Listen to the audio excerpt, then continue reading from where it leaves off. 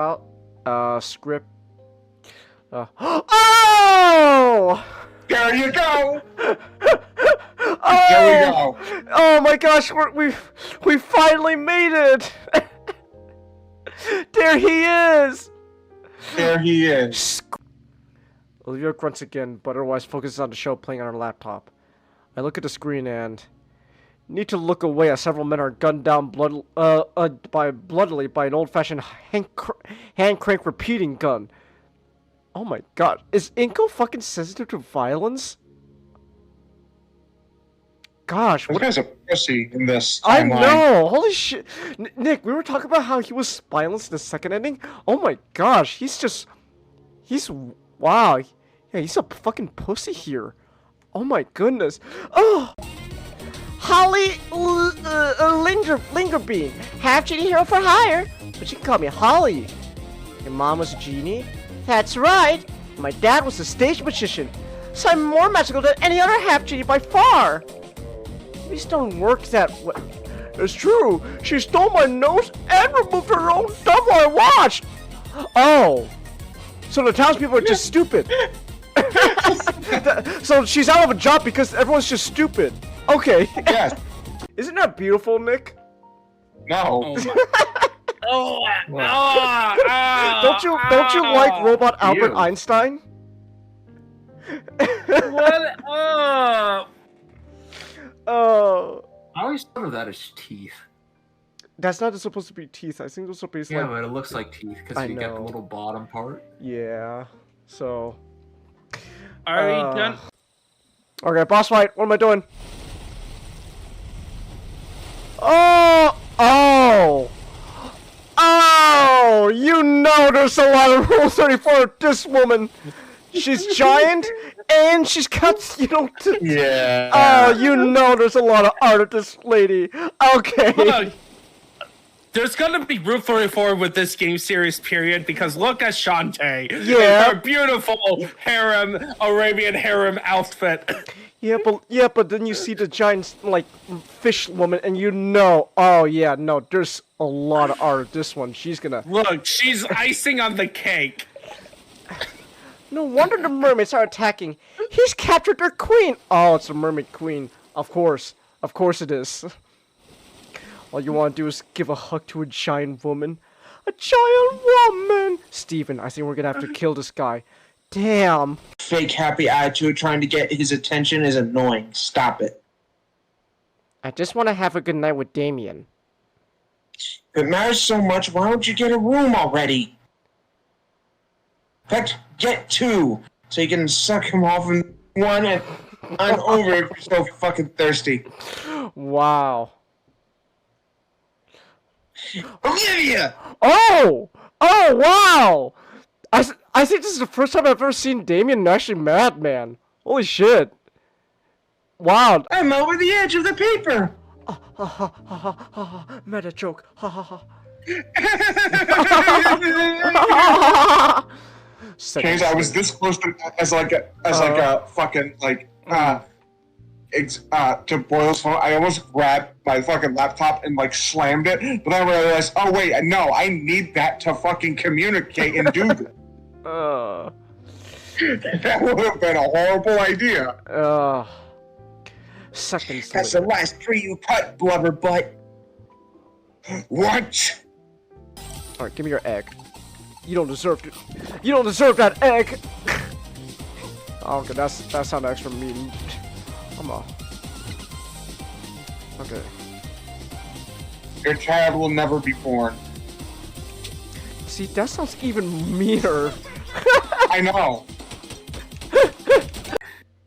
He's not gonna I mean- finish anything. Don't worry. His legacy will be. I hope he likes his legacy because it's not gonna be great. Don't worry. The dragons are coming. I promise. Okay. Wiener, wiener, wiener, wiener, wiener, wiener, wiener, dear one wiener next to another. Wiener, Wiener, wiener, wiener, wiener. What about the pizza? Don't worry. Shh. Wow. Wow. Wow. Who wants a bunch of poison sumac blossoms? What? No, no, I'm really allergic to this stuff. Don't scratch it! You'll make it worse! Yeah, this is really getting gross. Maybe I should block your view? No? Are you sure? Okay, you asked for it.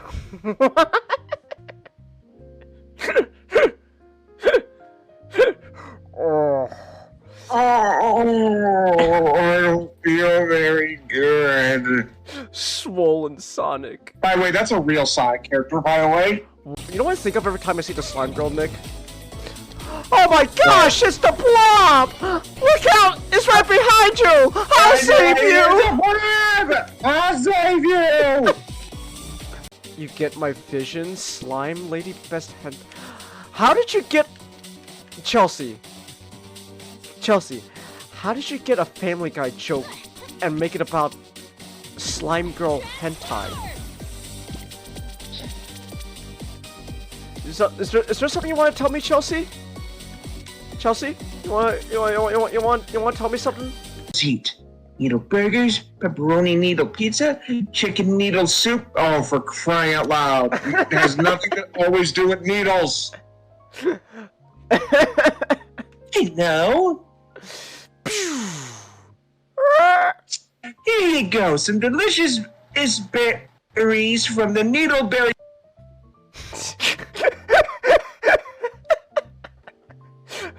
Wait, Nick! No, come back! Mia's advice was, even from here I can see the emotions are displayed on her face. Anger, sorrow, betrayal, and yet...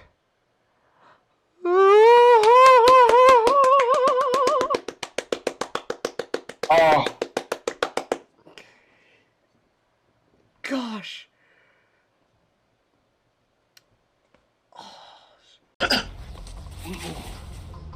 주주와 이런가.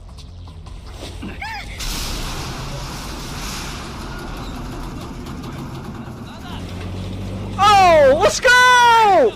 Our loan shark is forklift certified! Hell yeah!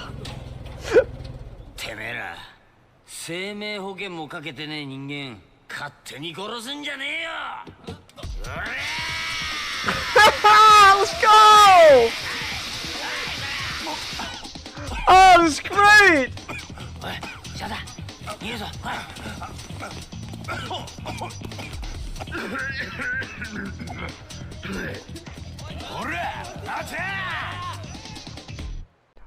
Come on!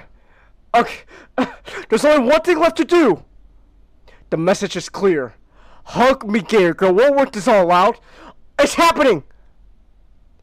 The message goes ignored as she tries to maneuver around me. I step in the way and lean closer, my hands finally landing on her. It's animated! Oh my gosh!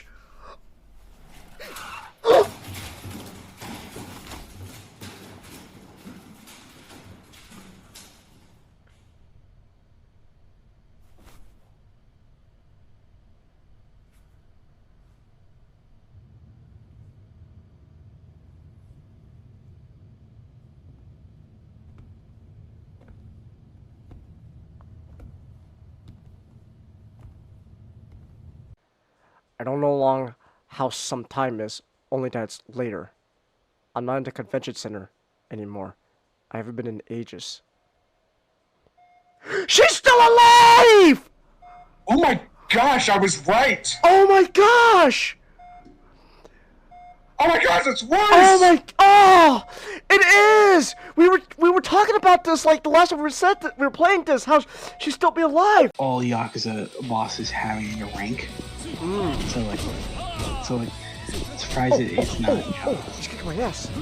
Oh no! Like it's not. Oh, 6 Tojo Clan 6 chairman.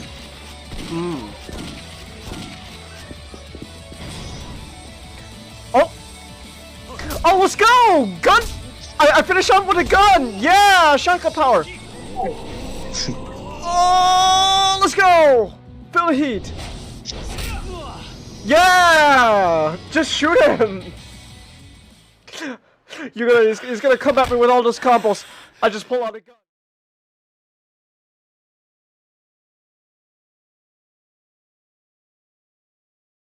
Now, just a quick reminder that you can support me through Stream Elements. It is completely optional, but your support allows me to keep making content such as buying new games, art streams, and more. And then now, okay, here we go. We should be good now.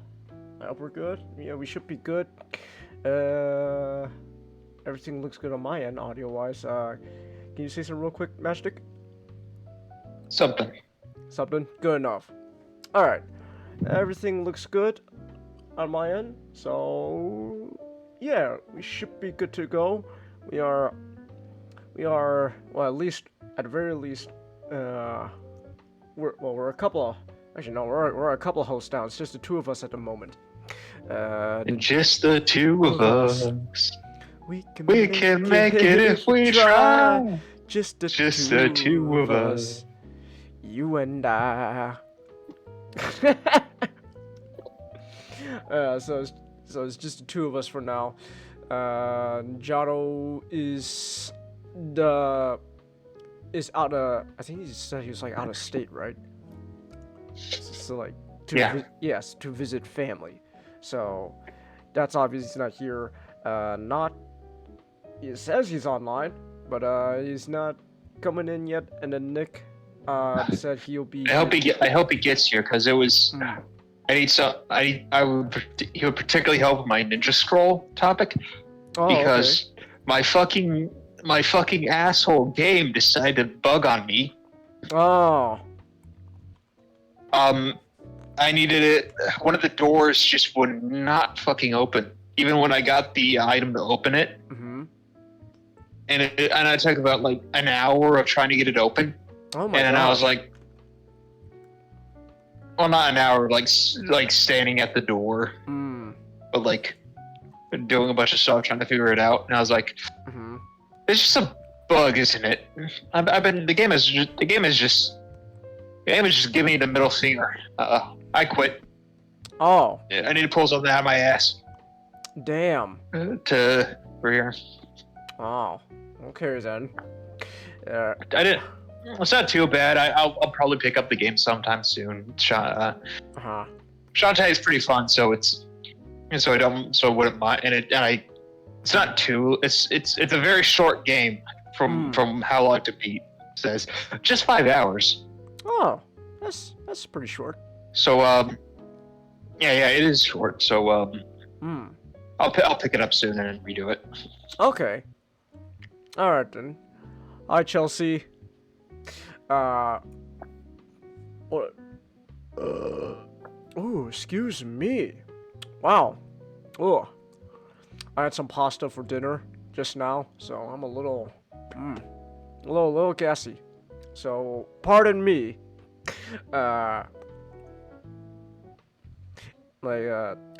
Is it a bug that like you can like fix or work around or no? I tried. The game is fucking small. So I just deleted it and re-downloaded it in like less than a minute. Okay. It's a very small game, like less than a gigabyte. That didn't work. Oh, that didn't work? Damn. So I'm probably just gonna buy it on the Xbox. Okay. Pasta makes me burp, Chelsea. It's not weird. Pasta's, tomato. It's like a very pasta sauce, tomato. That's a very acidic fruit. That causes a lot of gastrointestinal, stuff going on down there. It's chemistry. So yeah, makes me a little gassy. It makes me burp. So yeah, I've just been feeling. Science, fuck yeah. Science, fuck yeah. Is that the quote? What? Oh yeah, we gotta cook shit. Let him cook, Jesse. Oh, I was like, yeah, science, bitch. Yeah, science, bitch. Science, bitch.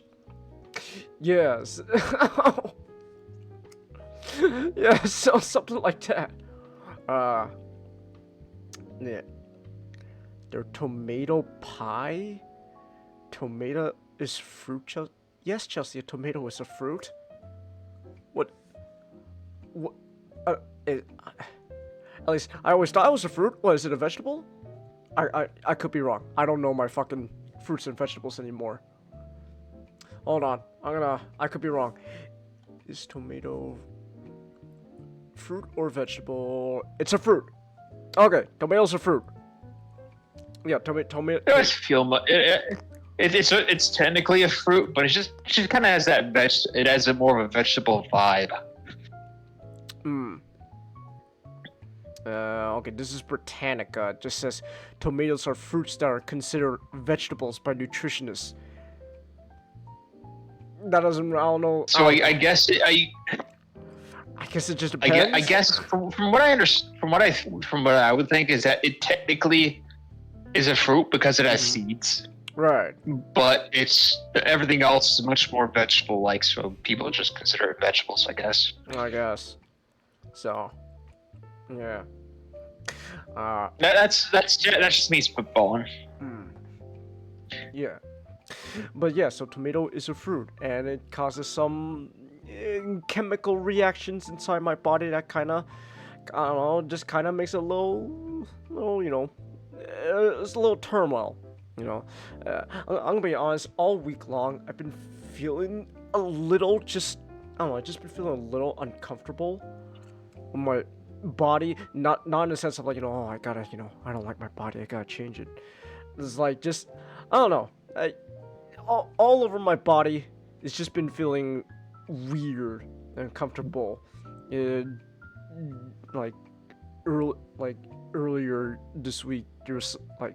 I got to the point where like I don't know, like almost like I wake earlier this week, like I woke up one day, it's like I don't know, I just feel weird, like that, like lower like intestinal, like pelvic area. It's like it just feels weird. I've just been feeling off this week, honestly. So I don't know what's going on. I think I'm going to say, I don't know. I'm no doctor, but I got a feeling it might have something to do with the heat. The heat is, I don't know.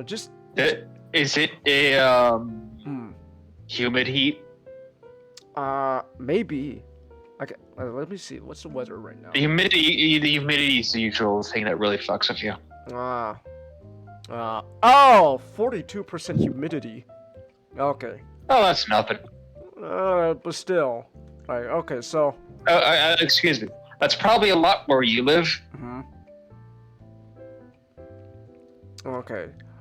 So yeah. Maybe that's a lot where you live, but down here in Georgia, oh man, that sounds nice. 42% humidity. Ooh, cool day. I know. So. Maybe it's the humidity that's messing with me. Oh my gosh, it says that Tuesday's gonna be like 102 degrees where I am. Ugh, I cannot stand summer. So, yeah, it has a high in the 80s. This is a very cold week. Oh. 89, 86, 84. Wow, sounds nice. Well, lucky you. I got stuff in the 90s, and then Tuesday's just gonna be in the hundreds. No. Humidity is 92% right now. Ooh. Probably.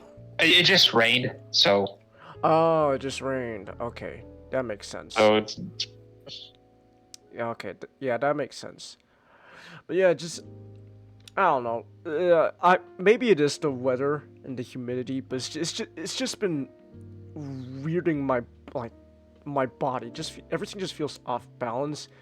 I don't know. I don't know. Admittedly, part of me kind of wants to go like, not in any big rush, but I don't know. Maybe I'll go like if it really bothers me a lot, like going into next week. I don't know. I'll probably check in with like a doctor just to make sure. Like, hey doc, you know, this doesn't actually, you know, screwing around with my body, right? You know, just to make sure. I don't want to end up, you know, walking around for like more than 1 week, just going, ugh, ugh. But no, I think it might have. I'm going to assume it might have something to do with the overall heat and yeah, humidity that's going on. Cause it's just, ugh. I do not like heat or humidity. No, I don't like it.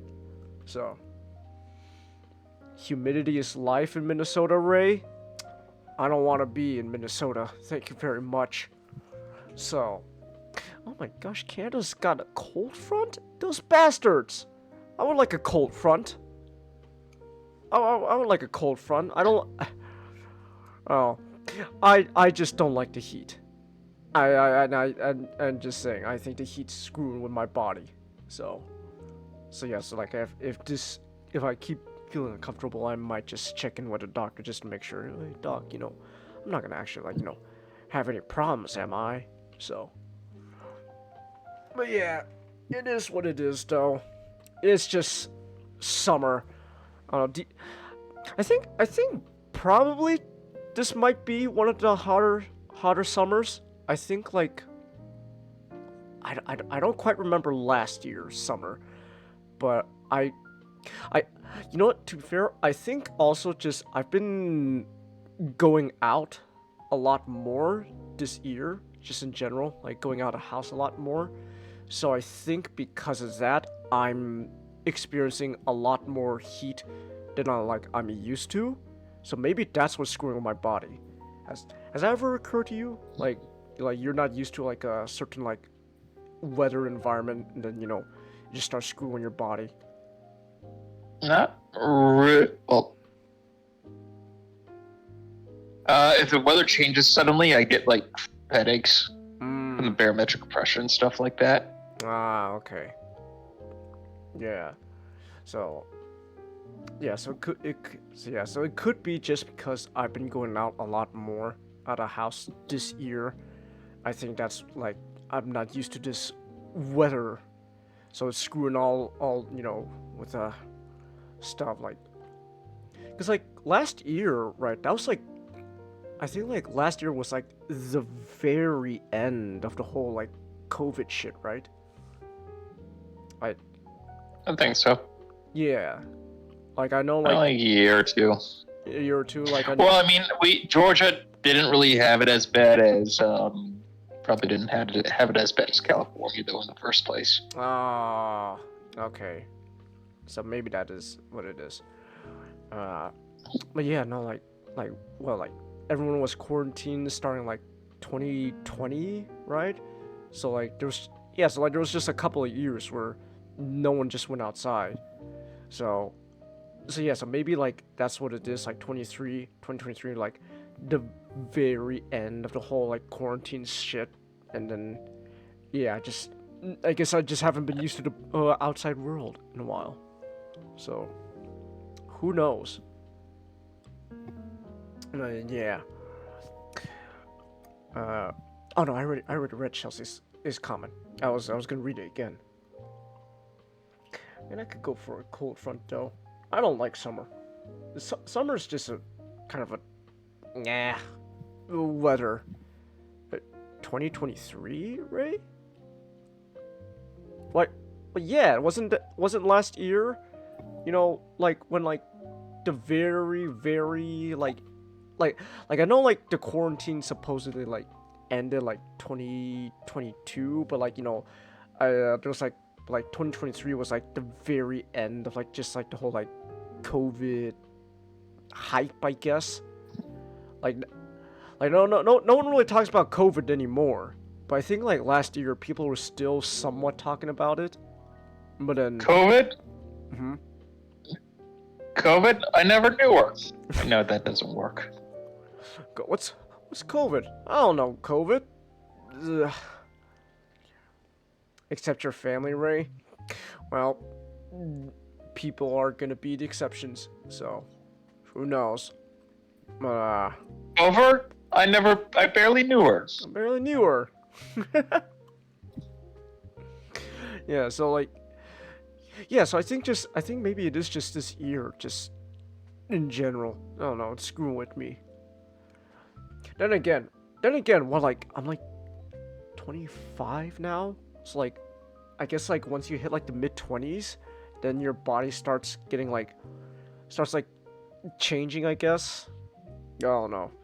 Maybe I'm just getting old. I don't like growing old.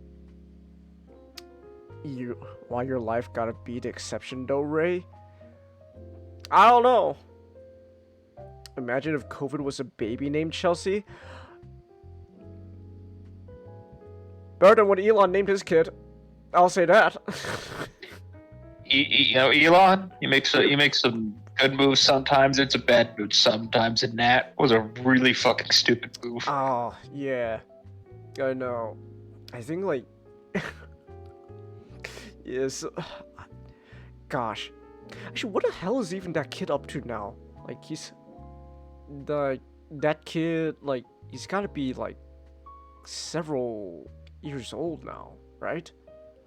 Like, maybe like 3 or 4. 3 or 4? Like... Maybe. Like, hold on, let me see. See here.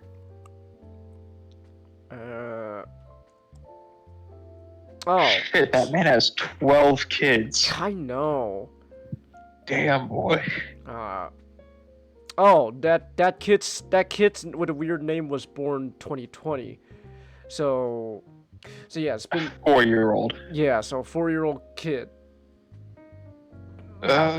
Poor kid. He's gonna be bullied. Like, I don't know why they would name their kid like that. That's just... That's just stupid. It was. It is. That was a dumb move. I don't know why, but yeah. Look what Amy Schumer named her kid. Amy Schumer's son's name. Let me see this. It's probably gonna be like vagina or something like that. Was it? It's probably gonna be like vagina or something like that. Hold on, let me see. Amy Schumer changes son's name after realizing it sounded like genital. Oh, my monitor went black for a second there. Oh, that was weird. Jean Atoll Fisher. Oh. Okay. So it's like, I guess the thing was, oh, if you say it really fast, it sounds like genital. So, I guess. What didn't it? Well, at least she changed it. Yeah, at least she changed it. Say what you want about Amy Schumer. You can say a lot, but at least she had the decency to change her fucking name. Oh, they just changed the middle name to David. So yeah, that works. Yeah, so he's still Gene, but now he has the middle name David. So, all right, there we go. Who cares about Amy Schumer though? She hasn't been funny in how long? So, who cares about her? When has she been funny? I don't know. There was a time where people thought she was funny. I don't know. People are retarded sometimes. Yeah, true. That is true. People can be retarded. Nick responded. Oh no, never mind. I thought it was Nick. Never mind. I just got like a DM, and I thought, oh, is that Nick? But no, it was just a bot. So, okay. I'm gonna block you. I don't know you. You're clearly a bot. Fuck off. Don't DM me ever again. There we go. Amy Schumer Superman? We don't talk about that, Chelsea? What are you talking about? I actually don't know what you're talking about, Chelsea. Was she in, like, Superman or something?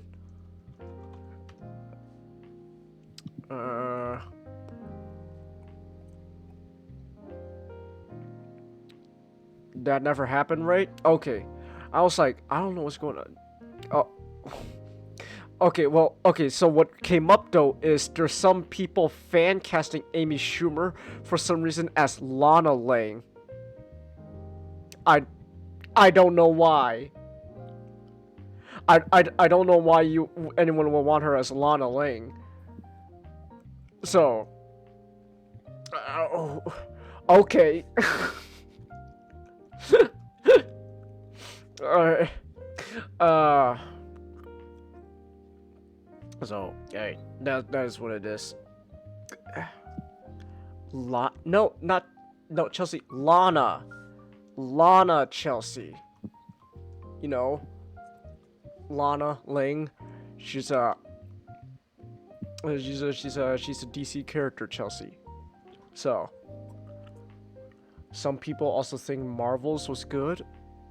The movie Marvels, never seen it.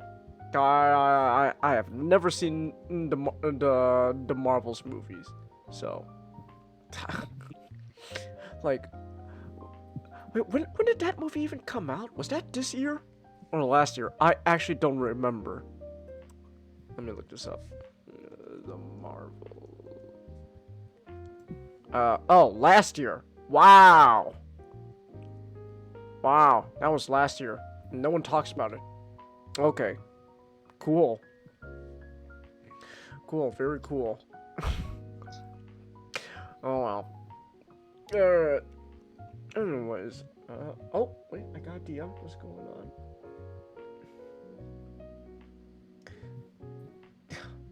Not! What are you doing DMing? Get your butt in here!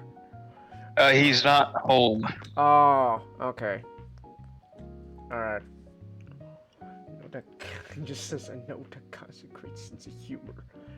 Not only do we have Which is funny because I'm using Discord mobile right now. Ah.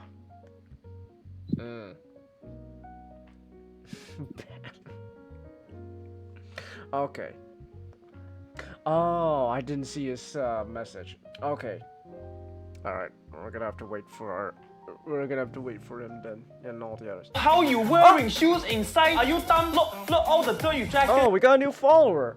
A burnt buck. Hello. Hi. Hello, a burnt buck. Welcome to the 2 Cents Live podcast.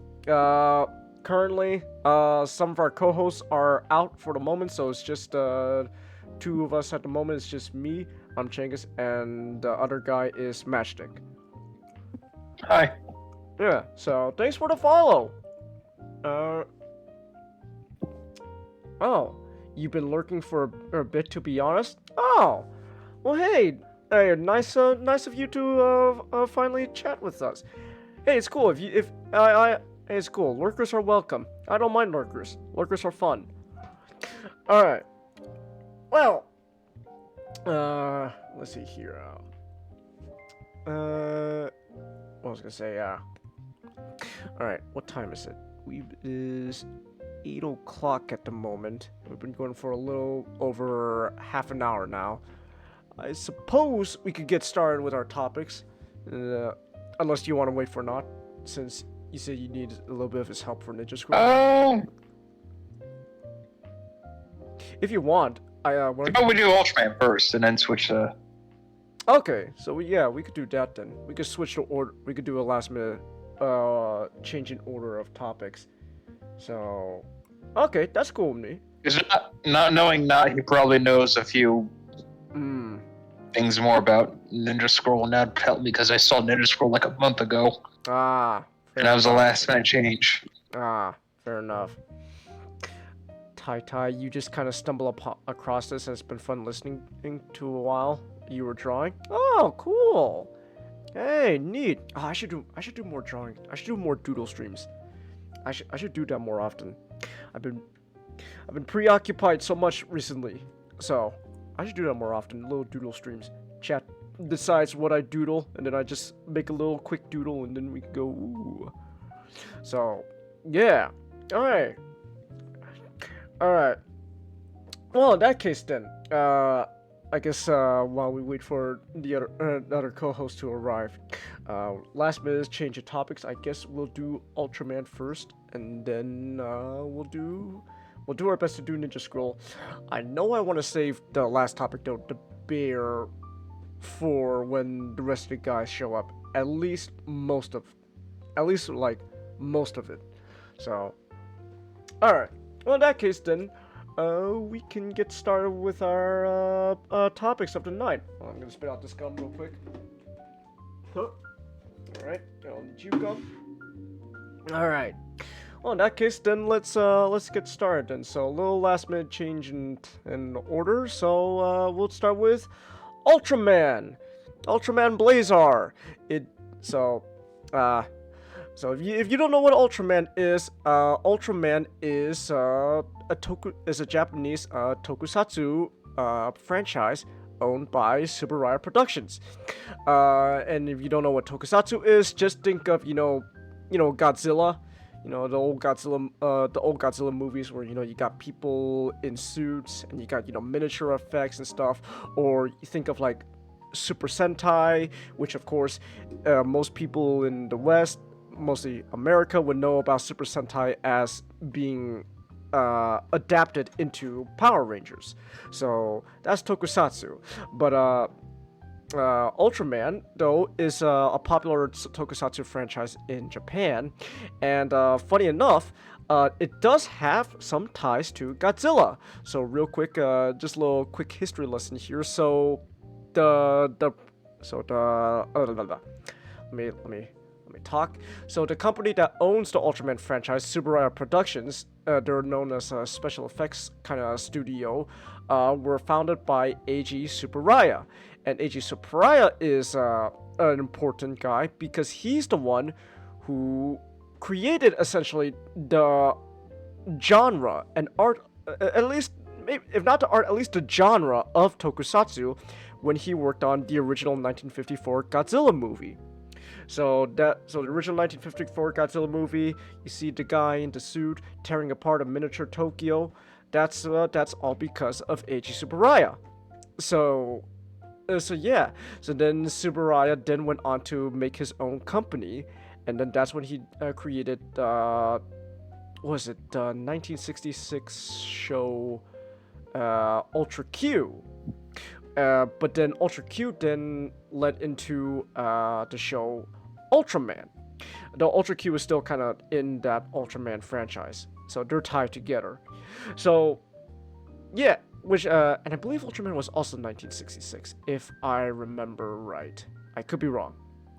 But yeah, so Ultraman is just basically a superhero franchise with tokusatsu effects, miniatures, giant monsters portrayed as people wearing special effects suits, and so it's been a long running franchise. I believe Blazar was like his 60th anniversary show, so and it's 2024 now, so like 61 years of Ultraman. That's pretty good. That's a pretty strong long running franchise right there. Like the only other like I'm sure there are other really long standing franchises. The only one I could think of at the top of my head that's somewhat like that would probably be Transformers, which I believe it was like its 40th anniversary this year, if I remember right. Let me look that real quick. Transformers 40th. Yes, this year was the 40th anniversary of Transformers. So Ultraman's been a long-running franchise, and last year they released their 35th Ultraman series, Ultraman Blazar. It is the 5th installment of an Ultraman show in the new Reiwa era of Japan. So if anyone doesn't know, Japan is usually defined by eras. So last time we were in the Heisei era, I believe, right? Like we were in the Heisei. Yeah. So the Reiwa era followed the end of the Heisei era. So this is the first, the 5th Ultraman series in this new Reiwa era that we're currently living in. So that's neat. And I guess also just to describe Ultraman Blazar, I should describe just a basic idea of Ultraman in general. I gave like the idea of, a superhero franchise, fighting giant monsters and stuff with special effects and miniatures. So basically, the idea of Ultraman is an alien being from like, a distant planet or whatever, etc., comes down to Earth and essentially helps out humanity, save the day. It's a Monster of the Week kind of show. Basically, think of like something like the idea of Superman, but then, just saying, okay, we got Superman. What if, he was like several feet tall, he's several stories tall. He's tall as a skyscraper, and he fights giant monsters on a weekly basis. That's pretty much Ultraman. Of course, there's more to it than that. Another thing about Ultraman is that, just in general of the franchise, is that while some of it leans into more like, kind of like that superhero, like Superman, Monster of the Week sort of stuff, there's also versions of, there's also different Ultraman shows that kind of lean a lot more into some more of a, kind of a more hard science fiction sort of tone, like essentially trying to treat everything as like somewhat seriously as possible, hard science fiction. So, which I believe last we saw was something kind of like Ultraman Nexus, I believe. I haven't seen Ultraman Nexus, unfortunately. That should probably change. I'll probably watch that afterwards. So Ultraman Blazar is also kind of taking more of that sort of hard, serious science fiction sort of tone to their show, more so than the emphasis on like the superhero. Oh, here comes Ultraman to save the day. So yeah. So basic premise of the show is basically the Global Guardian Force, or the GGF, basically, the world military. They're all working together to fight against an outbreak of kaiju attacks.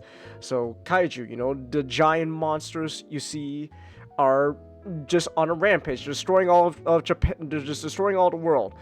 They really like Japan, but that's for obvious reasons, because the show takes place in Japan. So of course Japan's just the hotspot of all like monster stuff. Oh, we lost our co-host. Oh, you good, Nick? I mean, Nick? Oh my gosh, I called you Nick. Oh. Yeah. All right. So, where was I? Oh yeah, World Military Force. Having to deal with. No, Chelsea, it was a slip of the tongue. Don't call him new Nick. Oh my gosh. But basically, World Military Force, they got to deal with the outbreak of kaiju attacks, and they're like Japan specifically. So, and then a particular member of the World Military Force, Gento Hiroma, is recruited to essentially form his own little task force called SCARD, which I think is like Special Kaiju something like detachment. So basically that's like your little like military team that we're following throughout the whole show, SCARD. They answer to like a larger military force, but really mostly focusing on like the small team called SCARD. And Gento Hiroma, our protagonist, is in charge of leading this new little team. And basically their whole point is just to be our the characters we follow when battling against the kaiju. But then Gento, our main guy, however, is also has the ability to transform into Ultraman the titular hero Ultraman Blazar. Well, more specifically, he is the host of Ultraman Blazar. So now we're getting to kind of another thing with Ultraman. So a staple of Ultraman is that the alien hero Ultraman is usually our protagonist who can transform into Ultraman through various means and reasons, usually, some kind of marketable toy gimmick that Bandai wants to sell to you. So there's that.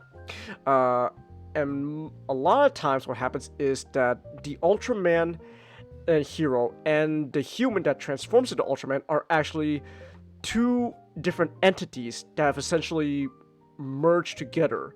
So the human ends up being essentially a host for the alien being Ultraman, and through various marketable trinkets that Bandai wants to sell to you, they can use that to transform into Ultraman.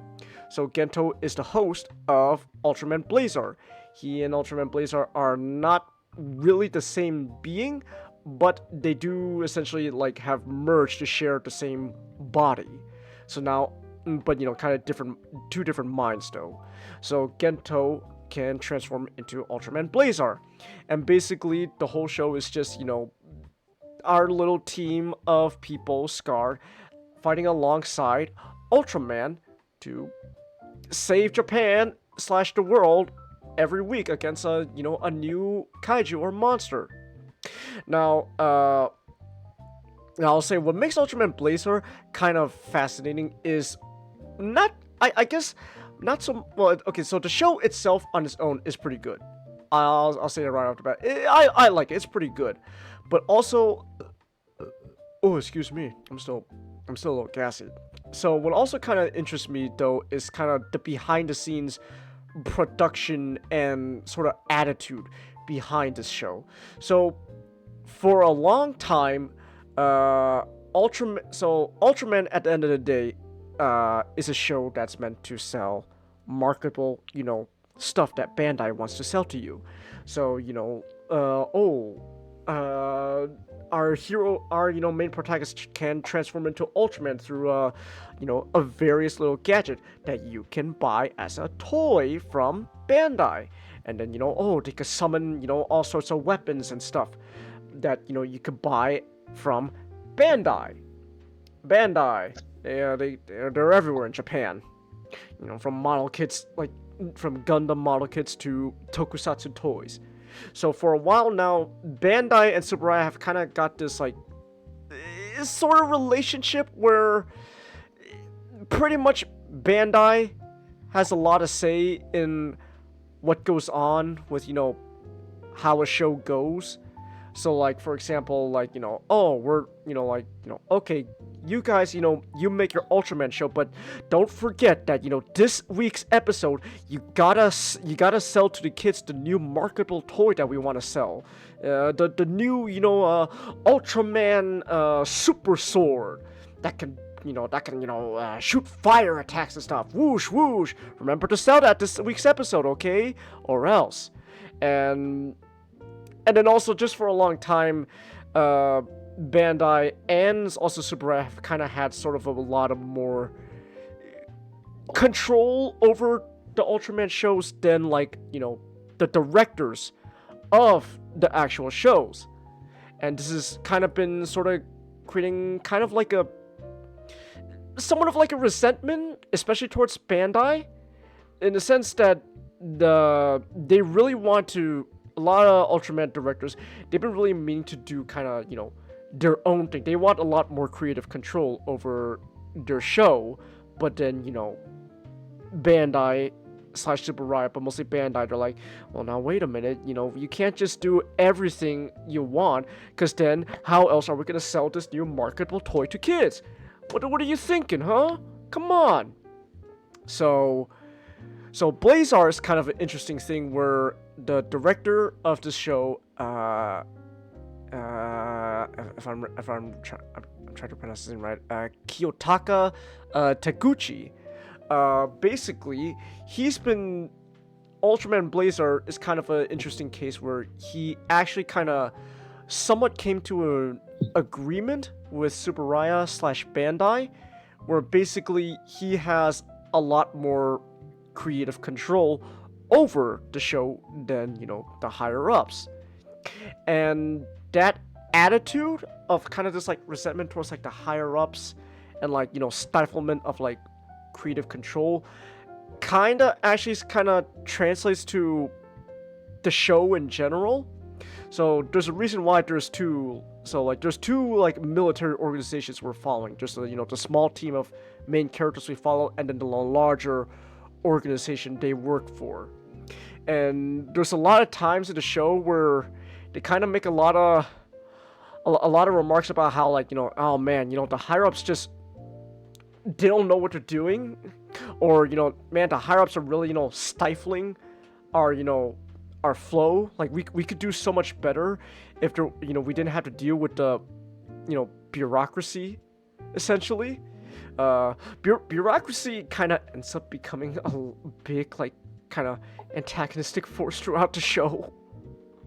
Like there's a lot of times where like, oh, we could there's the monster attacking, we gotta deal with it. Well, now hold on, wait a minute, the higher ups haven't given you the right paperwork or clearance yet to fight the monster. You gotta wait. But if we wait, the monster's gonna destroy all of Japan. Well, that's not how. Excuse me, you fucking disrespecting paperwork. Paperwork? Yeah, you disrespecting the chain of command. Oh, you got a license to disrespect that paperwork? You got a license for that? So like that like attitude, kind of like somewhat resentment towards like the higher ups, and like stiflement over what they can and can't do, is kind of seen throughout the show, and it's up to like the very last episode, and it's interesting. Now obviously Taguchi, he made some he made kind of like a deal with Bandai and Subaraya, mostly Bandai, so like he has a lot more control, but there are still times where he's got to like, oh, we gotta make sure that we can sell the new toy / gimmick now. But what's also interesting is though Taguchi also said how he kind of made a deal with Bandai to say, okay, in order to sell more marketable stuff and toys and stuff, how about instead of like less like gimmick weapons and all that for the titular Ultraman hero, what if we instead focus more on different monsters, different monster suits, different monster designs every week, and then we could sell those as like marketable toys, action figures, etc. to the young kiddies. And I don't know like the precise like how much that's succeeded and stuff, but I've heard that overall Blazar has actually been quite a success. And I guess Taguchi's idea of oh hey why don't we just focus more on selling the monsters has actually worked out quite a bit. At least that's what I've heard. I don't have any real definitive proof of this at the moment. All right. Now we got about 15 monster designs, and you're gonna fit them in that show. Yeah, it's like, all right, we got all these monster designs. You got to make sure how to fit them in the show. Oh damn. Okay. No, but from what I heard though, like especially the latest Ultraman show, Ultraman Arc, they're also kind of focusing more on this route of selling more of like marketable monster designs. And from what I've heard, this is seemingly a lot more preferable than the the marketable gimmick toys, or oh, the new oh, Ultraman's got a new costume / form he could turn into. Ooh. So a lot more focus on less focus on that, more on monsters and stuff. So I think that's really interesting. I thought that was actually pretty interesting. So there is that. What was I gonna say? But also another thing to note about this Ultraman show, and it's been and what's interesting is they've been doing this since Ultraman, their show Ultraman Z, which is that now all the Ultraman series have not only English subtitles, but they also got English dub.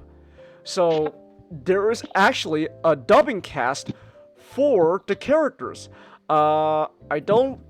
Unfortunately, I don't really recognize a lot of these people, but there is one name that I'm pretty sure a lot of people will recognize and he actually dubs the main guy, our boy Gento, and it's Johnny Young Bosch.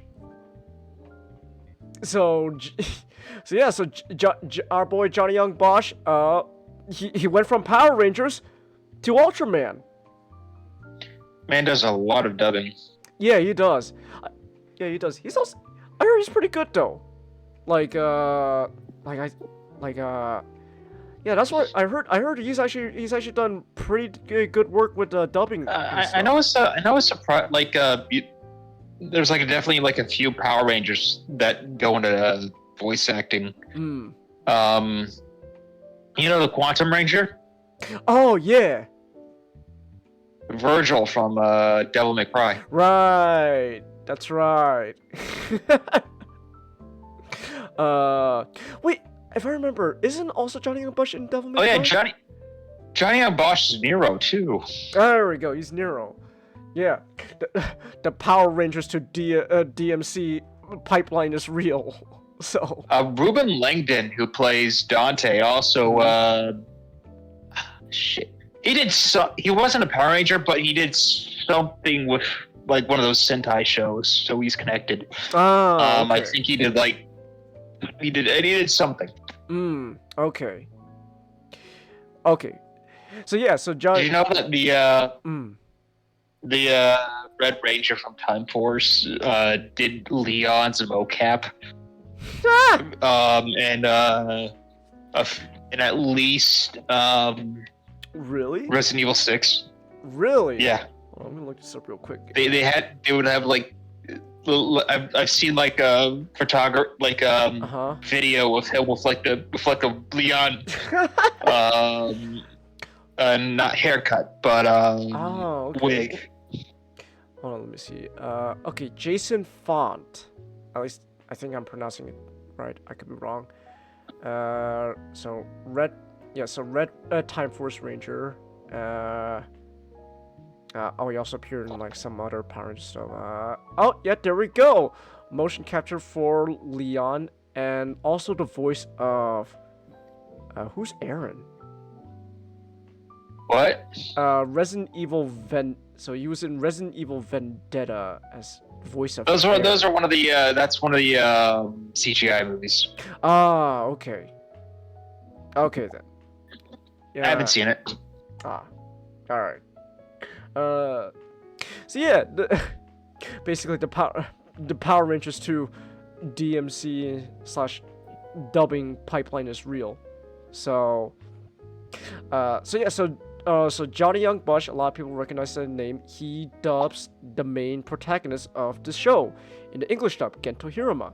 So while there is English subtitles for the people that would prefer dubbing and stuff, for various reasons and all that, you now have the option for an English dub. So there we go.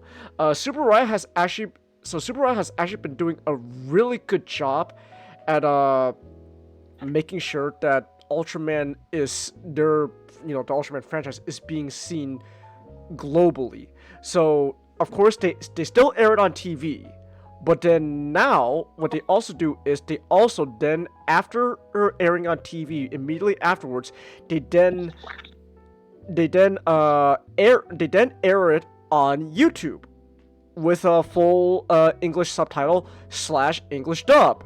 So once you're done watching it on TV, you can then go straight to YouTube to watch the same episode again. And they've been doing this for a while now. I know Ultraman Z. I believe Ultraman Z didn't originally have a dub, but they did have an English subtitle option that would be airing on YouTube immediately after it was shown on TV. So, and actually, funny enough, I believe the director Taguchi here also worked as the director for Ultraman Z. So, hey, what do you know? Hey.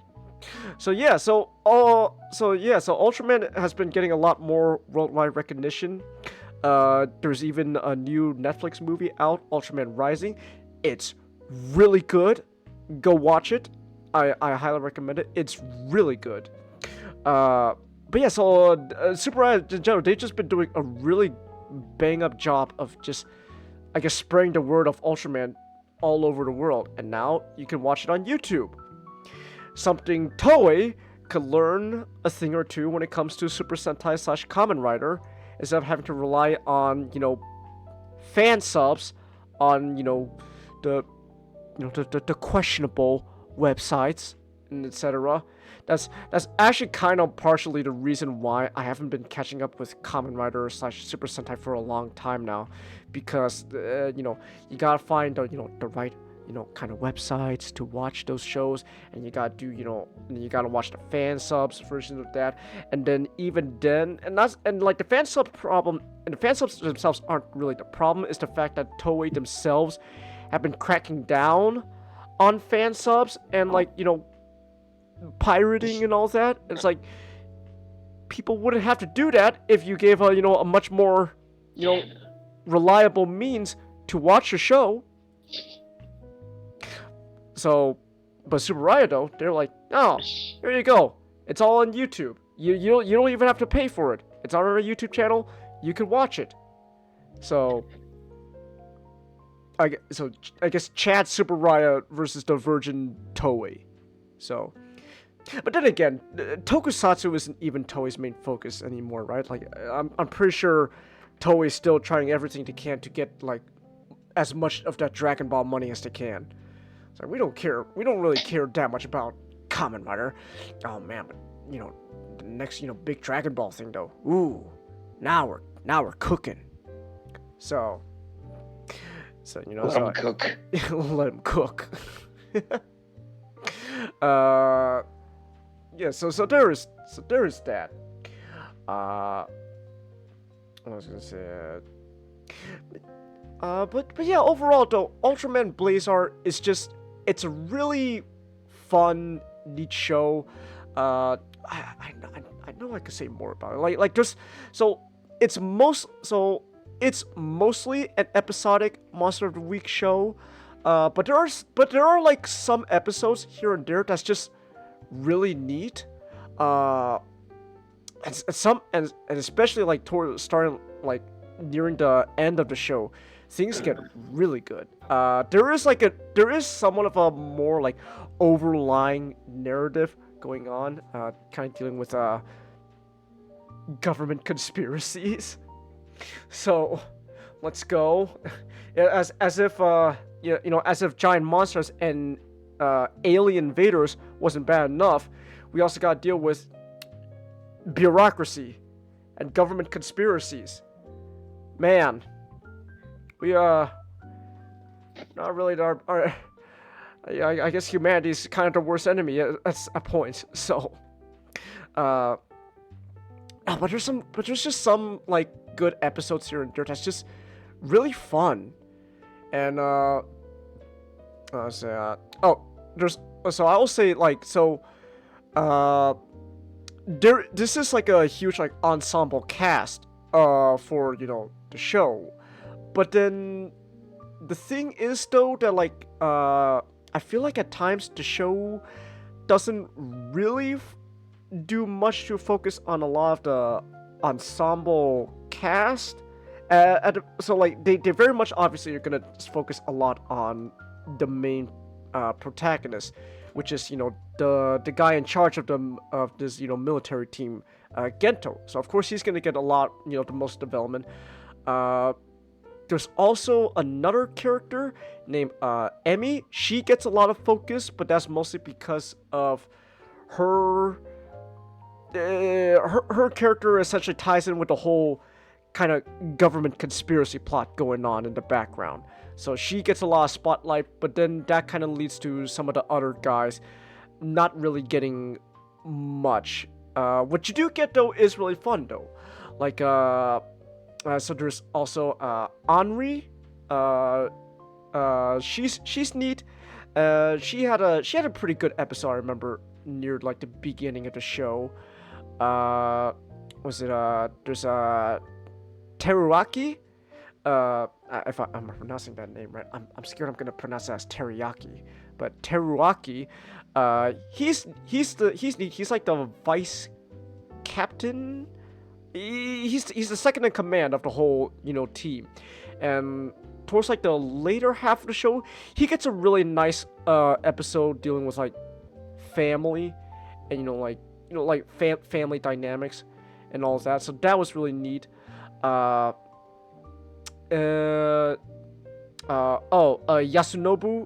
he's like the mechanic of the team, and he gets some neat episodes here and there. I like him. But it's also just not only those episodes dealing with, those characters. Also, sometimes you get episodes that focus on, like, side characters. Like Gento's, I think, like, how old is he? Like, I think, like, 8-year-old son? I think, like, somewhere around, like, 7-year-old son. And there's, like, this really neat, like, cute, like, wholesome episode with him and his, like, little friends. Trying to with like a nice kaiju. It was really fun and wholesome. One of my favorite episodes throughout this show though is actually, funny enough, is not even really centering around the Ultraman team. Rather, it's focusing on it's actually more or less focusing on an insurance agent. So that episode, there's not, so like in this world, because there's so many like giant monsters and kaiju attacks, you now got essentially kaiju insurance. So like you're a giant monster leveled your home, not to worry, the insurance is here to cover you. Of course, the insurance agency is not really doing out of any real beneficial reasons, etc. Like there's even a whole point where like saying like oh no, that kaiju better not destroy that property, because then oh man, that means I gotta pay for that property, not the client. That shit's gonna suck. Fuck. So there's that. But no, there was that whole episode centered around this one insurance agent who still. Holy shit! Every single one of my properties have been blown up. That's actually what happens at the end of the episode. One of the agents like, damn it! All the property that I have, that I'm covering, have been destroyed. I gotta pay for it now. Oh, fuck. So, but the main guy you're following though is just this old like insurance agent who's still trying to sell insurance policies through the good old-fashioned door-to-door method, knocking on people's doors and trying to sell it. And it's really wholesome. And then there's this like, and then like he befriends like this nice old lady, and it's just a really wholesome episode. I really love it. It's one of my favorite episodes. And then like towards the end of the episode, there's some twists and turns where it's revealed like like some like scenes you saw in like the beginning of like in like the earlier episodes, like when they were fighting the kaiju, turns out those actually have an effect of what's gonna go on like towards like the final few episodes. Like that time that kaiju shot a big laser beam into the air, we thought we got lucky, right? Turns out no, it was intentional, because it was actually trying to stop an alien invasion. Oh my goodness, whoa, who could have seen that coming? So I thought that was really interesting. That's neat. So, I will say also, this show also kind of runs more kind of like something like this like military police like procedural kind of show more than anything else. So like, while you do get some nice episodes, one-off episodes like I mentioned, like the insurance one, and you get some nice ones, some character focused episodes. A lot of times, a lot of episodes more or less just focusing on the whole ensemble cast, kind of going through this like procedure of how do we stop the giant monster. And of course, you know, Ultraman's there to save the day when things get too tough. So, but because of that, there are times where you're not gonna get as much focus on, you know, some characters as you would want, like, but it's still an overall pretty good show. I still think my favorite Ultraman show I've seen so far has been Ultraman Z, but Ultraman Z and Blaze are kind of going for two different things. But Ultraman Z was just so much fun, and that ending to that show was a blast. It was great. But the Ultraman Blazer though was still fun. I finished the last episode earlier today, and yeah, it was really fun. I had a blast. So yeah. And again, the best part about this is that you can watch this show all on YouTube. Right now, just go on YouTube, go to Super Raya's official YouTube channel, and you can watch the show. They are currently, I know at the moment, they're currently releasing episodes of their latest Ultraman show this year, Ultraman Arc. I have not seen that Ultraman show yet. I'll probably give it a shot. But yeah, but like, man, Super Raya is just doing a really good job of making sure you can watch all this stuff easily and accessible for free, all on YouTube, and it's great. It's fantastic. So you could literally just go on YouTube, type in Ultraman Blazer, and watch it on YouTube.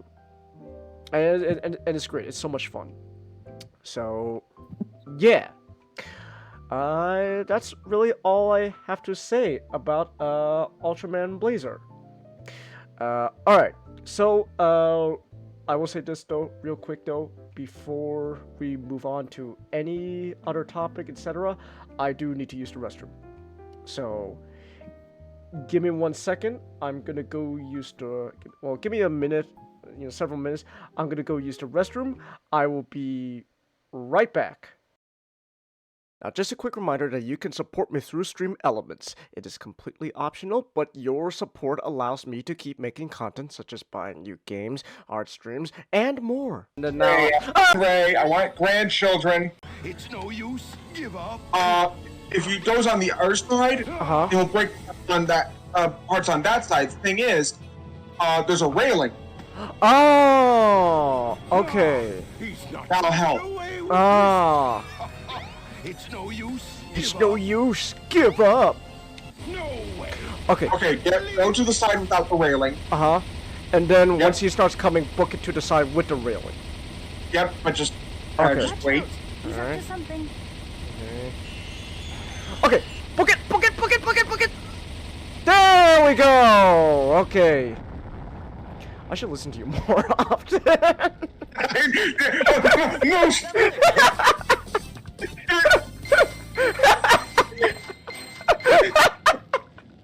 I've been saying this the entire time.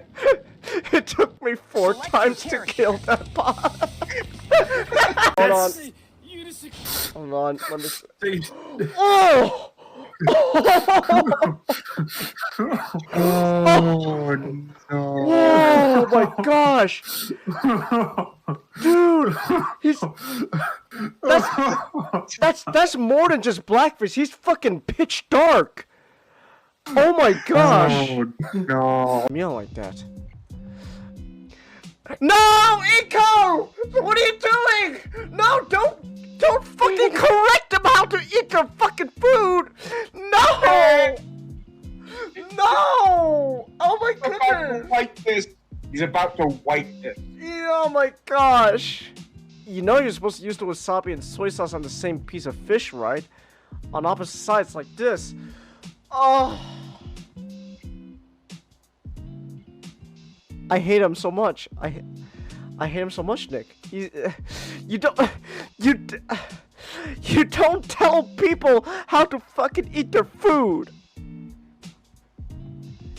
No kidding. Good to know. And Ginger's. Okay, so it's D-pad? Yeah. Okay. Like it always starts with the D-pad and then you make your selection. Oh, is that what it is? Hold on. Yeah. Hold on. Okay. Let's try this again then. Let's try this again then. If that's the case, then okay, maybe the game's not broken and we're just stupid. Well, I'm stupid. Which I Yeah. wanna... Just made it. Just made it. B rank. Let's go. Okay, let's try this again. Alright, let's try this again. Okay, so I hit something on D-pad to make my selection. Oh my gosh, I am just... There we go. I'm just stupid, Nick. I'm just stupid, Nick. I'm stupid! I'm stupid! Whoa! Look at this shit! It's a It's a Oh my super God. robot! It's a... Oh, it's a... I know what this is... It's like... It looks like a... A Power Rangers. No. It looks like... What is it? It was it was one of Tomino's robots. I think it was a... Was it Daitarn? Daitarn 3? Yeah, was it Daitarn? It looks like Hold on, I'm gonna look up real quick. on my No, phone. it's Zambot 3. It looks like Zambot 3. Is it Zambot? Hold on, let me...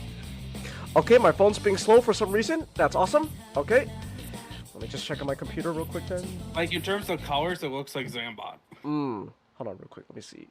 Daitarn 3...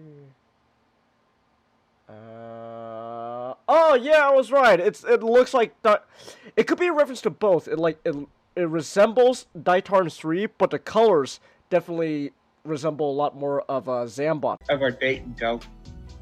Oh? Do tell.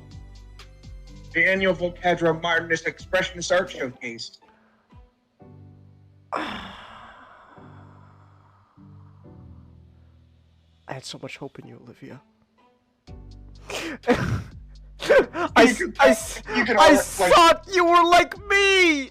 We had so much in common. And she says, "Oh, let's go to an art museum for a date." We had so much in common, Olivia. What happened? Guys, remember this. Yes. This ending too, so it's definitely not a good ending. No, but like, come on, think of a better place for a date. Go watch a movie or something. Like, oh, fuck you.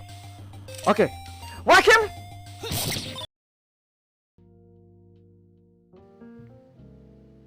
And okay, I'm back. All right, I am back. All right. Let's see here. Oh, Nick just went offline. I saw him online just a bit ago. What the hey? What the hey, Nick? Get your butt back in here. I saw you online. What happened? Oh my goodness! I swear. Hold on. And there is a fly in my room. That's fun. Okay. Awesome. All right. I'm gonna... Oh my gosh, it is following me. Right. Hold on, I'm just gonna tell Nick.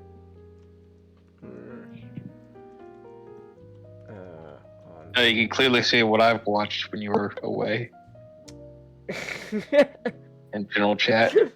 Sting. Alright, here, I'm just gonna tell. It's really funny. Let's see, Sting takes off his Sting mask. Let me see this. Okay, let's see. Let me see this actually. I'm curious now. What is this? Like less than a minute. Okay. Let me see. What is this? Alright. He just takes off his mask and he's got the makeup underneath. That's great. Kevin Nash, because it's not tall enough. Oh, is that just a recurring gimmick? Yeah. He just...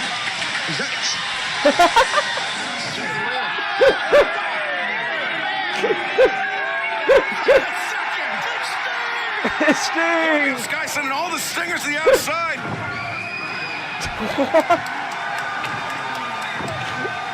Oh my god. Delivered. Like, everyone's cheering every time he takes off the mask. It's like, yeah!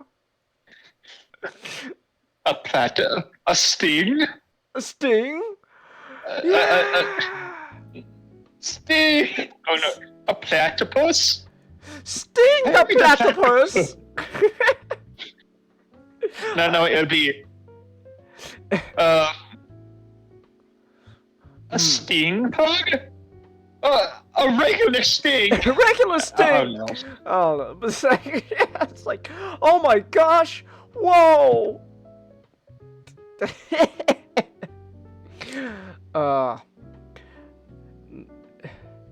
No, Chelsea, oh my gosh, no.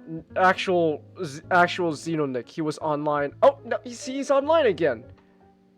And now he's offline again. Oh my goodness. Get your booty back in here, Nick. I swear. How else I gonna talk? I want to talk about the bear with you. When I can. Alright. Also, still not available with us at the moment, so I'm gonna assume he's still not exactly back home yet, so. Alright. Well, I guess in that case then, what?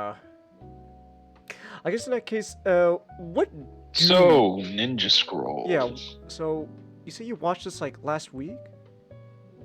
Last month. Last month. Alright. The 23rd. Alright, so what do you remember? It's just... I was going to play, Shantae's Risky's Revenge, but, the game bugged out, and, now I can't finish the game, so...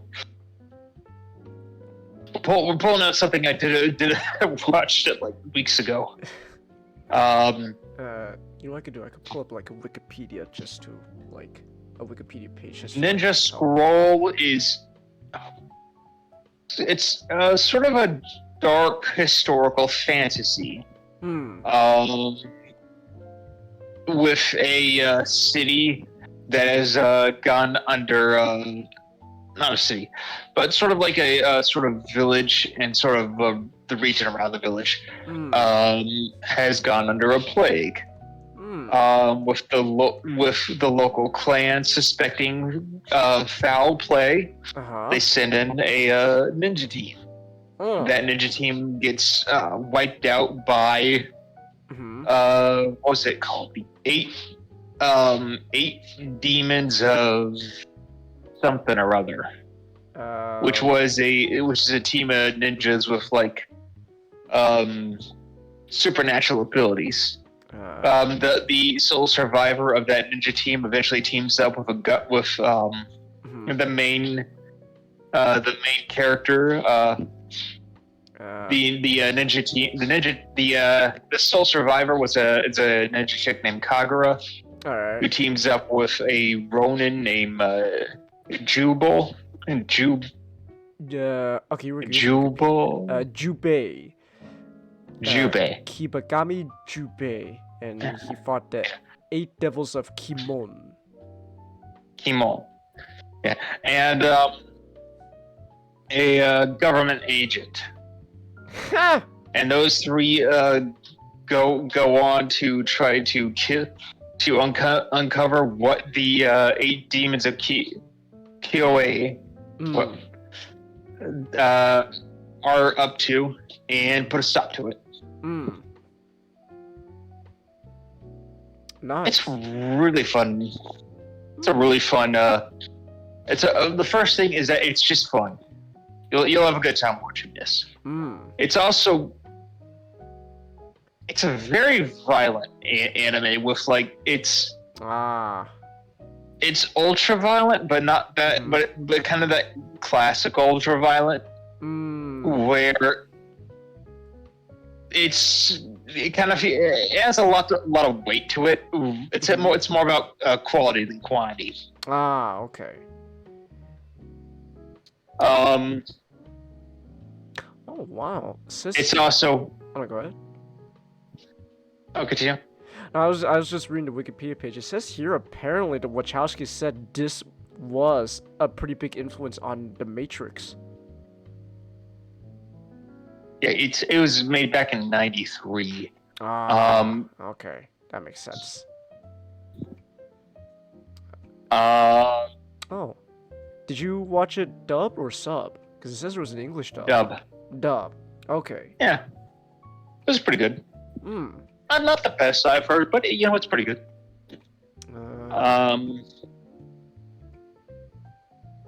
Let's see. There's not too much to talk about it. It's not like the most deep movie ever. But it's all about the style. It just oozes style. The animation is just it's really good. The fight scenes are amazing. It's also well choreographed, and it's also very inventive. A lot of these guys, I was kind of comparing to Metal Gear villains. The first guy kind of reminded me of Senator Armstrong because he could like turn his okay, his body into like the like sort of that weird like harden. It Yeah. hardens against with Yeah. physical contact. Why won't you die? The machine, Nanomachine, son. They harden against physical trauma. You can't hurt me, Jack. He also got you just got straight up the pain from Metal Gear Solid 3. You haven't encountered him. You haven't played outside of the first Metal Gear game, so you haven't met the pain yet. All right. I think you end up beating him in like a similar situation. It was kind of like a wrong water too. Oh, really?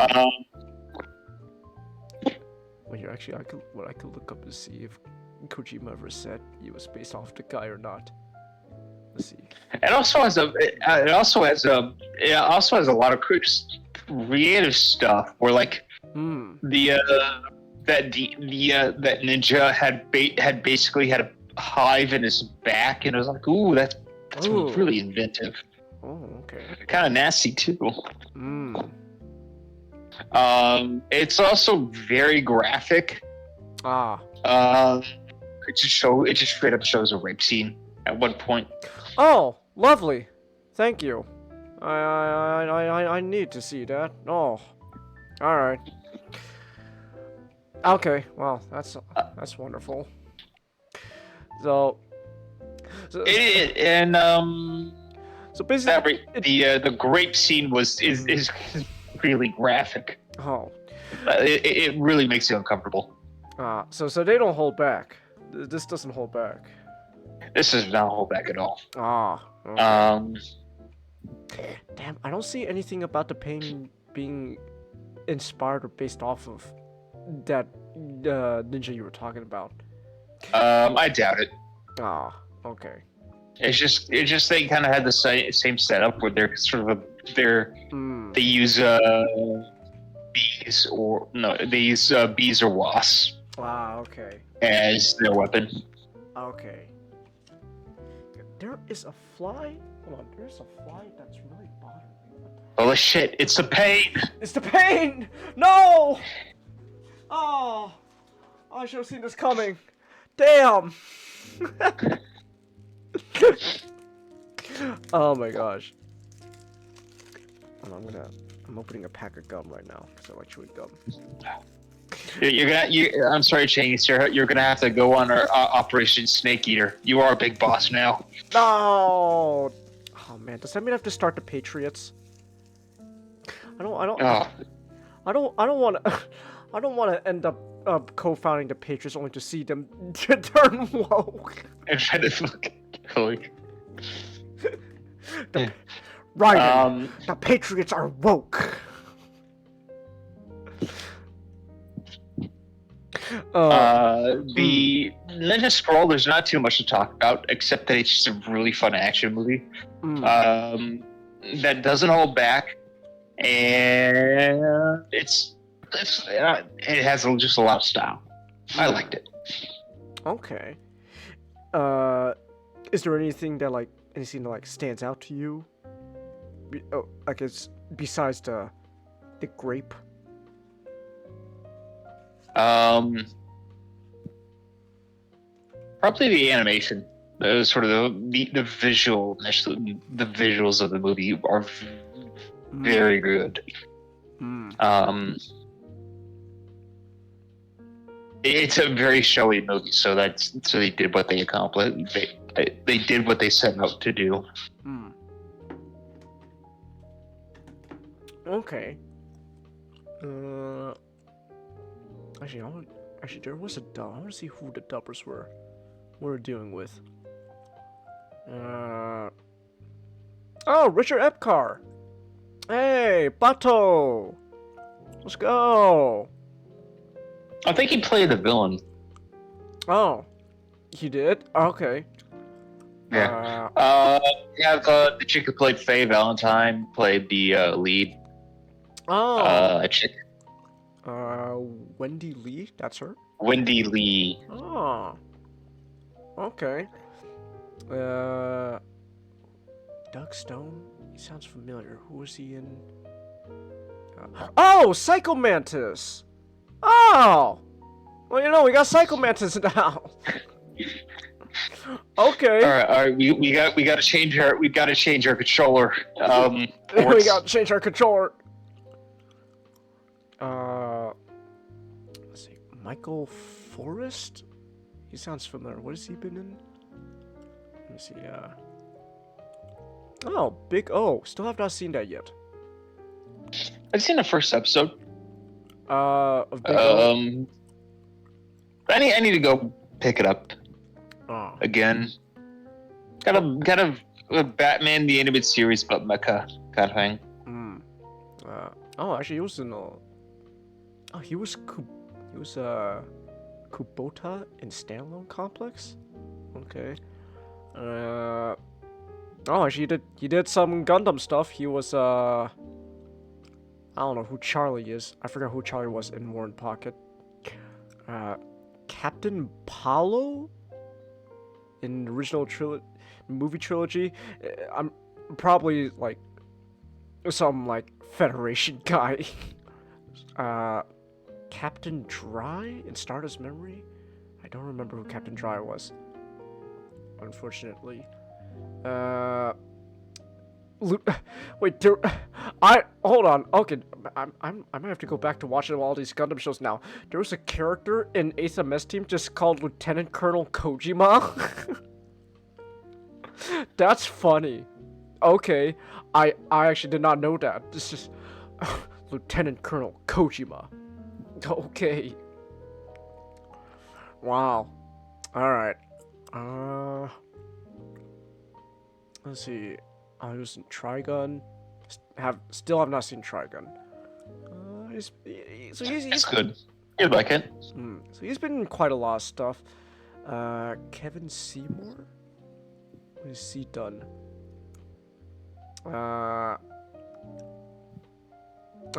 He just did some stuff for Ghost in the Shell. Macross. He's been around. Oh, Code Geass. And redubs of Akira and Castle of Cagliostro. I should not know that Lupin the Third movie was redubbed in the first place. Huh. Okay. I did not know that. Oh yeah, there's 2 dubs. One of them,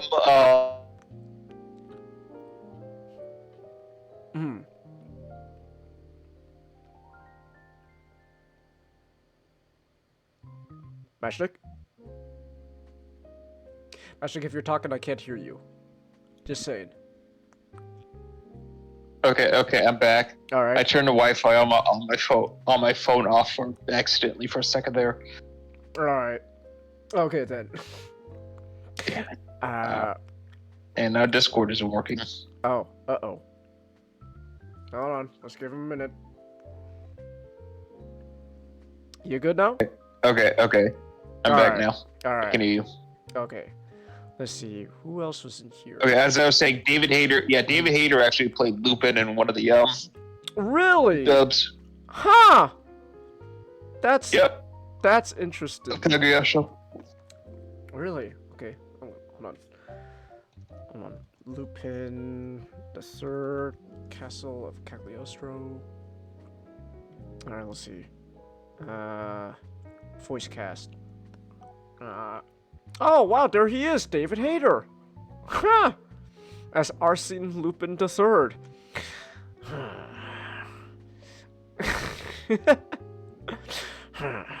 Jigen, I'm trying to steal. I'm trying to steal. I'm gonna clap my ass, Chiefs. Keeps alerting the guards. Okay. Wow. I didn't know that. Oh, Kirk Thornton. I know him. So I'm still going through the cast of. They just go Kirk Thornton. Shout a Hedgehog. Let's go. Shout a Hedgehog. Kirk, he was Hansa? Hansa? Yeah, Hansa. I'm going to assume that was probably like one of the ninjas. So but wait, are you talking about Ninja Scroll? Oh, you're talking about Ninja Scroll. Yeah. I just know Kirk Thornton because he's the official voice for Shadow the Hedgehog at the moment. Yeah. He probably played, like, I don't any of the names of the villains. They got cool designs, though. I remember all that, but I can't fucking remember any of their names. Okay. Yeah, I just got surprised, like, oh shit, Kirk! I know you! You're Shadow the Hedgehog! So, that kind of caught me off guard. It's like, oh. Wait, Kirk Thornton was Gato in Stardust Memory? Shadow the Hedgehog. He cucked Ko in Stardust Memory. Oh my goodness. NTRs, man. NTRs, man. Gosh, oh my gosh, I fucking hate Nina so much in that OVA. She's a bitch. Fuck Nina. Oh my gosh, I did not know that was Kirk Thornton. So, damn. All right then. All right, let's see. Who else was in Ninja Scroll? Richard Cancino. What has he done? He's also known as Richard Hayworth because he's nephew of Rita Hayworth. Kenshin Himura. Rurouni Kenshin. Oh no. What? Rurouni Kenshin is kinda bad? No, it's not bad. It's the guy who created it. He got caught with Ooh. Let's just say kitties. Pizza file? Yeah, the PDFs and all that. He got caught. He got caught with a lot of it on his computer and shit. So Rurouni Kenshin's kind of ruined because it doesn't matter how good it is because you're now just always gonna associate it with just, oh yeah, the guy who created it. Yeah, he got caught. Being having PDF stuff on his computer and shit. So yeah, so damn. So this guy, he was famous for a lot of for the voice work of Rurouni Kenshin. Damn, what a shame. What a shame. That's a shame to see. But he did some I guess some background voice stuff in Standalone Complex. So there's that. Oh, he was in Naruto as Izumu Kamizuki. I don't know who that guy is. I don't watch Naruto. I haven't seen Naruto in a while. You ever seen Lab Rats? Lab Rats? Disney? No. Okay. You don't get it then. The last the last like Disney sitcom I remember watching a while back was like, I think it's like Wizards of Waverly Place. Okay, that was a little bit before my time. Oh shit! Damn, you don't know about. That's right. I keep forgetting. You're quite. I recognize the name, but I didn't. It was before my time. Oh, this guy also did some voice work for Power Ranger stuff. He was in Mighty Morphin, Turbo, In Space, Lost Galaxy, Lightspeed Rescue, Time Force, Wild Force. So yeah, you did quite some stuff. Oh, he's in there a lot. Yeah. So he's been around. He's been around. Okay, you know Bryan Cranston. Yeah. Okay, you know the name of the original Blue Power Ranger, Billy Cranston. Are they related? Billy Cranston is named after Bryan Cranston because Bryan Cranston back in the day voiced some of the monsters on Mighty Morphin Power Rangers. Oh. Okay. Huh. Wait, really? What do you do? Let me look this up.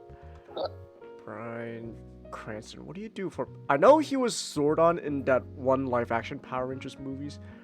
What was he in those shows though? Let me see. We got like a filmography I can look at. Here we go. Filmography, television. Mighty Morphin. He was Twin Man Snizar, but he was only in 2 episodes. Huh. Yeah. Wow, 2 episodes and he had that much of an impact, huh? Hey. Wait. Hold on. Wait, hold on. Mighty Morphin was 90s. When was Malcolm in the Middle again?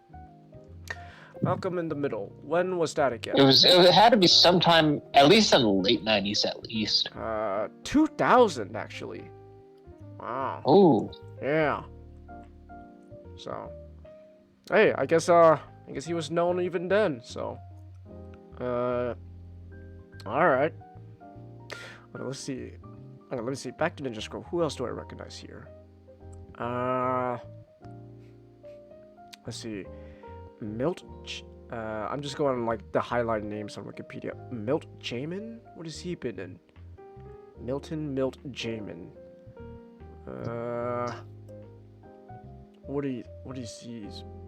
What's he been? Oh wow, oh wow, passed away right on the New Year's of 2018. So as soon as January 1st hit 2018, he passed away. Wow. Damn. All right. Yeah. Wait, he was in the original Transformers show? Hold up. Who was he? Oh, Blastoff? No way! Oh shit! I recognize this guy. He was one of the Transformers characters I know. The Combaticons. Huh! That's fascinating. Wow. Okay. What else was he in? Oh, he's in actually quite some stuff. Rurouni Kenshin. Oh, damn. Oh, Outlaw Star. I remember I was watching that with Nick. I need to go back to that. Oh, Trigun, Big O. Bryan Cranston was in Treasure Planet. But a 1982 animated Bulgarian movie. Oh, so not the Treasure Planet I'm thinking of. Damn. Alright then. He was in Street Fighter 2, the movie. Huh. That's interesting. I'm surprised. He started off as voice acting. Wow. Yeah. Let's see. Okay, the last like highlighted name on Wikipedia, Edward Mannix. What has he done? Oh, Robotech the movie. Okay. It was in The Flash. Huh. Well, like the old '90s Flash, huh? Wow. Bryan Cranston's been in a lot. Yeah. Okay, actually, I want to know who was the main character of I mean, not. I'm getting mixed up. Ninja Scroll. Let's see. This Dean Wine. He doesn't have a. I'm gonna look up his IMDb. What has he been in? What's this guy done? Ninja Scroll. He was like a crew member on Deadpool 2? And Rise of Planet of the Apes? Hold up. Okay, hold on. Oh, he's actually been doing some voice work for Ghost in the Shell Standalone Complex 2045. Huh. I need to go watch that. I've seen the first season like years ago. I need to go like rewatch that and finish it. Okay, so he's actually been in quite some stuff. Like, he was in Standalone Complex. There's Ninja Scroll. He was in Die Hard 2? Okay, so this guy's been around actually. Hold on. He's been actually quite around. So I guess what's happened is this guy went somewhat from like voice acting to kind of more of like a background guy, because he just listed as like additional crew for stuff like Rise of Planet of the Apes and Deadpool 2. Okay, so it just says stunts on IMDb. So either he was like had some like a background guy dealing with stunts, or a stuntman on Big Trouble in Little China. So I can watch that movie again. So that's interesting. That's interesting. Yeah, so this guy's actually been around. He's just I don't know, he doesn't have a Wikipedia page for some reason, so. But, yeah. Huh. Okay.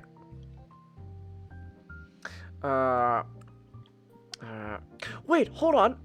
Wait, I know the Japanese VA though for, Jubei. Koichi Yamadera. Akiyama in the Yakuza games. I know him. Yeah. Hell yeah. Shin Akiyama. He's also known for doing Spike in the Japanese voice for Cowboy Bebop. I'm afraid no matter how much he's good in that, I know. I'll never see it. I know. I know. Yeah, the dub of Cowboy Bebop really just took over, but no. The original director was like, yeah. The English voice is the way to go.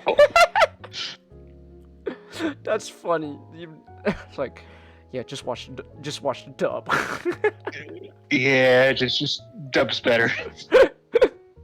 There's gotta be a few instances of that. Like, I imagine like Black Lagoon's dub was really good. Like how many dubs have been just so good that it's just outshined the original? That the Japanese director's like, yeah, you just watch the English version. I don't know. I think it's we have one example at least. Yeah, we got one example. Like I'm sure there are more. They're probably rare. But like I imagine that happened like a few times at least. Oh, here's something funny. So apparently, Koichi Yamadera also does dub works over a bunch of American actors, from Will Smith to Jim Carrey.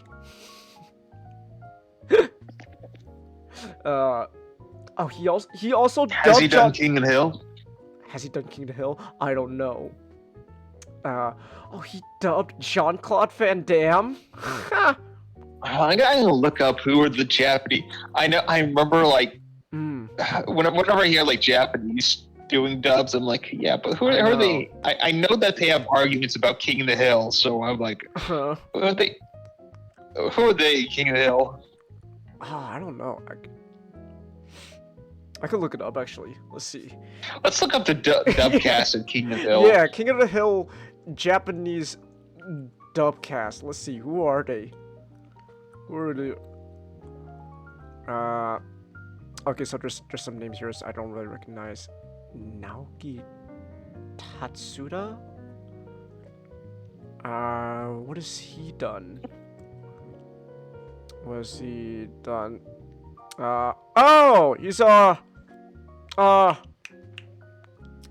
what's his name? Oh my gosh, I forgot already, but like, the guy from Dragon Ball. The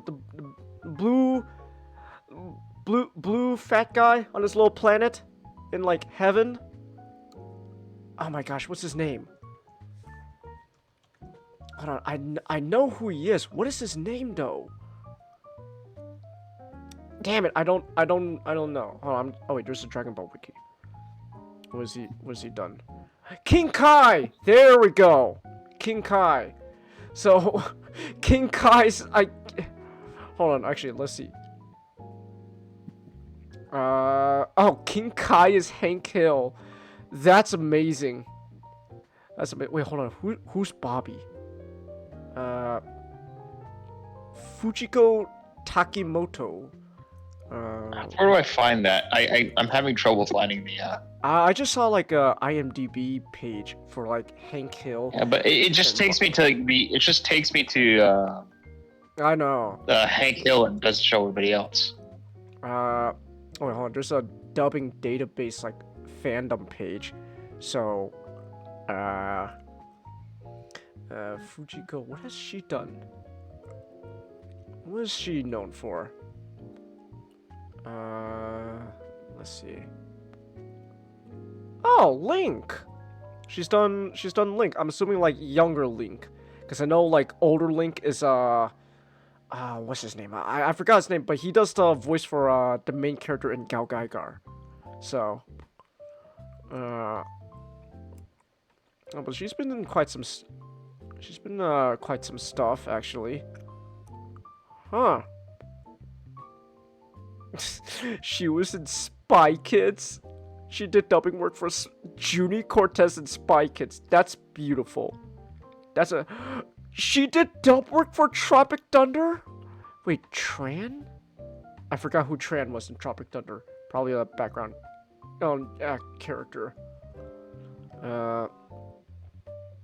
Let's see, Yuichi Nakashima. What's he done? Oh, he's also just known as Cho. What's he done? Oh, he did that one like what's it?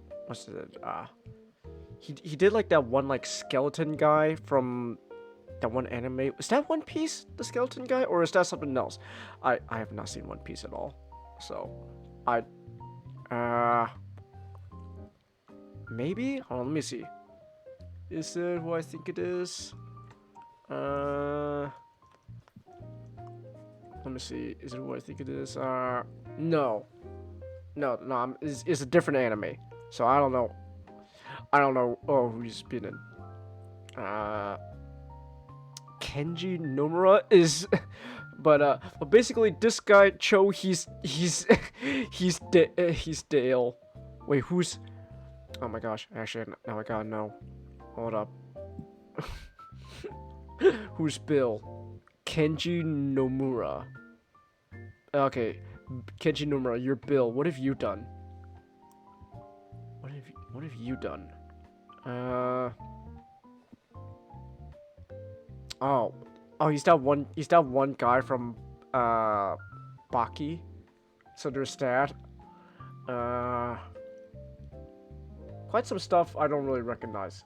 So I'm sure I'm sure these are all like popular people. I just don't really recognize any of these guys. So that's funny though. Oh. I don't know. I guess the standout really is just King Kai's Hank Hill. So, Yeah. Alright. What's that? Yeah, let's see here, this is, let's see, is there any other actor I don't like recognize here, or recognize from Ninja Scroll? I don't think so. Let's see. Oh, Chelsea, if you're in chat, you'll get a kick out of this though. The Japanese VA who played like the main female lead in Ninja Scroll, she played Sailor Jupiter in the original Sailor Moon, and she's also and she also shares the same birthday with VA for Sailor Venus. So we got some Sailor Moon stuff. Woo! Oh, she's married to tokusatsu actor Hiroshi Watari. Hold on, what has he done? What has he done? If he's a profound tokusatsu actor. What has he done? Let's see here. What do we got? What are we working with? Oh, Space Sheriff Gavin. Okay, that's what it is. So, Gavin, I see. Okay. Oh, he's also in Bokenger. Huh. Okay. Wow. That's cool. Sailor Jupiter's married to a tokusatsu actor. Fun. Huh. Yeah. Anyways. What was to say? Is there... What was to say? Is there anything else, though, you want to say about Ninja Scroll? Eh. Alright. Alright. Let's see. Oh, Nick said he'll be home in less than a couple of hours. He's watching a movie with Cal. Oh, man. I gotta talk about the bear without Nick. Man. Okay. Hold on. Okay. Well, in that case then, I guess before we move on, I know I just like used the bathroom like, I don't know, like an hour ago or something, like, or maybe less than an hour ago, but I think I must have drank too much water because I gotta go again. Well, I imagine that. So, plus it'll give some time, so maybe like Nick can catch up by then. So, gonna take another little bathroom break, and we'll be back. So, hang tight, we'll be back. Now, just a quick reminder that you can support me through Stream Elements. It is completely optional, but your support allows me to keep making content such as buying new games, art streams, and more. And then now, the Speed Cloud script. Oh! There you go! Oh! There we go! Oh my gosh, we finally made it! There he is! There he is. Olivia grunts again, but otherwise focuses on the show playing on her laptop. I look at the screen and need to look away as several men are gunned down bloodily by an old-fashioned hand crank repeating gun. Oh my god, is Inko fucking sensitive to violence? Gosh, This guy's a pussy in this timeline. I know! Holy shit! Nick, we were talking about how he was spineless in the second ending. Oh my gosh, wow. Yeah, he's a fucking pussy here. Oh my goodness. Oh! Holly Lingerbean, half genie hero for hire, but you can call me Holly. Your mom was a genie? That's right. My dad was a stage magician, so I'm more magical than any other half genie by far. These don't work that way. It's true. She stole my nose and removed her own thumb while I watched. Oh. So the townspeople are just stupid. So she's out of a job because everyone's just stupid. Okay. Yes. Isn't that beautiful, Nick? No. Don't you like robot Albert Einstein? What? Oh. How always thought of that as teeth. That's not supposed to be teeth. I think those are supposed to Yeah, like... but it looks like teeth because you get the little bottom part. Yeah. So. Are you done? Okay, boss fight. What am I doing? Oh! Oh! Oh! You know there's a lot of Rule 34 with this woman. She's giant, and she's cut, you know... Yeah. Oh, you know there's a lot of art of this lady. Okay. Look, there's gonna be Rule 34 with this game series, period, because look at Shantae. Yeah. Her beautiful harem, Arabian harem outfit. Yeah, but then you see the giant, like, fish woman, and you know, oh yeah, no, there's a lot of art of this one. She's gonna... Look, she's icing on the cake. No wonder the mermaids are attacking.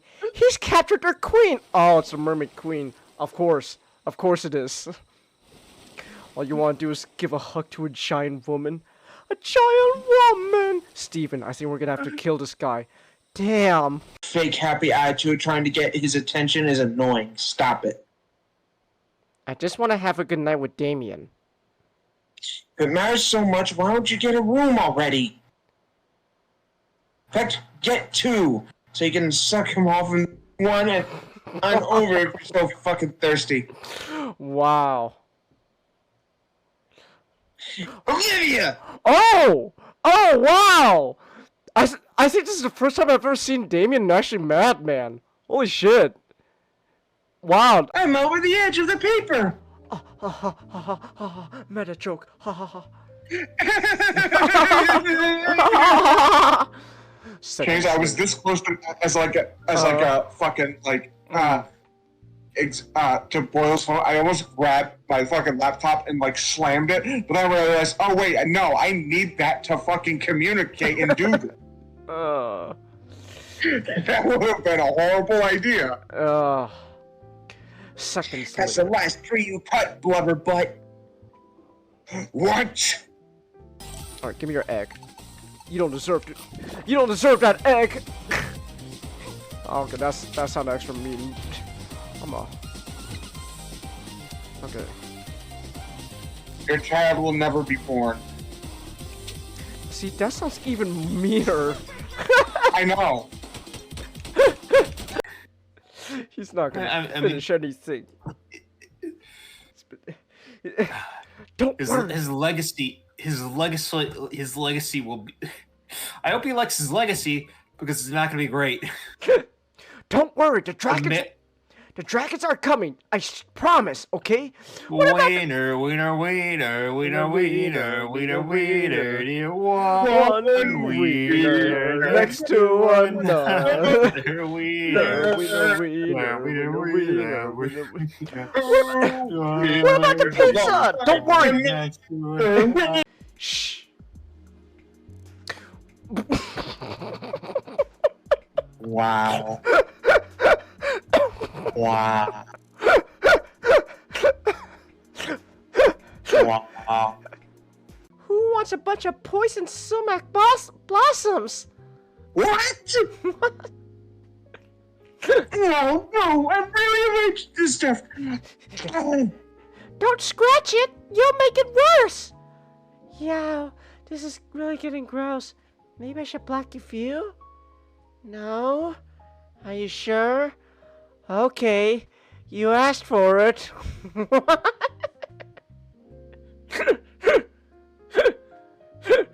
Oh, I don't feel very good.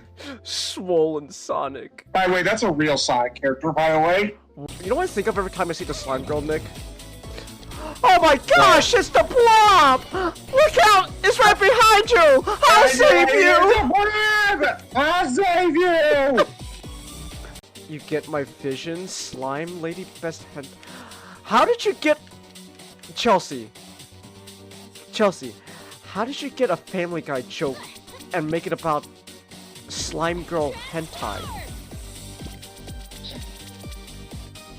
Is there something you want to tell me, Chelsea? Chelsea, you want to tell me something? Seat. Needle burgers, pepperoni needle pizza, chicken needle soup. Oh, for crying out loud. It has nothing to always do with needles. Hey, no. Here you go. Some delicious berries from the needleberry.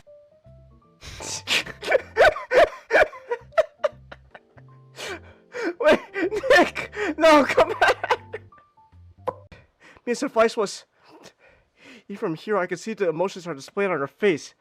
Anger, sorrow, betrayal, and yet... Oh.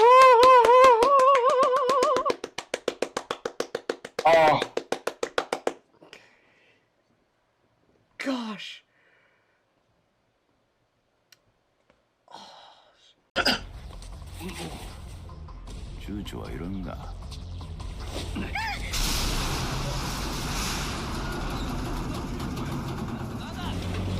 Oh, let's go! Our load truck is forklift certified! Hell yeah! てめえら生命保険もかけてねえ人間勝手に殺すんじゃねえよ Let's go! Oh, this is great! おいシャダ逃げるぞおい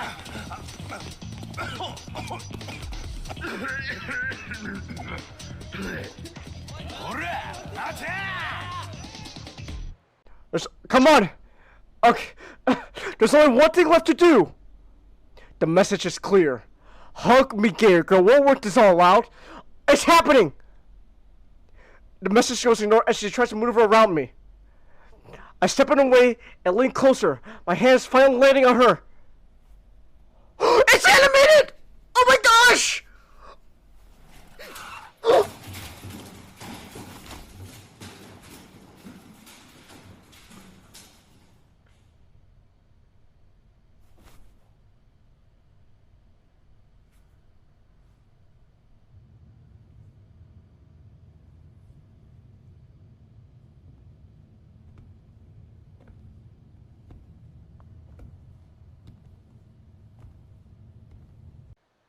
I don't know long how some time is, only that it's later. I'm not in the convention center anymore. I haven't been in ages. She's still alive! Oh my gosh, I was right! Oh my gosh! Oh my gosh, it's worse! Oh, it is! We were talking about this like the last time we were playing this, how she'd still be alive! All Yakuza bosses having a rank. So surprised it's not. She's kicking my ass. Oh no! It's not. Oh, 6 Tojo Clan 6 chairman.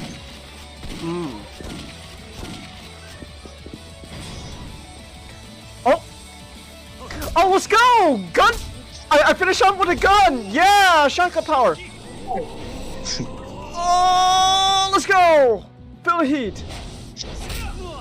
Yeah! Just shoot him! He's gonna come at me with all those combos. I just pull out a gun. You pull out the glicky. Yeah. Robotnik's hovercraft, and we find an island in the sky. Angel Island, let's go! No. Oh! Of course! Oh, of course! The issue with Knuckles! Who else would be here? Who else would be here? Script by Mike Kantarovich, and there he is! It's our boy, Ken Penders. Of course, Ken's gonna be in the fucking issue that Knuckles shows up. Of course. Oh my gosh. And it's in an issue dedicated to Jack Kirby? Oh my goodness, this, oh, why isn't Nick here? Why is Nick not here? This is, okay. Oh my gosh. So of course Ken, what we should do, we should just be like those Anglo-Saxon barbarians you were telling me about, Majestic, and just pray to God that, to, you know, lay siege to our enemies, and then maybe in turn, he'll cool down the weather. All we have to do is just pillage in the name of Jeebus, and there we go, the weather will cool down. It's gonna work. You know, they weren't Anglo-Saxons. They're Franks. They were Franks. But still, you know, the point still stands. You know, all we gotta do is just be like those Anglo-Saxons. Just go, God, just smite my enemies, and in turn, can you cool off this area? It's hot as shit over here. Trees, Rotor. A piece of fruit. Oh no! What's up, Rotor? Tails ate the only apple I've ever been able to grow on the Mobian Tree of Wisdom. The what? Wait! Is this how Tails becomes smart? This is how Tails becomes smart? He literally had an Adam and Eve moment and ate the fucking forbidden fruit? Wow! Oh my gosh, why is Nick not here? Why is Nick not here? If this is how he becomes smart, I'm gonna... Oh my gosh. When a game starts proper, I'm faced with a very specific problem. I'm not good at video games. No! Now Inko's like me for real. He's like you for real. No! I'm good at watching them and listening to other people dissect them. No! Stop being relatable, you piece of shit. You know what? Second thought, fuck Inko. He's too relatable. But I do not play them. You've been bad boys, but you can have your toys back anyway. We made a few. Oh my gosh! Let's go, Nick! Sonic got woke! Let's go!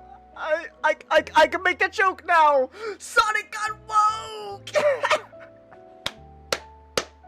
Oh! This is great! Oh my gosh, I'm having so much fun. This is great. Why are we all looking at the giant licorice fruit? A scratchy voice draws my attention and I turn to see. Alright. Ooh! Hello! That's actually really good! Ooh! She got a crown and everything? Ooh! Also like how confident she looks here. Just a lot more confident. It's like, yeah! Alright! Okay! Ooh! I'm genuinely floored. Dress, the accessories, the makeup. Elegant springs to mind. Regal too. But what escapes my lips is beautiful. Well, okay. Well, now, hold on. To be fair, all they have to do is just make sure he's never takes off the damn helmet. If he does, then that's a crime. And he could just channel his inner Louis Strauss from Oppenheimer. It is a serious problem if they fucking take off Doom's mask. Okay, yes, if they take off Doom's... Or kill him. Well, yeah. Or kill Doom. Well, yes, that too. But like, if they take... Oh my gosh, if Doomsday is a fucking Iron Man variant, I'm gonna fucking kill someone. If Dr.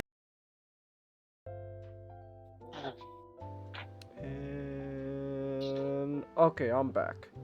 Sorry it took so long, something came up. Alright. We are down to our last topic of the night. It was a short podcast. Unfortunately, I wanted to wait for when Nick came, but he's not available at the moment. Don't worry about it, man. I'm getting real tired. Oh, alright. Did you... Emily, I didn't get much sleep either. Wait, how much sleep did you get? Well, but then again, I forgot it is past midnight where you are. You there? Yeah, I'm here. Uh-oh. Matchstick? Discord. Let's give him a minute. Let's give him a minute.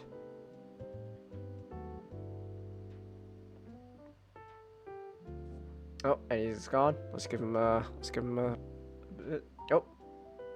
You there, Matchstick? Yeah. Alright. I was just asking how much sleep did you get?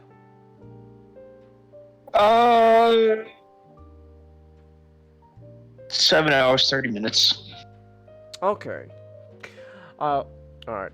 Well, but then again, it is like. Like to be fair, I'm like 15 minutes before I usually go to sleep. Ah, okay.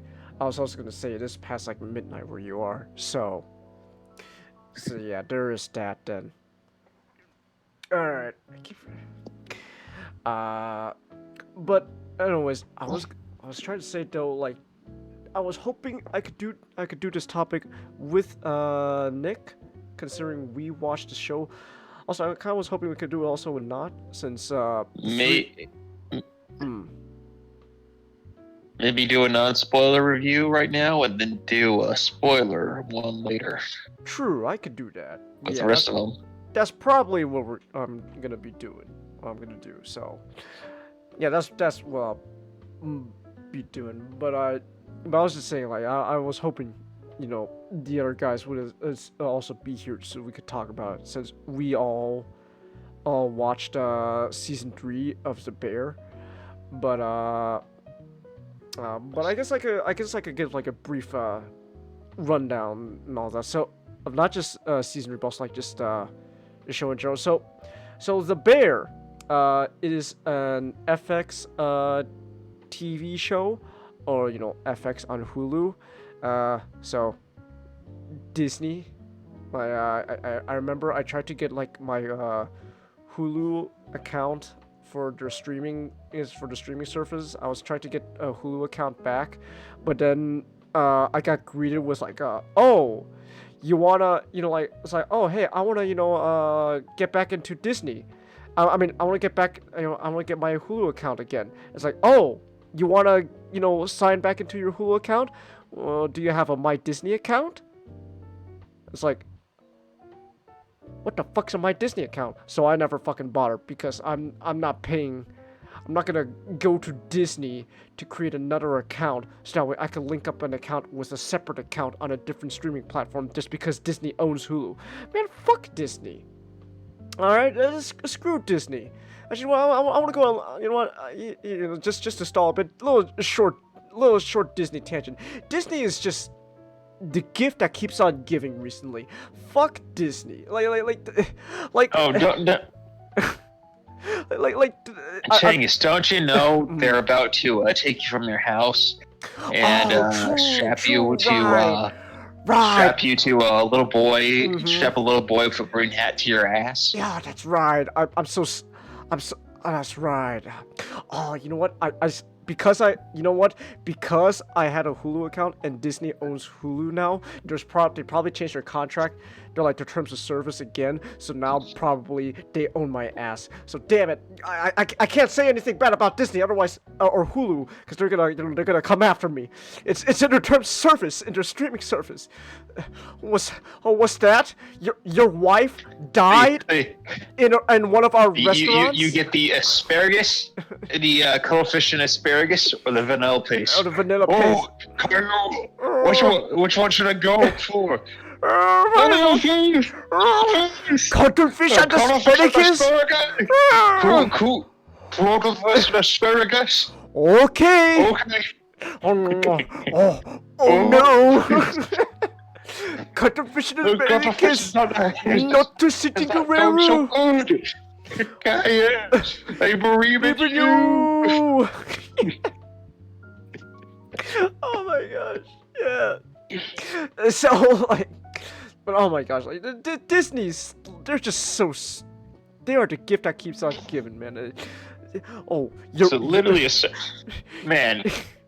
If only we had a South Park season going right about now. Oh, true. Oh, what's that? Your wife died because she had an allergic reaction at like one of our restaurants? Sorry, not our problem. She read the terms of service when she signed up for the free trial to Disney Plus. Oh my gosh, they're the gift that keeps on giving. Fuck Disney. Oh, I'm sorry. I should have said that. I'm sorry, Disney. Please don't come after me. I'm begging you. Oh. So I was like, to tie it back though, like I was trying to get my Hulu account back when we were tried to watch season 2, and it's like, oh, you have a My Disney account? It's like, no, and I'm not gonna do it. Fuck you. So we did ended up how should we say watching it through the not so, legally friendly methods that the law would prefer us to do. But, of course, I can't endorse it, obviously. Ooh. So that's how we also watched the 3rd season. But anyway, so The Bear it's a comedy / drama series, all about basically how fine dining is absolute bullshit. Fine dining is absolute bullshit, and it is a miserable experience.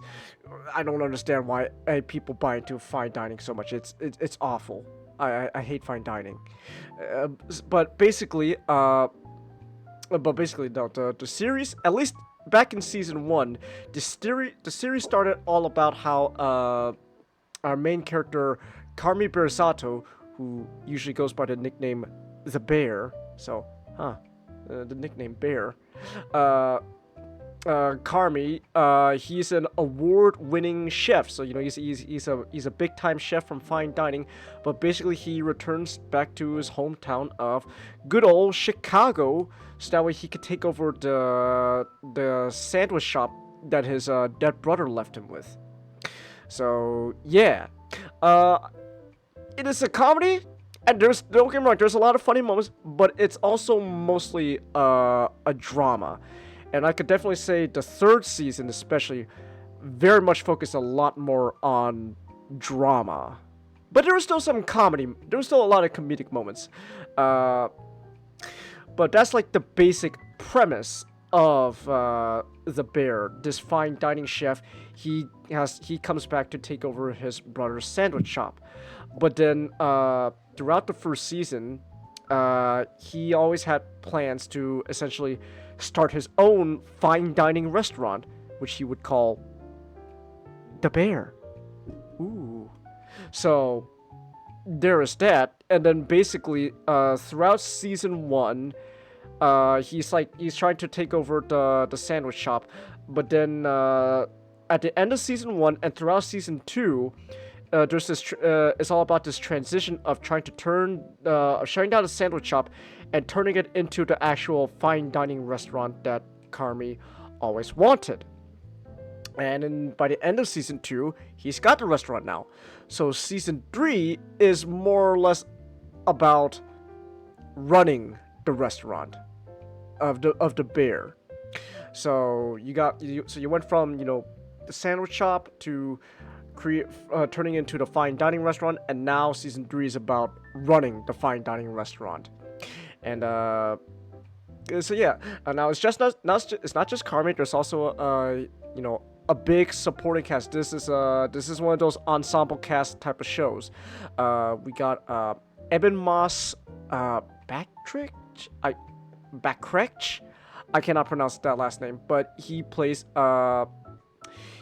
essentially Carmi's quote-unquote cousin, Richie, and he's great. Richie's my boy. Ayo Edebiri, I'm butchering these names, but she basically plays the character of Sydney. She's a young sous chef who originally joins under our main guy Carmi, and then now she is essentially running the Bear alongside him, so as one of the main chefs. So there's that. We got I'm not gonna go over all the actors, but we got Lionel Boyce as Marcus. He was the sandwich shop's essentially bakery guy, but now he's become a pastry chef for Carmi's new restaurant, The Bear. So there's that. Lisa Colonzayas, that's a name, plays Tina, who was like one of the main cooks for the original sandwich shop, but now she's also one of the lead cooks for the new restaurant, The Bear. we also got Carmi's family. We got his sister played Natalie Sugar Pirasato, so everyone just calls her Sugar, who's played by Abby Elliott. And we also got the essentially a childhood friend of Carmi's family, who everyone calls Uncle, because he's like he's that close. Oh well, no, I'm thinking of a different guy. But we got essentially a close friend of the Carmi's family, so they also call him like cousin stuff, which is Matthew Matheson, who plays Neil Fack. And fun fact, the guy who plays Neil Fack in the show himself is actually a real chef in real life. He's actually a real chef. I believe not. If you're still in chat, correct me if I'm wrong. Didn't he like recently become like one of the more like big time producers for The Bear, if I remember right? Like he's now a producer, if I remember. So, but he still plays the character of Neil Fack in the show. So there is that. But yeah. So literally one of the cast members is actually an actual chef in real life. But funny enough, though, the character he plays is just a handyman, a repair guy to like fix the restaurant. So there is that. And like there's actually quite a lot of names that we add on to all of this. Like there's like a bunch of stuff. So like for example, like there was one episode in season 2 where we got fucking Bob Odenkirk. He came on in one episode during season 2. So there's that. Like there's a lot of guest stars and stuff. Like Will Poulter. People, if you are a big Marvel fan, you'll know him as Adam Warlock from Guardians of the Galaxy 3. But Will Poulter, now he's also a recurring guest member. Let's not be hasty. Let's not be rash. Jamie Lee Curtis comes on every once in a while, and she plays essentially Carmi's mom. She's a bag. She's a can of worms herself. The character she's playing, the Carmi's mom, she's a can of worms. So there is that. Oh, and then the late brother of Carmi, Mikey, who used to run the sandwich shop that Carmi turned into a restaurant, is a recurring character through like flashbacks and stuff. He's played by John Bernthal, the Punisher. So that's fun. So you got no. Wait.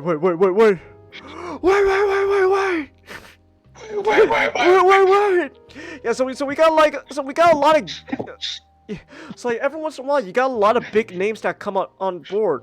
It's like for example, also like what's his name? What's the actor's name?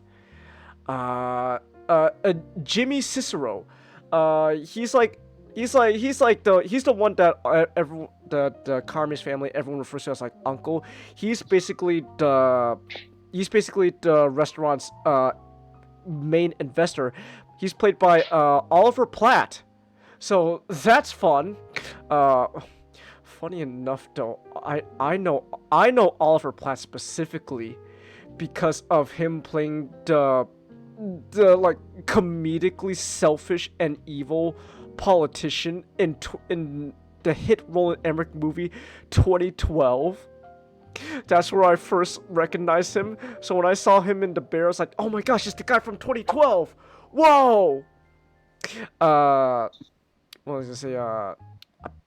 But apparently he was also in X-Men First Class. But I don't remember who he was. So there is that. But you got big time actors like Oliver Platt, who also recurring actors on the show. and yeah. So it's just a lot of fun. It's really fun. Now,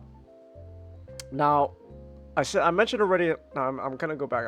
I mentioned already that it's like a comedy, but there's also a lot of drama, and that's just because the drama really just comes around the fact that it's kind of focusing on like a lot of psychological like development of characters, because let's just say the work environment they're in and just like the nature of like fine dining restaurants and all that, like it leads to a lot of problems.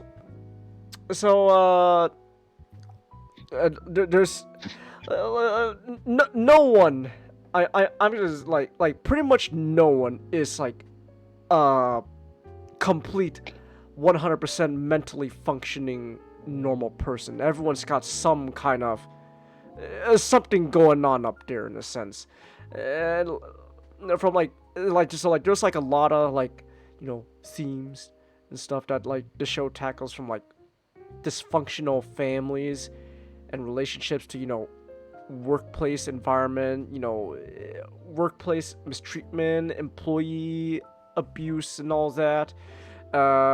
There are themes of course, you know, the good old well, I shouldn't say good old, but you know, to be safe for, you know, Twitch and YouTube, you know, the good old I know, you know, taking the life in Minecraft. So you go meet God early in Minecraft, of course, you know, I'm sorry, no, Minecraft doesn't work anymore. The FBI agents onto me when I said that. I mean, you know, meeting God Roblox. early. Yeah, meeting God early in Roblox. So there are, you know, those type of subjects that are dealt with throughout the show. So yeah, and so like, you know, and so, you know, of course, like I said, everyone's got their own problems, and then throughout the whole show, everyone's kind of either getting better, but like it's like in order to like create drama, right? So like usually a lot of times it's like, you know, everyone's kind of improving, but you know, there's like they stumble along the way. Everyone takes some stumbles here and there. The main character though, Carmi, throughout the show so far, he kinda doesn't improve.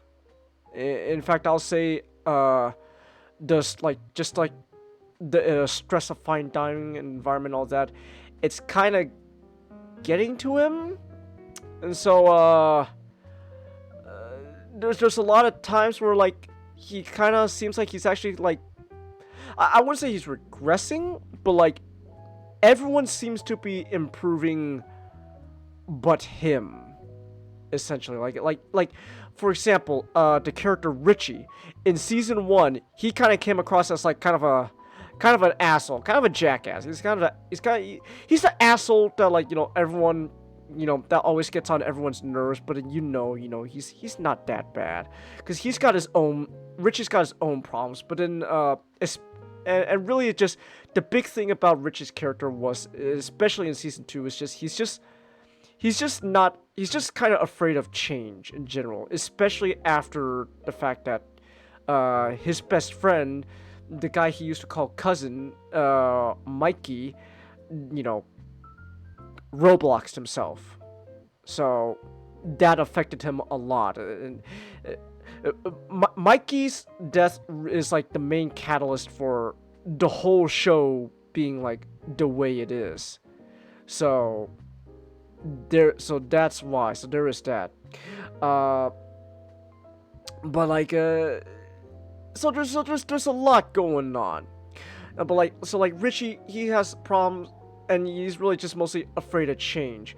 But then season 2, my favorite episode, is just called Forks, has the greatest character development for Richie, and it turns him into a fantastic person, and he just ends up being a guy you just want to root for. It's like seeing Richie how he was in season 1 to now, it's like, it's great. Yeah, I'm rooting for Richie. I love him. He's great. But no, like, however, though, you know, there's like, there's problems. So season 3, especially, a lot of drama kind of focuses on more or less the fact that everyone's kind of improved except Carmi. So everyone's gotten like their lives somewhat put together, but then it's always kind of put into conflict because the main character Carmi himself hasn't exactly improved alongside them. He's behind, and that leads to conflict, and so that leads to arguments and etc. And there's also the fact that Carmi, due to essentially a traumatic past, he's not exactly the best boss you could work for in a restaurant. So he's there's that. Yeah, Carmi's not exactly the best guy you want to work for in a restaurant. So there is that. But yeah, no, like it's still a good show. There's a lot of drama. But like I do. When we were watching it, when me, Nick, and Not, we were watching season 3. I think Not was the one who said, but like we all kind of agreed. There's kind of a point that we hope that like we kind of hope that Carmi can improve upon himself. He kind of I don't know. Carmi kind of just sort of, at least to me, he kind of remained stagnant throughout season 3. Nothing really changed. And I honestly, I will say though, season 3 is still really good. The show's really good, but I do think it's just season 1 and especially season 2, like things were on a move, things were rolling. But season 3, I kind of felt a bit, a little stagnant here and there. But that's just me. But there's still a lot of good episodes though. So I'm not gonna get too much into it, but like I know, for example, like episode 1 of season 3 is definitely focusing a lot more on like Carmi's like mental state and his past and trauma and everything he's dealt with. Kind of felt a little bit like a little experimental, a little bit. So I'll say that. But yeah. So there's a lot going. So episode 1's like a lot more just trying to focus more on like, you know, the psyche of what's going on in Carmi's mind and all that. But like, so yeah, so like there's a lot of like, so some episodes it kind of just feels like not much has changed very much, and that's just mostly because season 3 is just mostly about, you know, running the restaurant, the bear restaurant. I guess like the big thing that everything's kind of sort of leading up to is a Tribune's magazine review of the restaurant. So everyone's like kind of, you know, like preparing for like the big review that's gonna happen. But then though, like halfway through the season though, like they just dropped the news that like, oh, the Chicago Tribune magazine, they're gonna write a review about the bear. And then that kind of like, you think like, oh, that's like the big thing. Yeah, and it is the big thing everyone's leading up to, right? But then the thing is though, the big like twist of that episode was like, oh, that means that everyone realized, oh, the food critic who's gonna be writing the review already visited a restaurant before. Oh shit. So I guess, so it's not so much, you know, like, you know, oh, we gotta, you know, get our shit organized together in time for the review, so that guy, you know, could come visit by and give a review, but more so just kind of everyone just kind of waiting for the review in a sense. So yeah, but like but there's a lot though. Oh, my favorite episode of season 3 though, napkins. It's all about Tina. I'm not gonna go too much into it. I'm not gonna get too much into it, but like, it has her.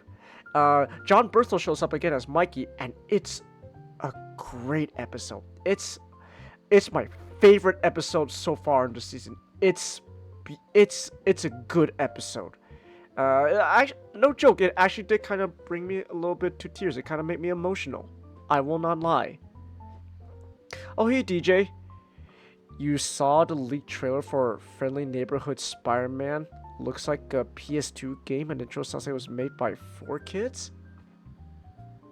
What is that? Is that like the new, like, Spider-Man show? DJ? Friendly Neighborhood Spider-Man.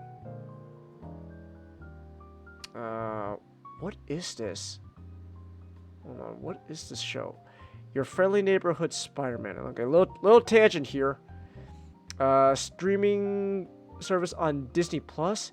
It's gonna be the one television series. It's MCU. So it's basically supposed to be Peter's early days, essentially before. Wait, hold on. This apparently they changed it now to and I'm reading Wikipedia. Apparently now it's an alternate timeline. Okay, so it's part of MCU, but it's an alternate timeline. So multiverse stuff again. Okay, awesome. All right, let's go. Okay, so it's multiverse stuff, but we still. I swear, this just sound okay. I'm just doing a quick tangent now. This just sounds like they really just want to slap everything on, to slap like the MCU brand onto everything, even if it doesn't work. So to just go, multiverse.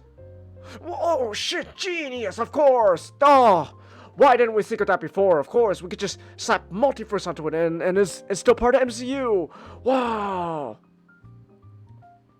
They tried to make it look like the old comics, but it just looks ugly, DJ. Let me see.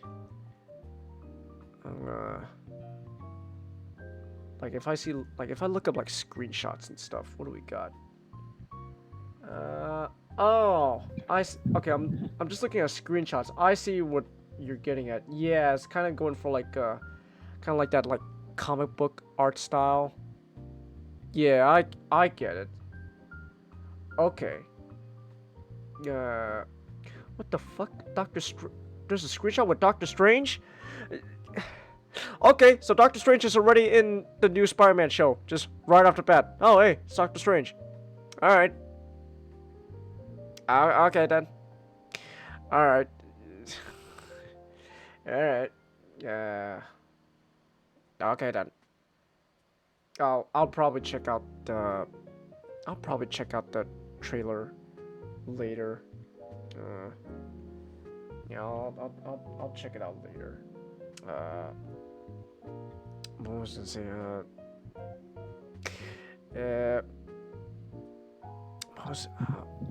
Actually, I was trying out. But like, overall though, the bear is really good. So like, I think Not was the one who said this. The bear works. A lot of the best episodes of the bear work best when, while it is an ensemble cast, a lot of the best episodes most of the time focuses more on one or two characters rather than the entire, kitchen staff. So, is this a cooking show, DJ? Yes and no. It is it's a FX TV. It's a comedy drama series that is all about essentially running a fine dining establishment. That is the premise of the show, and that's where all the story and drama come from. So, Alright, I'm gonna go to sleep. Okay, have a good night then. Yeah, you have a good night, man. Alright, have a good night, Mastick. Okay, well, I guess it's just me then. It's just me! I'm all alone! Oh. Okay, well, in that case, then what I can do is I could just, oops. transition here. There we go. But yeah, this is a cooking. This not an actual cooking show, DJ. So, you like Nico Minoru's Golden Age inspired design? You like it when they take newer comic characters, redesigning them in the Golden Age, like Harley Quinn's design of Batman Brave and the Bold? Oh yeah. Well, Batman Brave and the Bold is just a good show. I love Batman Brave and the Bold. Hell yeah. Everyone should go watch Batman Brave and the Bold. It's such a fun show. I love Batman Brave and the Bold. What was it? That was a shit rate. It was great. Anyways, I do want to talk more about the bear, but like, I really do want to wait till at least Nick is here so we could talk about it, because the plan was we would talk about it with, I would talk about it with him. So, is stream technically done if Nick is asleep, Chelsea? Oh, true. If he's like fell asleep, it's like, oh damn, what a shame. The Hammer of Justice unisex Ray, exactly.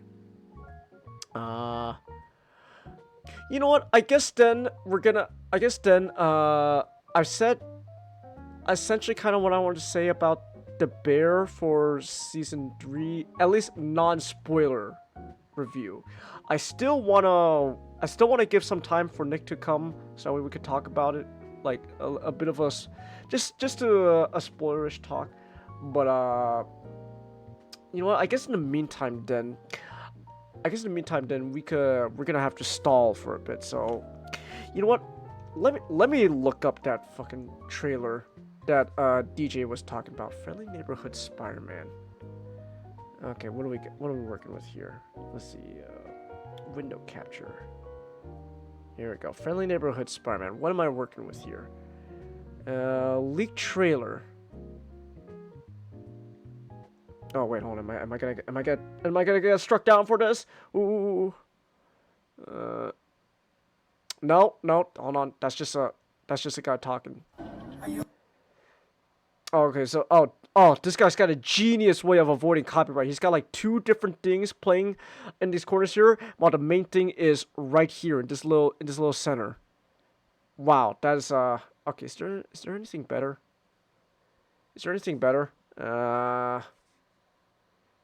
Anything better I could deal with?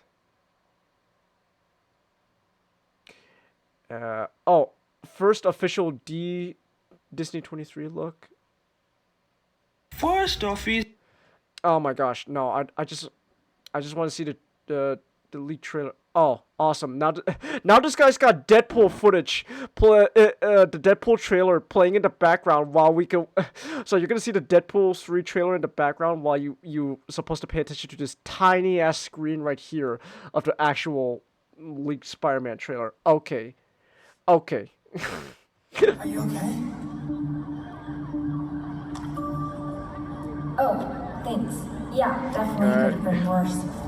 So, you got a name here? Oh, yeah, sorry, I'm Peter Parker. How about you? Wait, does Peter have red hair? Is Peter a Gen Z Zoomer? Oh no! Peter! Why'd you dye your hair, boy? Peter! It's so tiny, Chelsea. I know. Oh, here, maybe if I do full screen, it'll be better. No, it's just tiny as it is. Okay. Nice to meet you, Pete. I'm Nico Minoru. Alright. Oh my gosh, the spider bit him! Okay, rude. I didn't name myself. No, Oh, is this the it feels like they're trying to go for like an X-Men 97 sort of thing where like it's CG animation, but like it's supposed to evoke, you know, like a 2D animated sort of style, but like, you know, with the comics like art style. So I think that's what they're doing. Oh my gosh. Hey, Peter? Pete, are you okay, man? Oh my gosh, Peter! No!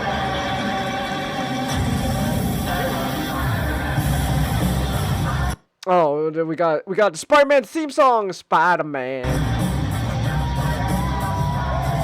All right. Oh, so it's they got like a remix going on of the the original Spider-Man, Spider-Man, Spider-Man, and but like they got like a remix going on in the background. Okay. Oh my gosh, they got rap! Let's go! Oh my gosh, they got rap! Alright. Okay. Whoa! Spider-Man! Oh my gosh. Oh, was that MJ? I don't know. Maybe it's MJ. I just see redhead, so I'm gonna assume maybe MJ. I don't know who she is. I don't know who he is. I don't know who she is. I don't know who that guy is. Is that Flash? He looks that guy right. Oh my gosh, it's so tiny. But like this guy right here, where my mouse is, he looks like a Flash Thompson kind of guy. Oh my gosh! Whoa! Pete, put on a proper Spider-Man costume, please.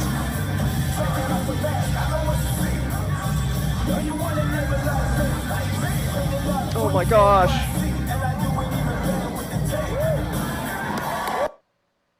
Okay. Alright. So that's what it is. Okay. I've seen better. Oh, I've seen better. Then again, probably shouldn't have our first impression on like on a super tiny ass on a super tiny ass screen, but oh well. Like, let me look. If I look up like like screenshots again, so like we got like screenshots here. So like what exactly are we dealing with? Like, okay, why is Doctor Strange here? What's going on? Why is Doctor Strange here? Well, okay, so Doctor Strange is just in the house now. He's here now. So,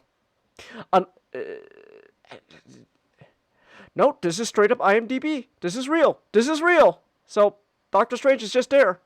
Hi, Strange. Okay. Peter, put on a proper Spider-Man outfit, please. I am begging you. Come on. Pete, I am asking you to put on a proper Spider-Man costume. Come on. You got essentially a good kind of like proto mask going on, but then everything else though, like Pete, come on. Okay. So it looks like it's a whole ensemble cast. Like wait, we got the anti-symbiote. Like, was it is it anti-symbiote? I don't know my Marvel lore is but like we got the anti-symbiote suit already. What? Is that Venom in the back? What's going or some kind of symbiote? Okay, so that's why we have the anti-venom suit going on already. Okay. See right here, we got like a good old, good Spider-Man costume, right there. Look at that. Just put that on, Peter. We got Doc Ock in the back there. There he is. I can tell. Who's this guy? Here, is that supposed to be Rhino? Is that Rhino? Is that Tombstone? Wait, can I zoom in? I cannot zoom in. Oh my gosh, this is annoying as hell. We got Doctor Strange. That's Iron Man. So we got Iron Man. Okay, is that Daredevil? Right there? All in black? Is that supposed to be Daredevil? I don't know. Okay, so like that's his Future Foundation suit. What's a Future Foundation suit? I don't know what that is, Ray.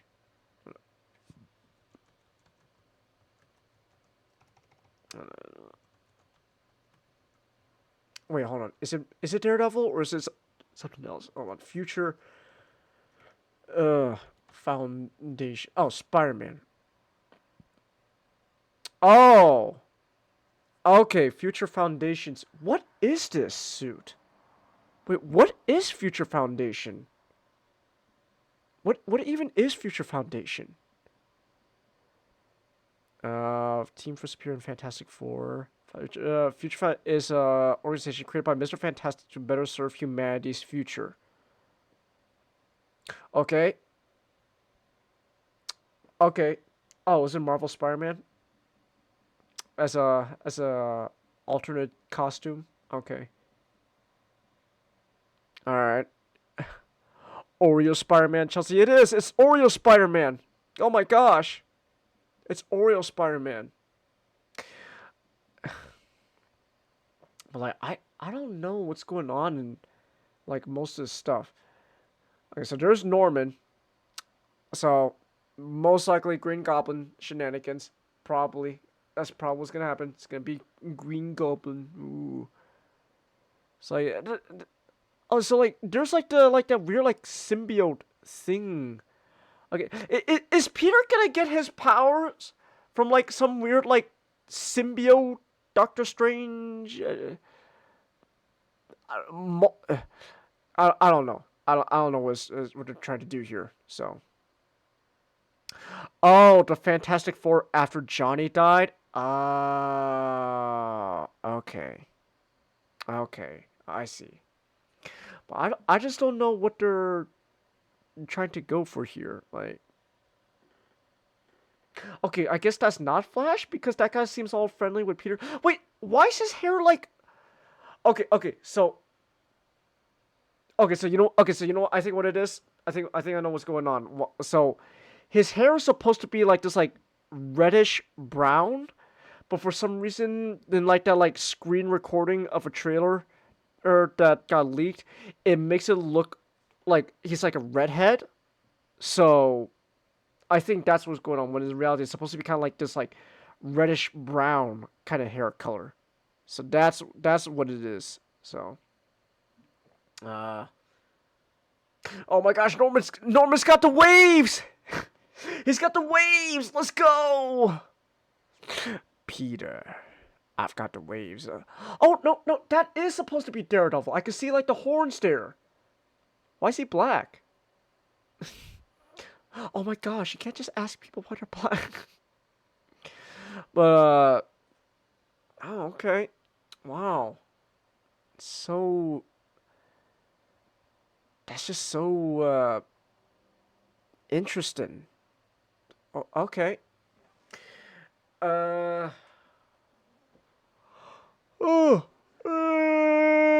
Excuse me. All right. Ooh. All right. I don't know what they're trying to go for here. So. Okay. What even is like? Is there like an actual premise for a show? MCU Wiki. What's like the actual premise of the show? Okay, it's just your normal Spider-Man, type of synopsis. Peter's getting ready for high school, but then, oh my gosh, a spooter bit him, and it's like, I got these powers now. Oh my gosh. All right. First season of Phase 5? Wait, what? Hold on. What phase are we in again? What phase are we in with the MCU again? I legit don't know. MCU. Is it? Are we in Phase 5? Let me see. We're in the middle of Phase 5. Phase 5 features all the Marvel Studios productions set to be released starting from 2023 to mid 2025. So we're in Phase 5. We're in Phase 5. What are you putting in chat, Chelsea? Bunny VTuber? My mom has this. Oh yeah, I know about this. Yeah, Pippa and the tortoise. I love Pippa. Tortoise, affectionately referred to as the fucking turtle by me. The tortoise just roams the house, doing whatever it's gonna do. And every so often, I'll leave my bedroom, and there will be a tortoise outside my door that I will almost trip on and almost break my neck on. Every so often, he appears where I least expect him. He wants me to die. One day, I'm gonna wake up, and I'm gonna see that tortoise in my face, and I just hope he doesn't bite my nose off or snip my jugular with his stupid f***ing tiny little beak. Is gonna slice through my neck as revenge for me constantly picking him up and putting him back in the bathroom. Son of a bitch. Are we still having a party? Not! Hey! Hold on, hey, how's it going, Not? Everything's good. How are you? Alright. Oh, hold on. I just realized I kind of made you really big all of a sudden. I'm gonna need to transform your thing. But I'm doing okay. I'm doing okay-ish. I don't know. Earlier this podcast, I was talking about. I went on this whole tangent about how I think the heat is kind of fucking up with like how my body behaves. So like just all week long, a lot of stuff just feels like, I don't know, unbalanced, unnatural for me. But other than that though, I'm doing okay. I uh I was hoping Nick would also be here so we could talk about The Bear, season 3. I already gave somewhat of a spoiler-free, my spoiler-free take on The Bear. So now really it's just kind of just I kind of hope Nick comes in soon. So, he said he was watching a movie though. So, what about you, No Not? Are you healthy? Your body, the heat's not fucking up your body? Yeah, it hasn't been super hot over here. It's been raining a ton. It's been pouring. I could use some rain over here. Oh, I don't like some rain. We're bringing the water back. We're bringing the water back. Meanwhile, over here we're bringing the drought back, boys. I don't know. Unless, are we in a drought? I actually have no idea anymore. You got a tiny little dial in your room that just says drought or not drought, and it's pointed.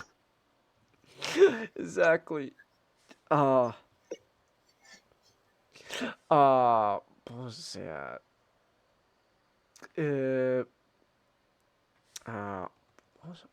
What was gonna ask though? Oh yeah, Not. What do you know about that that like new Spider-Man show coming out, Friendly Neighborhood Spider-Man? I just know the things that people have posted about, like this guy is gonna be Norman. I forgot his name, but it's like Norman is black, so which is not bad. I know that like this Spider-Man literally just got his powers because of multiverse shenanigans. Oh, come on. Yeah, No. they said that they say his he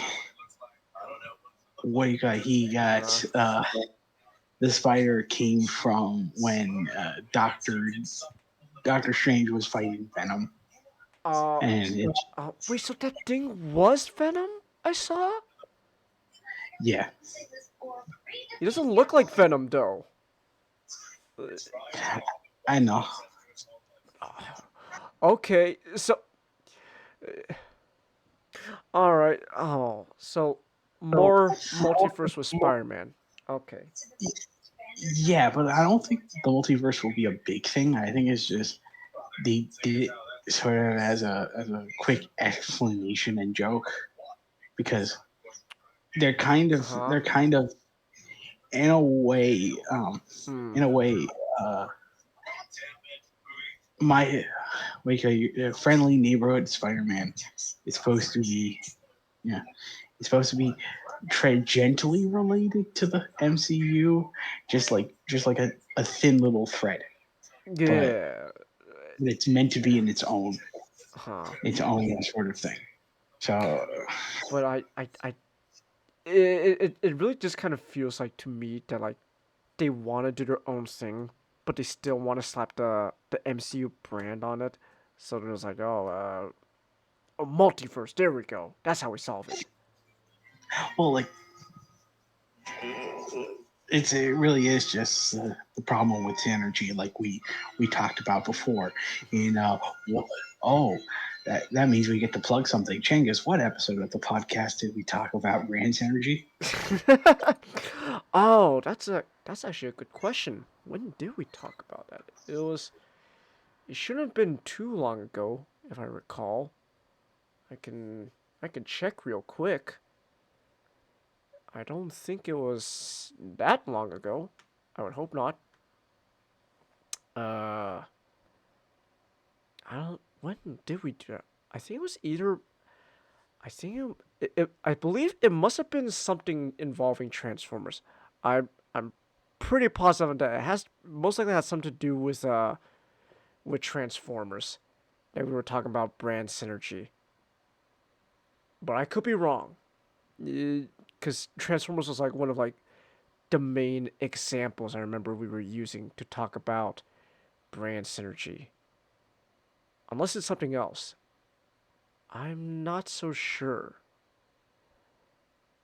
Oh, actually, I found it. It was actually during the podcast where we were reviewing Ultraman Rising. So, yeah, so that's what it was. There we go. I'll put that link in the chat, and I could also put it in the back room too. Yeah, it was when we were talking about Ultraman and Marvel vs. Capcom. Yeah, like the brand, because of the brand seems so like, because they want everything to kind of swing in one direction. There's no real room for experimentation, and so like everything has to revolve around like everything has to revolve around a similar aesthetic and style and even topics. So that's why like the shows have to touch upon the multiverse in some way, even though they don't really benefit from it. And oddly enough, What If is going to be ending. It's on its last season. I mean, wow. So it's like 3 seasons, and I don't even know what happened in the second season. So I think one of them, if not one of the episodes in season 2, at least one of the episodes in season 3 is going to be about Marvel Zombies. So people have that to look forward to. Okay. Okay then. But yeah, like it is going to be like this for a while now until eventually things slow down. Okay. All right then. Huh. Man, I'm just kind of tired of this whole, Spider-Man has to be involved with the multiverse and all that. I don't know. I just kind of hope we could do something more than just that. I mean, that's just me. So. 1 second. Oh, okay. All right, we're giving not a bit. A minute, 2. See. Oh, Nick's online. Nick, get your booty in here. I see you online. Get your butt in here, and we can finally end the show off talking about the bear. All right, back. Welcome back. I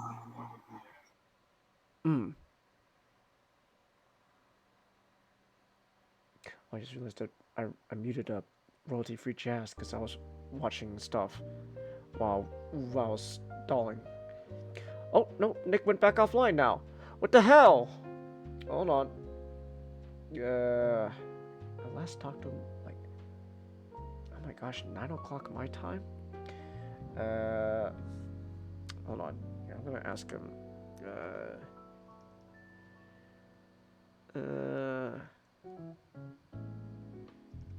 Here, I'll just ask him. You still watching the movie?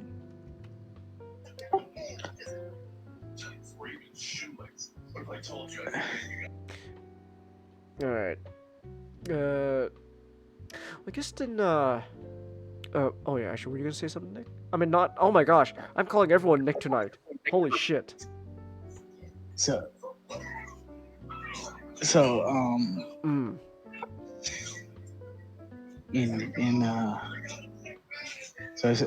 essentially it's going to be an origin story. Okay. And instead of being mentored by Mr. RDJ, Peter is going to be mentored by Norman. Oh, Norman. Huh. Yeah. Okay. I'm assuming this is like before, you know. Oh my gosh, Norman, you're putting on that weird like costume and mask and flying around throwing pumpkins at everyone? That's right, Peter. Oh. Unless they're not gonna even do Green Goblin with Norman. I imagine if not in season 1, they're going to hint at it in season 2. Because okay. They say season 2 is already in development, which kind of already. Yeah. Really? Wow. Yeah, like this show has some big promises, it seems. Wow,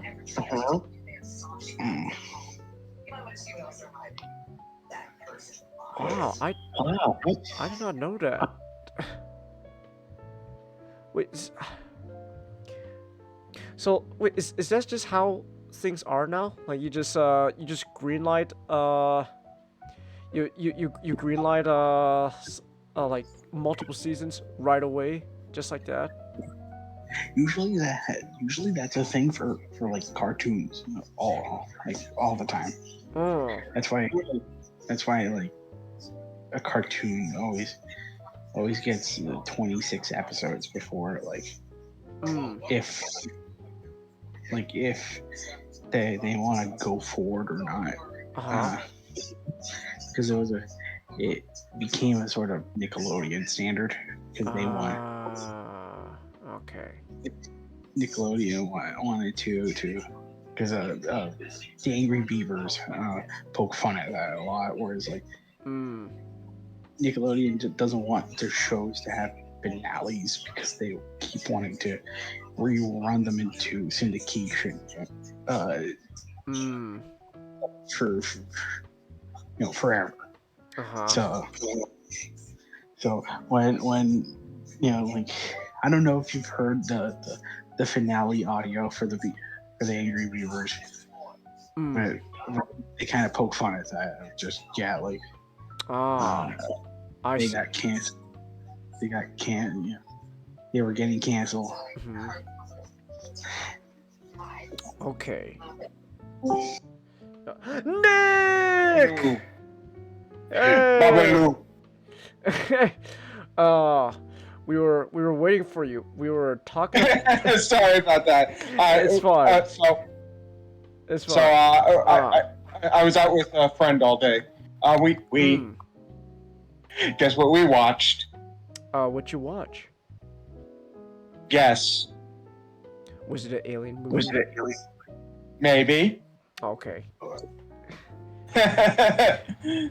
Was it a better experience? Was a second viewing for you? It was still great. It was still great? Okay. I feel glad knowing there's a good alien movie that was released in my lifetime.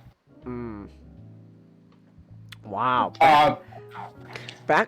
You watched a movie essentially back to back. Yeah, I did. Have you seen it?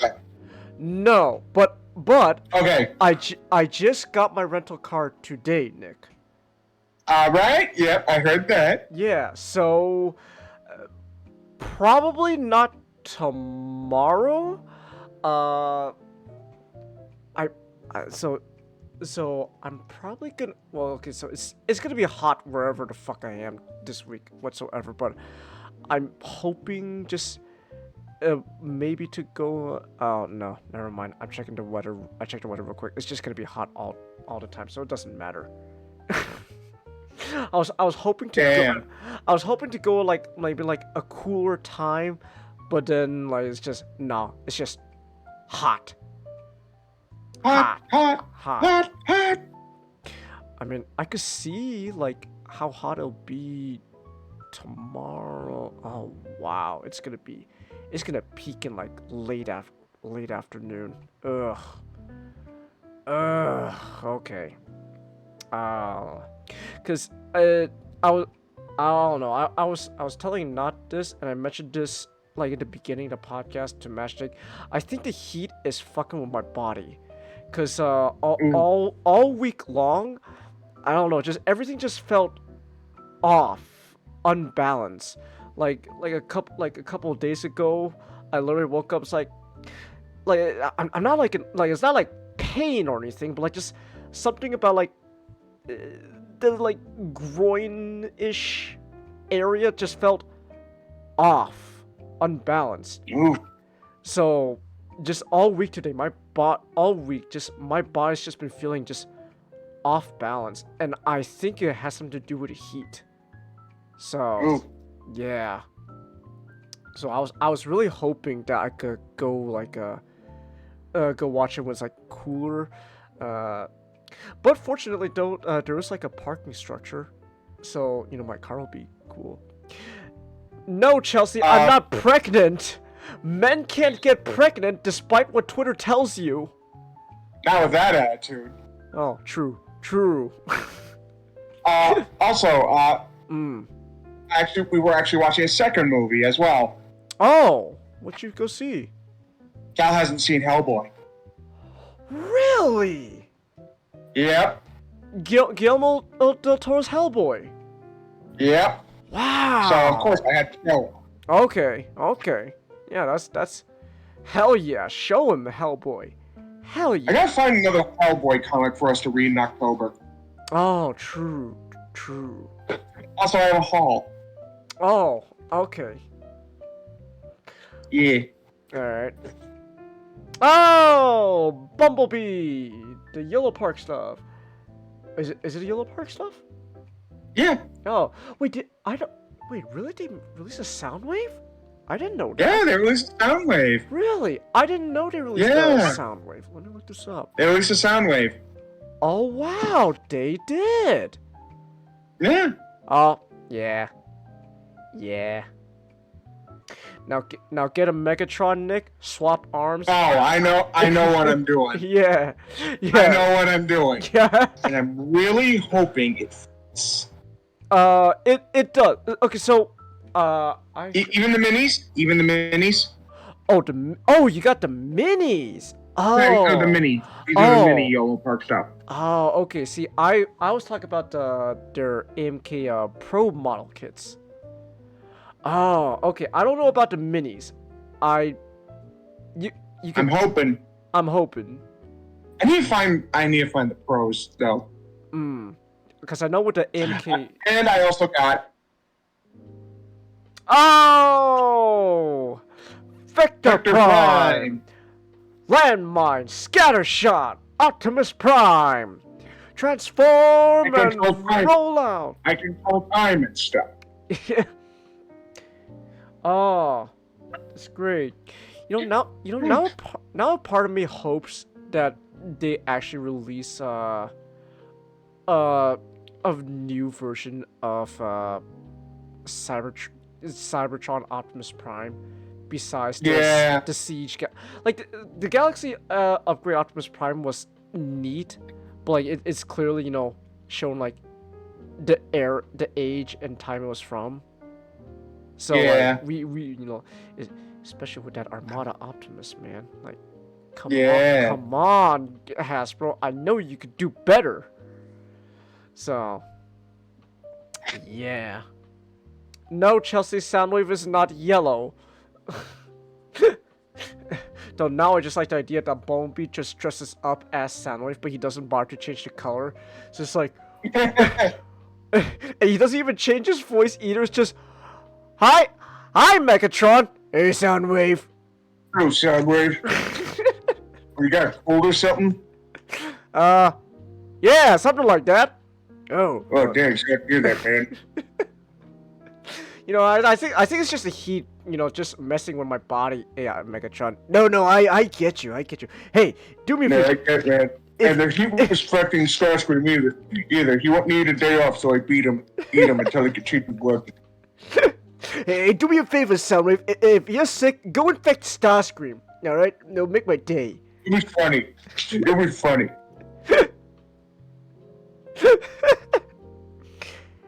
Megatron, that was very clearly not Soundwave. Hey, you don't know that. You don't know that, Starscream. Alright. But anyways, the gang is here now. At least somewhat. So now I can finally talk more about the bear. I told Nut I already gave all my non-spoiler-ish thoughts on season 3 of the bear. Though, okay, I guess I could say though, I think ultimately, at least personally for me, I think season 2 is my favorite season so far. But season 3 is still. I agree. But season 3 is still good. I like season 3. So, but ultimately, I gave my my spoiler-free thoughts on Bear season 3, but now I don't have to hold back. So anyway, Richie, man. Yeah, Richie. I just like Richie.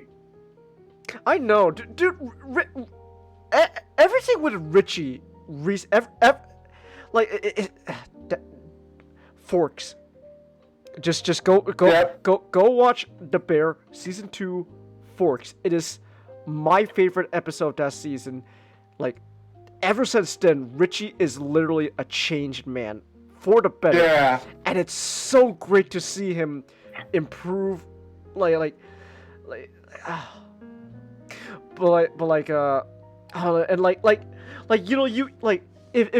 you would think,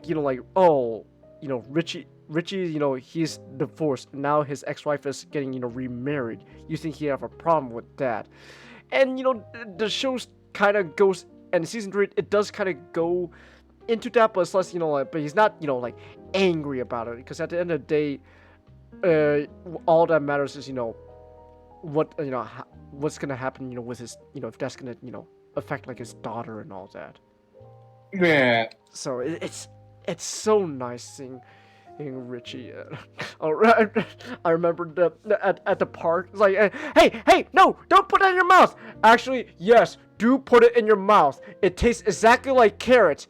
Ah, yuck.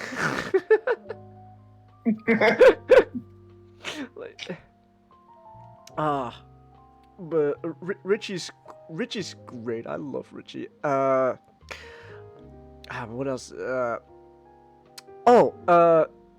I also briefly mentioned my favorite episode, season 3, which was Napkins with Tina. Yeah. With Tina. That was a great episode. I loved Tino. Funny enough, so I actually found out that episode was actually directed by Sydney's actor. Was it directed or edited? Because I did read it was edited. It says directed. So, oh wow. Yeah, so Ayo Edebiri. I cannot. I keep butchering that pronunciation. I'm pretty sure, but no, actually, that's all right. Oh, that was nice. So yeah, so Sydney's actress, she directed that episode with Tina's standout episode. And yeah, but yeah, like that was my favorite episode throughout the whole season. Just seeing Tina's life, having to and a struggle, and then everything with her and Mikey at the end was great. And I already mentioned how that episode actually kind of got me very emotional because because what's gonna happen, because this was all like one big flashback episode, because what it's gonna lead to. But again, like I remember after the episode, that question, like, why is it that the people who are struggling the most, who take their lives and stuff, they're the ones who end up helping others the most. I got a bit misty eye when Mikey showed Tina the picture. Yeah. How like. And things like like Mikey's proud of Carmi. Like he's so proud, but he's also so jealous, but so proud. Yeah, like he's proud of his little brother, but like at the same time, his little brother, he found like his dream, his purpose, and then Mikey, he feels he doesn't have that. Well. We obviously we know with Carmi, like things didn't turn out the way Mikey thought, but like the point still stands. I just loved the whole conversation he had with Tina. What was I gonna say? I did mention though how this season kind of feels like Carmi didn't exactly improve. He didn't really like degrade, but like it does kind of feel stagnated. Yeah, he's like it feels like Carmi's stagnating while everything around him is changing. So, I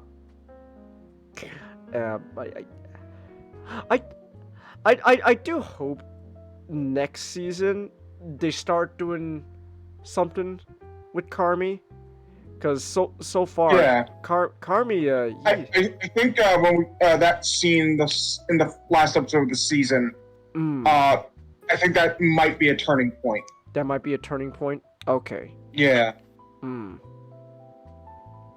Yeah. So, but I do want to mention though, that was funny is just, the last episode of the season though, as soon as it said to be continued, not just, it's like, boo! Boo! You saw! How dare you tempt me with things I like! Damn it! I want to see what happens next now! Yeah,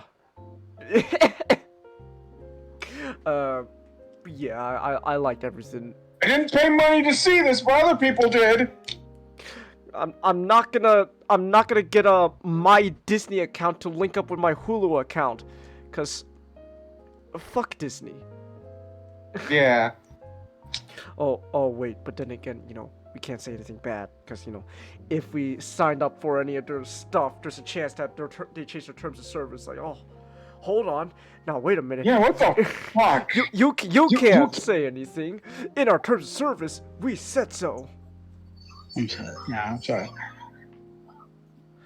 I know it's close, but I still want to use it as a joke. I'm sorry that your little brother, had a violent seizure in Disney Quest. Unfortunately, if you look at the Disney Plus terms of service, we're not held liable to to help your young sibling to medical attention. Yeah, maybe you should write between the lines. Right. Yeah. Disney's a shitty company. Fuck Disney. But what was I gonna say though about what was your favorite episodes of season 3, guys? Napkins. Napkins? Yeah, this has to be unanimous. Unanimous. And fucking tastic napkins. Yeah. Yeah, I like I love Tina. She's great. Tina's a wonderful lady. All right, Jeff. Yes, Jeff. She's great. I love Tina. Yeah. Not much go on with Marcus this season. There was, of course, the fact that his mom passed away. So, but he did make up with Sydney though, so that's nice. Yeah. Yeah, so they're no longer at each other's throats. Oh, the facts. I love the facts, man. I love the facts. It's like, wait, Sammy broke your arm? Well, no, he didn't actually break it, but I'm sure he was behind it. It's like, dude, that's haunting. It's like, that's haunting, man. Wait, how could they be haunting you guys if he's still like, no, he's not dead. This is serious, gross, man. It's a haunting. This is serious.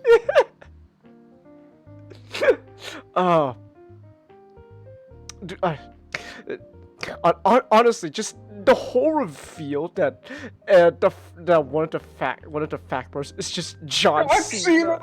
I know. He just comes out, he literally just comes out of nowhere, and it's like, hey, what's going on? It's like, brothers.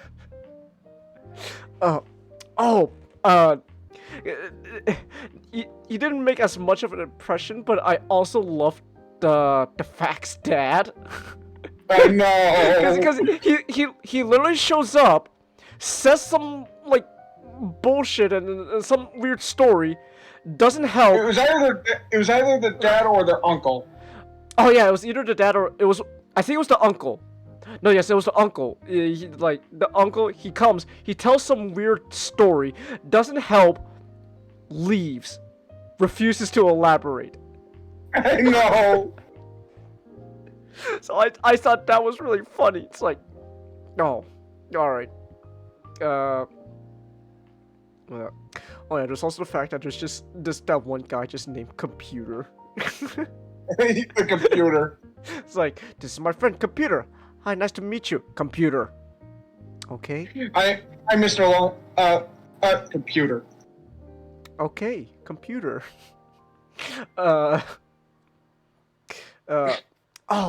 Cicero, man. I know. Anyways, what is that? Nana. What's Nana? Nanya. Nanya. What's Nanya? Nanya fucking business. I love Cicero. He's great. I know. I was gonna say, oh, another, I forgot, another really good episode of season 3, Ice Chips. Ice Chips. Yeah. Just Sugar and Donna reconciling. Like that. I love how like as soon as she said, "Call mom," we all collectively went, "Oh." Yeah. Yeah. And it's one of the most heartwarming episodes ever. Yeah. Also, he doesn't come up. He doesn't come up much, but like, can we talk about Pete? Pete's a great husband. Oh, dude. He's season you 2, know why she married him.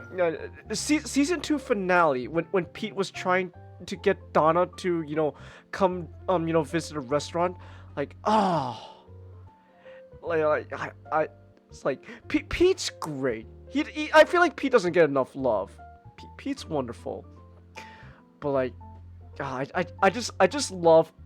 But yeah, Ice Chips was such a great episode.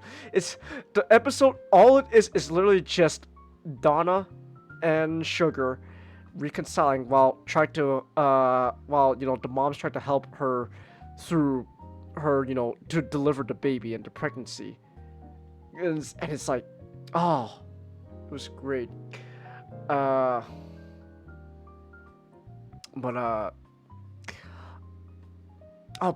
what's I also kind of thought about it. It's kind of interesting. A little. I don't know. You could a little maybe like foreshadowing how about Carmi when Donna was telling about how Carmi's birth was the one that she had the most trouble with. Like So like that. It's like it's kind of just like kind of weird like. Sense, like, I don't know if it's foreshadowing, but it's definitely describing. Like, it's like Mikey wanted to like stay, like Mikey wanted to stay in there. When everyone just went silent when she said it's like Mikey wanted to just stay in the womb. It's like I felt that. It's like Yeah, and then Carmi's having just genuine all sorts of problems. But then Sugar's delivery was the one that like she's like it was perfect, like because she's pretty much the most well off of them. Mm-hmm. Yeah. But yeah, God, I love that. Yeah, that was such a great episode. Oh my gosh. Jamie Lee Curtis, great actress. Yeah. Yeah. Oscar-winning actress. True. And they wasted millions of bucks for that Borderlands movie. That they did. Have you ever heard of the joke? Have you ever heard of the joke of the Master of Disguise? No. Of the like the turtle. Oh my gosh. The Turtle Club scene, and how people keep joking that the Turtle Club scene was possibly filmed on 9/11. Hold on, you gotta describe what you're talking about. So in the movie Master of Disguise Changes, the Dana Carvey disguises himself as just a man who's obsessed with turtles. Okay. So much so that he's just screeching turtle all the time. It's not funny. It's pretty annoying. Oh. And yet it's the one that they advertise most in that fucking movie. Oh, okay.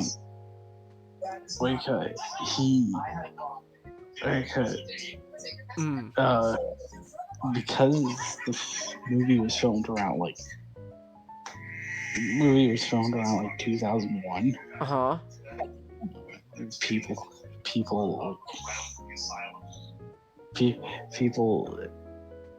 believed that entire scene where Dana Carvey was doing the turtle impression happened, and it was filmed around the same time as 9/11. Oh my gosh, that's so. that's wild. I just thought like be funny. It's sort of funny to think like did Jamie Lee Curtis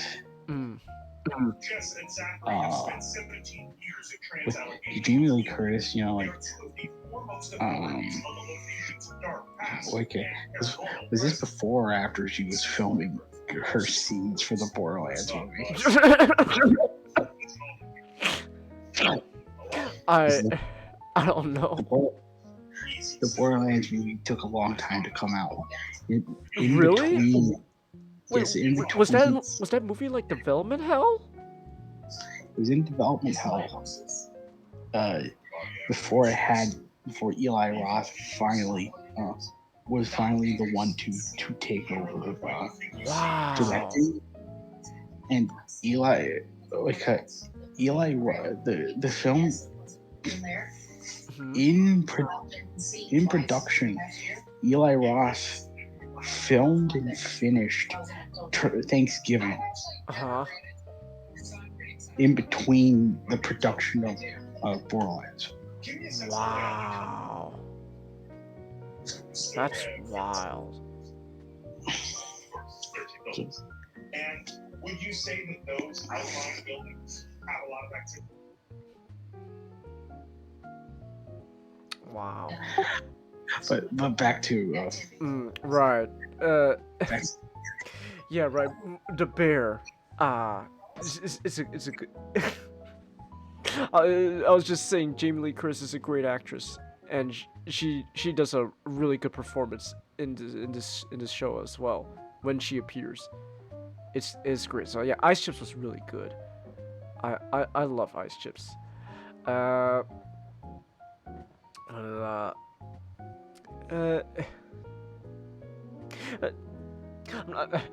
not gonna lie, I think also just another highlight for me really was just the whole Fack family. Like, I know. I not gonna lie, I hope they bring in more Facks and they just bring in like just like people you never expected to just appear. I will be so happy just for some reason. Nicolas Cage is one of them. Oh my gosh! Like just Nicolas Cage is a fact. Yes. He's like one of the uncles. It's like Uncle. Yes. Uncle Fat. and he's just as weird as the other facts.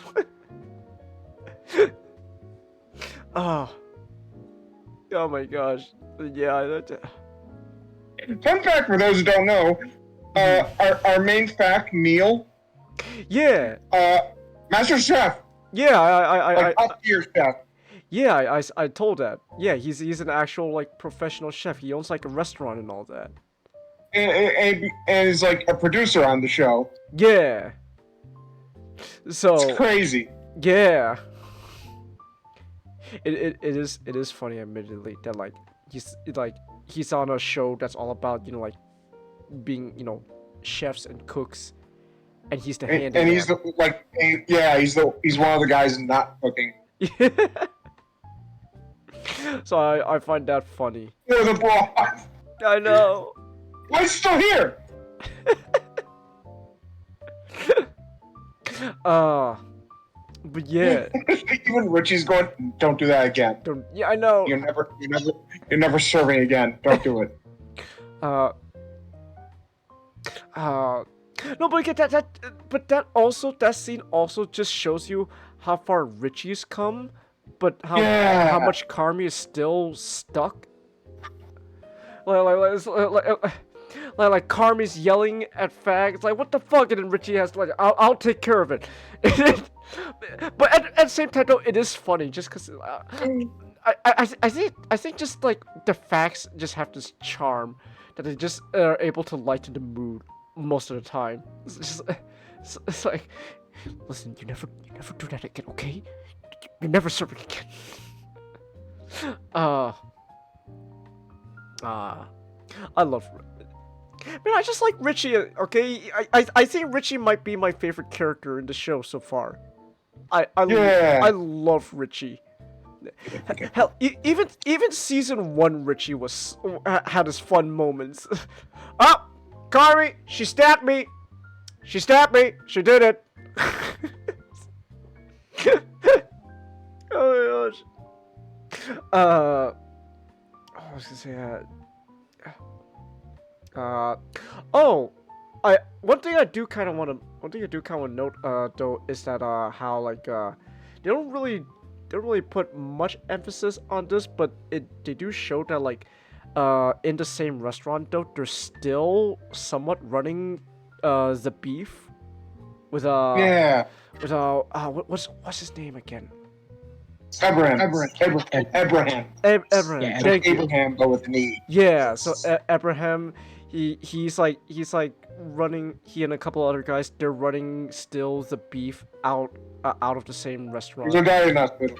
Yeah, like they got like a sandwich window in the back, so that's still kind of nice to see that like the while it is the bear, like in a sense Mikey's little sandwich shop is still somewhat living on through that. So that's neat. I love that. Just it's kind of underrated, but I also just loved I just also love just the dynamic between Tina and Abraham. Yeah, it's great. Then also just Tina and was it Marcus working in the kitchen together. Yeah. Was also this season, the last episode, Carmi finally confronts the asshole abusive chef. Yeah. And he's just an asshole. Like nothing's changed. It's Megatron's Starscream. Starscream, you should be saying you're welcome. He just straight up said, "It's like you abused me." It's like, yeah, well, made you a better chef, didn't it? So you're welcome. Yeah, you're welcome. So you're welcome, Starscream. I actually saw this on a YouTube comment. So I'm quoting some random YouTube comment here. But one little detail I didn't notice until they pointed out was how in the beginning of the episode, when you see like the little like ornaments and stuff hanging from the ceiling, everyone's like looking at them like, because everyone's always looking at them because like it's like a reminder of like like the their past and their ties with the restaurant. But then Chef David, he just looks at it and just like, huh, can you believe they still have these little things here? He just walks away. It's like how like he doesn't give a shit, but then everyone else like like, oh yeah. So it's a neat little detail. But yeah, Chef David is. I'm pretty sure Joel McHale is a very nice person. I hope he is. But he's really good at playing asshole. He's really good at playing an asshole. I know. Wait, what has he been in again? Community. Oh. Community. He was. Oh, who was Mr. Jackson Spider-Man 2? Go ahead. I'm trying to remember. I think it was the bank teller. Yeah. The bank teller. Oh, okay. Oh, so is he just been playing asshole character? I guess. He was in Spy Kids all the time in the world. He was Rex and Ted. I don't remember Rex. Oh my god! Right! Wait, who was Rex again, Nick? Mila Kunis's boss! Oh yeah.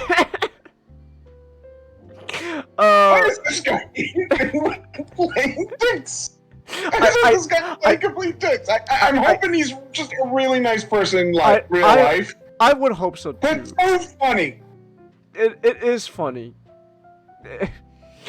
It's just like, oh my gosh. Yeah, I guess his specialty is just playing kind of jerk characters. So, usually the pattern is that, a lot of times the jerk characters are normally played by, actually nice people. Yeah. I would believe so. Let me see, like. It's just really, really funny. Yeah. Oh, he's a Presbyterian.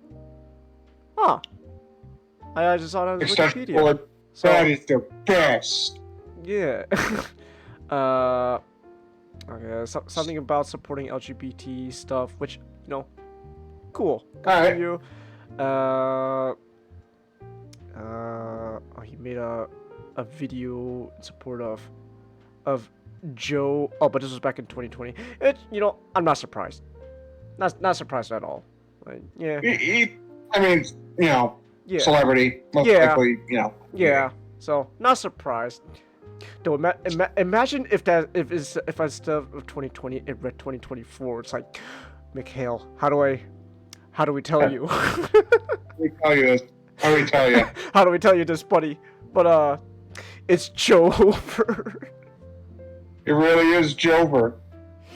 Oh, he's done a lot of philanthropy stuff. So yeah, it seems like he is just a nice guy. So I guess it's just a case of a really nice guy who specialty is just playing assholes on characters. So, hey,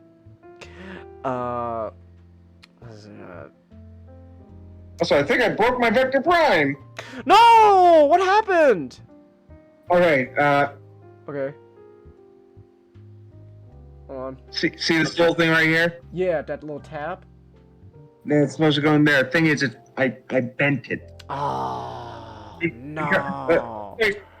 Let's just say when you plug this into robot mode, when you're going to transform him into robot mode, do head stuff. Make sure you transform like the head and body stuff first. Okay. Because is it a case of like you gotta do like certain order of transforming? Yeah. Okay. They're not that bad. They're just kind of annoying when you have to deal with transformation. Because I didn't know. Now it's a little damaged. Okay. Can you still like tap it in? Kinda. You might have to cut the tab off if all else. Yeah, but it's kinda keeping things in place. It is? Okay. No, I mean that's what the point of the tab. It keeps things. Right. It's supposed to keep. Right, but like, okay, so like, is it like a crucial tab? Like, is it gonna turn the whole figure into a floppy mess, or? If it's not that crucial of tab, like if it's just like like to keep the head in place, then there's a chance you might have to just cut it so like the head's not gonna really stay in place, but like it's not gonna like ruin the integrity.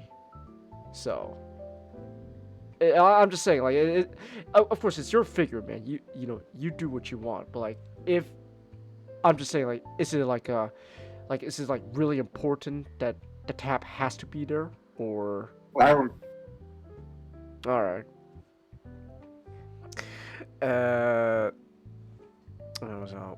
What else is there though? The bear. Well, yeah, I'm talking about a bear. What else is there? Terry. Oh, was it? Chef Andrea Terry.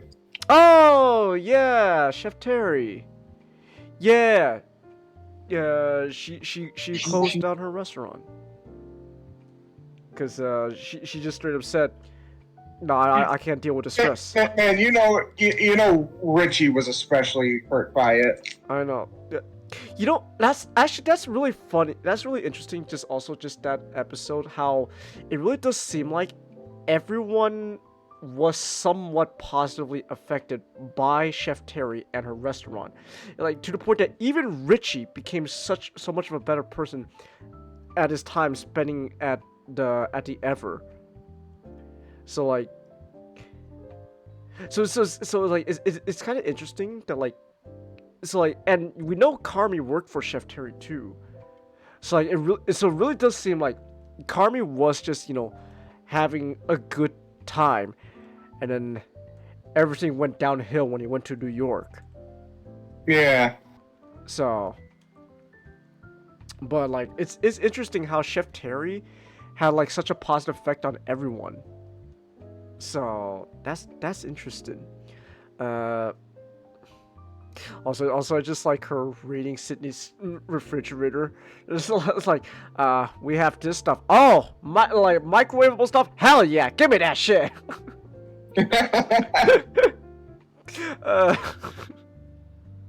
So I find that really fun. Also, Sydney at the last episode, kind of had a panic attack going on there. Yeah. Yeah. So like, so yeah. Oh, also, the thing about Sydney, the whole offer Chef Adam made about her, his main chef for his own restaurant. So. Yeah, but funny enough, it's funny. In Forks, you kind of get the impression Chef Adams is a bit of an asshole, but then in this season, he's kind of just a nice guy. Yeah. So it kind of really just shows how much like the fine dining environment just like kind of brings out the worst in a lot of people. Like even Chef Terry, she closed her restaurant because she said, like, you know, she's just tired of the stress it, you know, it brings her and all that. So like it's like it really just seemed like, you know, it just brings out the worst in a lot of people. Oh hey, Sorutada, you finished the bear in 3 days. Shit is peak. Nice. Hell yeah, bear is peak. I love the bear. What was I gonna say? Yeah. Fine dining's bullshit, okay? Can we just say it? Like, yeah. Fine dining's a bullshit profession. Give you season 4 and Nick juicy ass on that season. What is it with the people you hang out with, Nick? I don't know. Oh my gosh. Also, I still haven't gotten called back to show my ass on that so. Oh, true.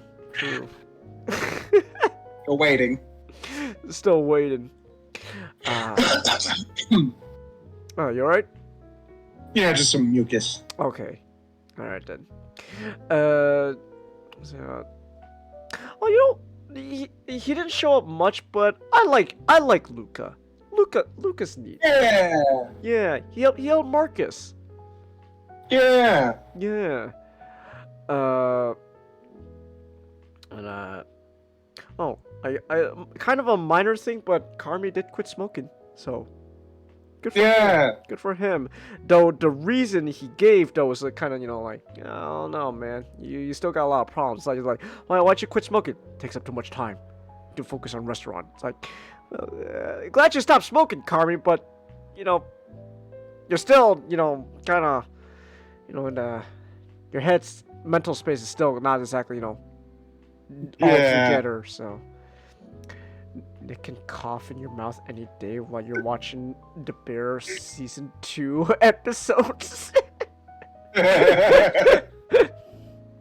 Alright. Oh gosh, why episode 6 man. You know what happened in that episode? That was... gosh. Okay.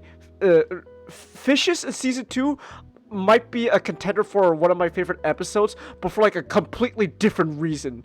Because throughout the Holy I remember literally, like, we were silent when the episode I ended, know. and I just go, that was the most uncomfortable experience I've ever witnessed. And now it goes, I think this is my favorite episode. I'm like, oh, yeah! Damn!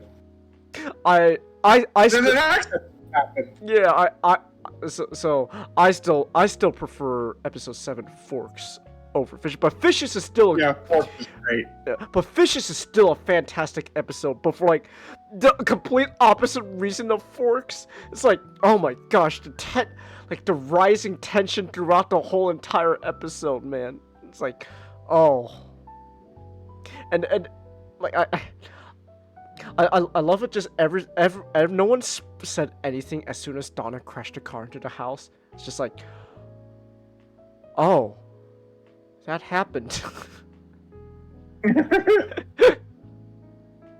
Oh, that was great.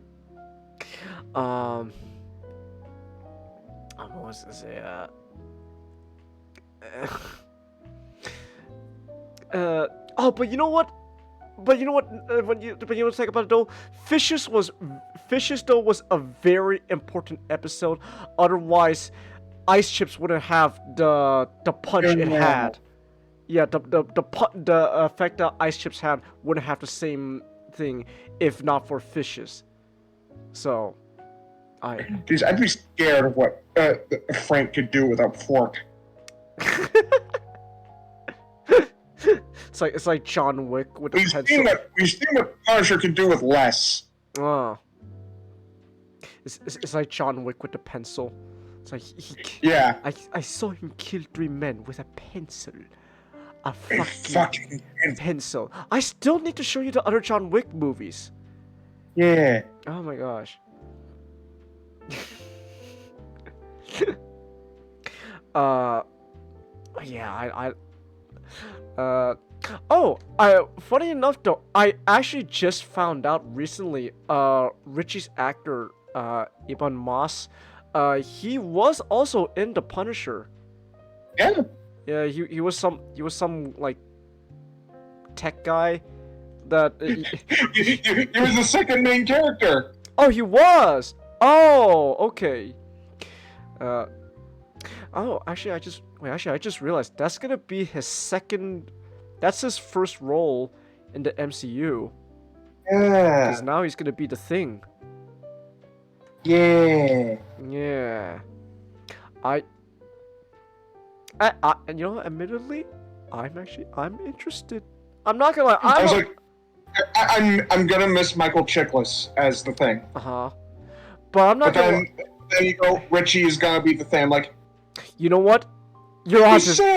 It's like you're on. Yeah, it's like, come on.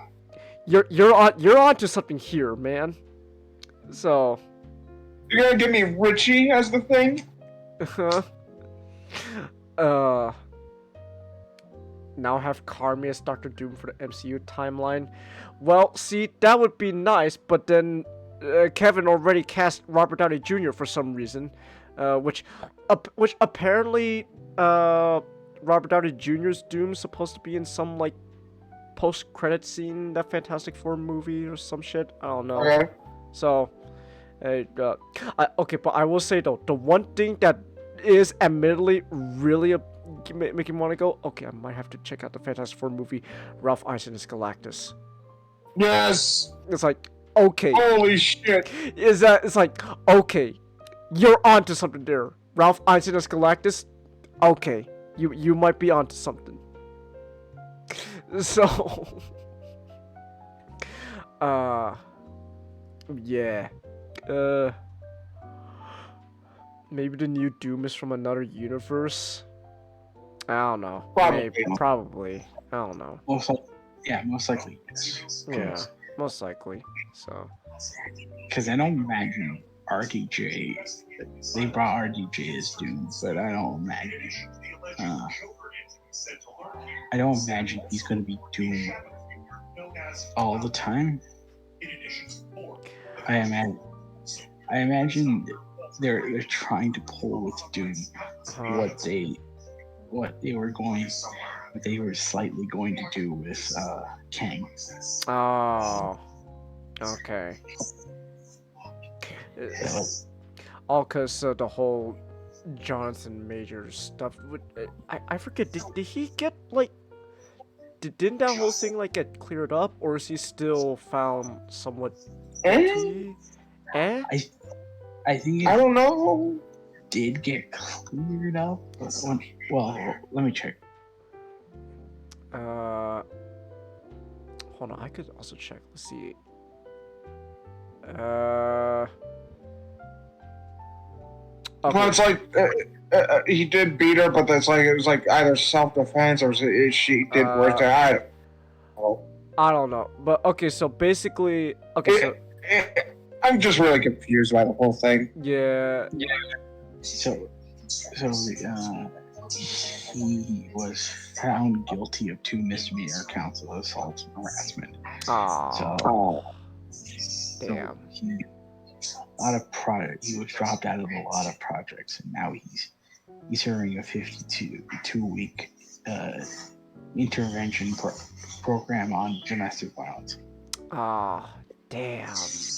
That's a damn shame, man. Cause I loved him so much in Creed 3 as Damien. Like, hell yeah. Like, damn, you're cooking here. And then all that charges came up. It's like, damn, fuck. This year. So this year, he's currently now in another lawsuit. Oh, okay. So Jabari sued Majors for defamation, assault, battery, alleging that he's had a pattern. So basically, he's in like another lawsuit going on. Jeez. Okay. It kind of like these allegations kind of feel a bit,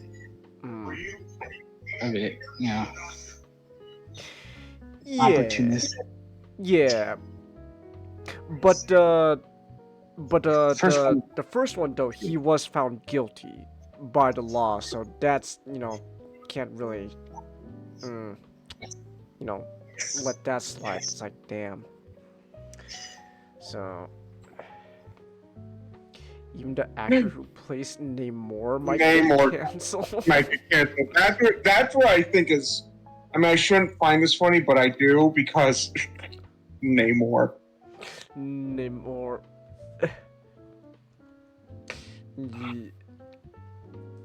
What a dick. Oh, that's right. I completely forgot that he was in the Black Panther movie. I actually completely forgot about Black Panther Wakanda Forever. That like actually left my mind. So, alright. You met his wife at C2E2? And then a month later, he abused her? Holy shit! Whoa! That's wild. That's wild. Hold up. Wait, was he found guilty? Or... No, it's accusations. Oh. I think the problem is just nowadays everything gets revealed on social media. It makes deliberating on these things tricky, because it's like we don't know who's saying this because they want to right, protect someone or just clout.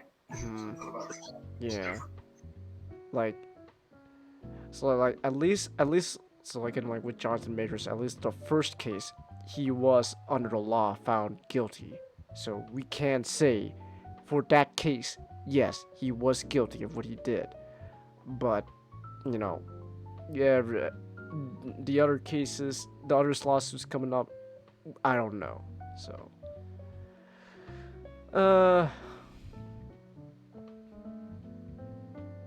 anyways, there's a whole tangent just basically because Richie's gonna be the Thing in Fantastic Four, so it's like, okay, Richie is the Thing, you might be onto something. So, hey,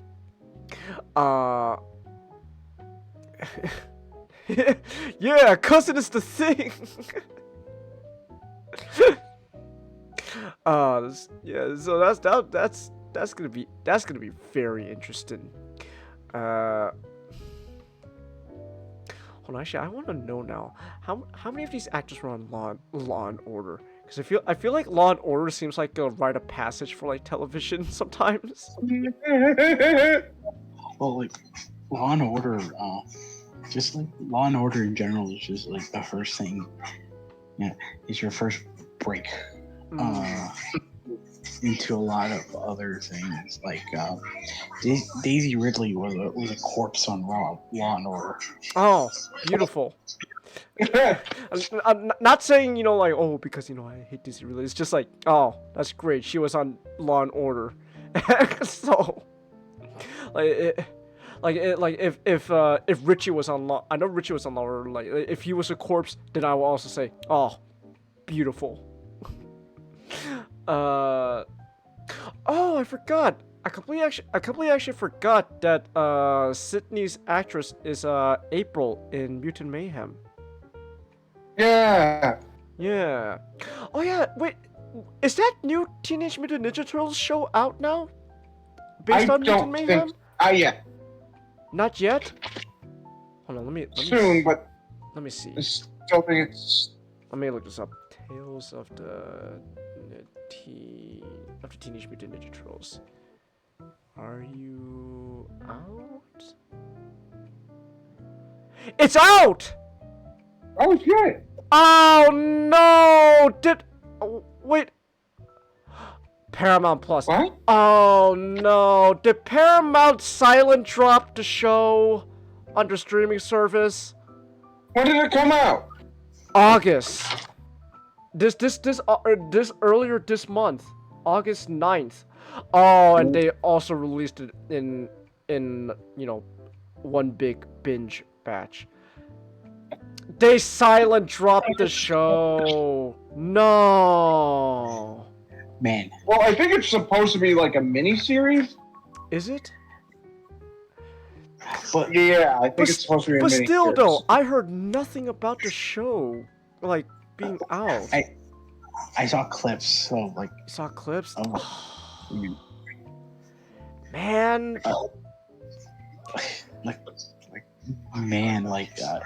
Halo must have made some hemorrhage. Holy shit! Are they just silent dropping everything now under platforms? Because they had to shut down. I think they had to shut down their television studio. Really? Oh wow! Wow! Move of a cowards. Oh, you mean silent dropping a show? Yeah, I don't like that at all. That's, I hate the whole silent dropping a show. Just oh, by the way, it's out now. Oh, when did that happen? Oh, it's out. Okay, bye. Like I hate that. So, but that's a shame though, cause I really liked Mutant Mayhem. So I was really interested in seeing what they were gonna do with the show. Man. Did I see the new Sonic 3 poster? There's a poster out now, Chelsea? Is there? Like an official poster?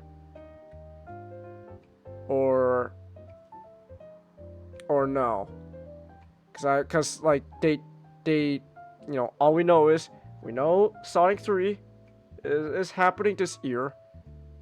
They dropped like a little teaser earlier this year, and nothing about it has happened so far. I kind of think they're kind of waiting for.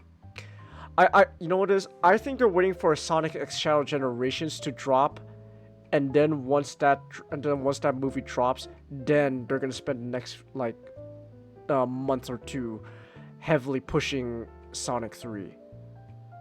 I think that's what their game plan is. Because Sonic X Shadow Generation drops like sometime in October, right? So they're probably waiting for that for people to play Sonic X Shadow Generations, and then after that they're gonna be like, oh, you like Sonic, like, you know, oh hey, you know, Sonic X Shadows, you know, in the, you know, minds of the people now. Hey, you know, while people are thinking about Shadow, you can see him in Sonic 3. Ooh. So, I think that's what I think that's what it is. I think that's what they're trying to do. So. I thought of something funny. What? So I've been watching a lot of movies. I really like that Jonathan Majors guy. I would like to. If I were to cast a human, I don't know. I wouldn't mind if he played me 1 week later. Oh. What if you just had? No, Nick. It's the same awe that Peter had with fruit striped gum. Just. Aw. I really like just this really sad awe for Optimus. Just goes. Oh. Aw. Okay, but if it's Megatron though, I think it'd be funny if it's like just. Honestly, let's be honest. But now I even want him to pay me more. But just imagine though, just.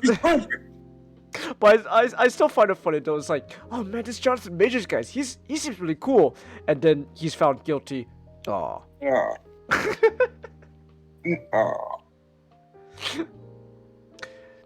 Man, this is more disappointing than the time I tried fruit striped gum. Aw.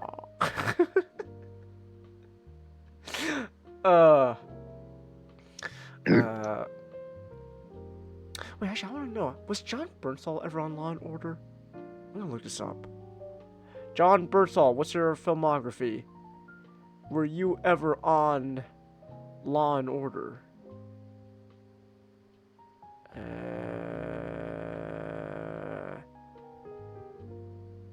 Okay, that's all film. Yes, he was! 2002, Law & Order Criminal Intent! Oh, and then 2005, Law & Order Special Victims Unit. So, 2 times he showed up on Law & Order. You don't know me and Johnny are watching you while we're high. Fucking awesome. That felt smooth. That was pretty smooth. That was pretty smooth. Don't go. Let's go. Let's all go to court. Let's all go make to some law now. Yeah. Some law. Boom. I said we go to court. We're a bunch of assholes that take up the whole hallway with our conversation. Hey, you're Johnny. Oh, I forgot his line. Shit. I say we go to court. Yes, let's go to court. Let's go to court. We're a bunch of assholes. We're a bunch of assholes who take up a whole hallway with our conversation. Hey, you lawyer guys. You don't know me and Johnny are watching you. Wow. Fucking awesome, dude. Oh, hell yeah.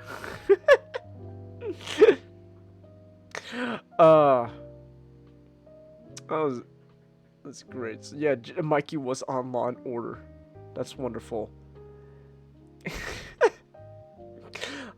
Great. Now I'm just going down to like a rabbit hole to see who was on Law & Order and who wasn't.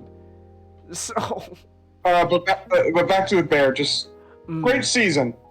Great season. I think season 2 is still better. Yeah.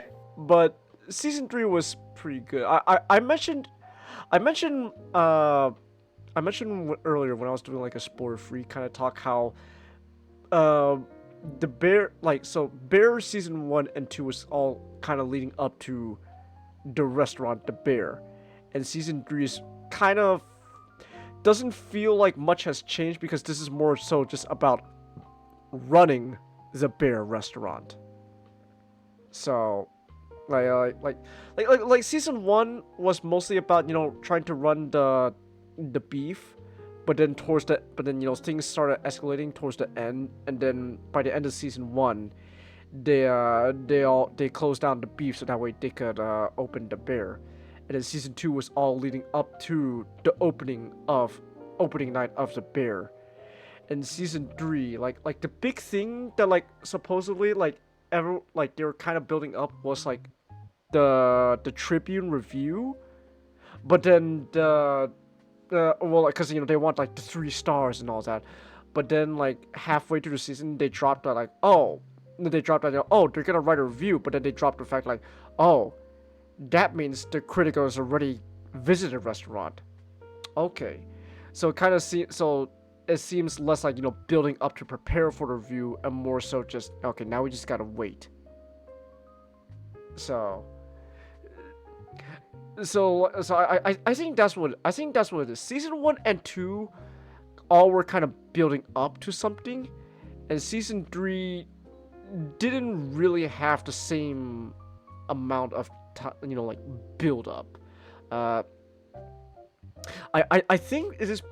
I do think maybe it's because, like, I think Not You said like they did film season 4 already, so I think it's like, you know, like filming 4 back to back. For season 3 and 4 back to back. Okay, so yeah, so it was most likely like, oh, I think it's like, you know, they were expecting like, you know, oh, more of the build up to be in the 4th season for something big to happen. So I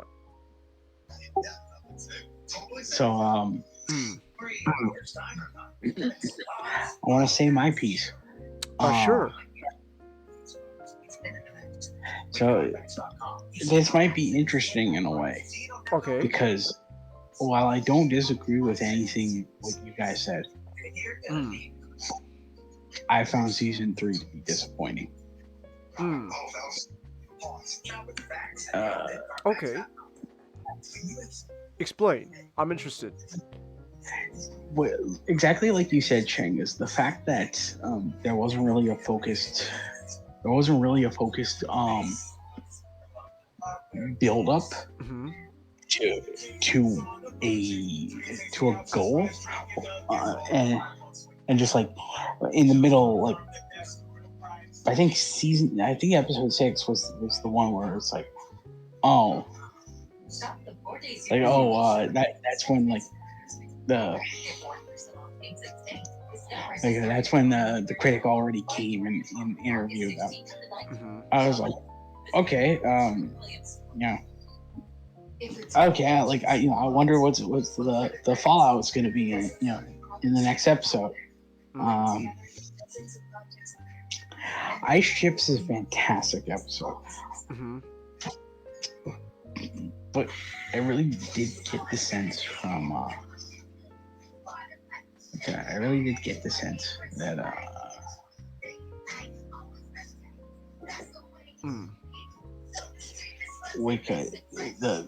the latter half of the season is very unfocused. Okay. Because of essentially the waiting for the review, and then the bombshell of the ever closing. That's the whole thing they have to go on before the season finally ends. I feel like it didn't really go anywhere meaningful just yet. I think that's where Do you think it had to do with the fact that season 3 and 4 were filmed back to back? Yes. Okay. This feels like the part 1 of something, and I think that's okay. think that's what ultimately what my where like when I booed the the cliffhanger of the last episode, it was half a joke. It was half of just me really being mad because if I had to say if I had a disappointing episode of the entire bunch, it would have to be the last episode. Really? Yes. Okay. And I think it kind of just came down to how I viewed it. How I viewed it, like scene by scene, and just how I viewed it as a whole. Because it's clear that Christopher Storer, loves very much. Christopher Storer loves not only culinary, but like the culinary about the of the city of Chicago, and how you had the whole round table sort of thing in the middle of the episode where you got to see the actual, not only these chefs who work at the Evers, they're actual chefs. They got to talk about their experience. And the way they're talking, the way they're talking, it reminds me a lot of like Sean Baker. Where like Sean Baker loves finding. He doesn't like casting actors. He loves just finding people on the street who've lived like that actual like stories to tell about their lives, and you get the sense from that round table with in the Evers where these people kind of acting like characters, but in actuality they're just telling stories about their actual about the actual experience they've had working line cooks and at their restaurant, and they're relating it to the fictionalized Evers, and I really like that. But then I'm kind of after thinking about it for a few minutes. After thinking about it for like a day and a few, I was left with sort of the idea of, but like I'm left with the idea of like 5 kind of felt bloated because the entire episode is Carmi, Sydney, and Richie going to the Evers to celebrate the last celebrate the funeral, and the entire episode is just Carmi staring at David while the talking is happening, and that's like while the talking's happening, that's really the only thing we get for like the story of the episode. It's just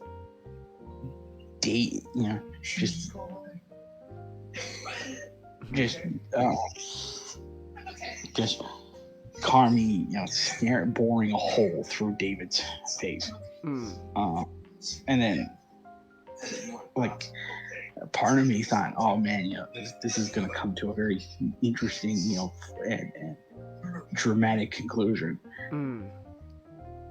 And I don't like, and to be honest, I really didn't like the confrontation they had.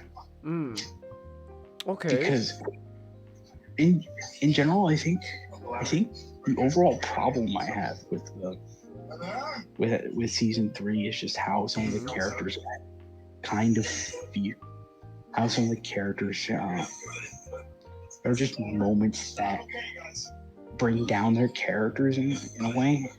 Okay. And with Carmi, confrontation of the man who's made his life a living hell.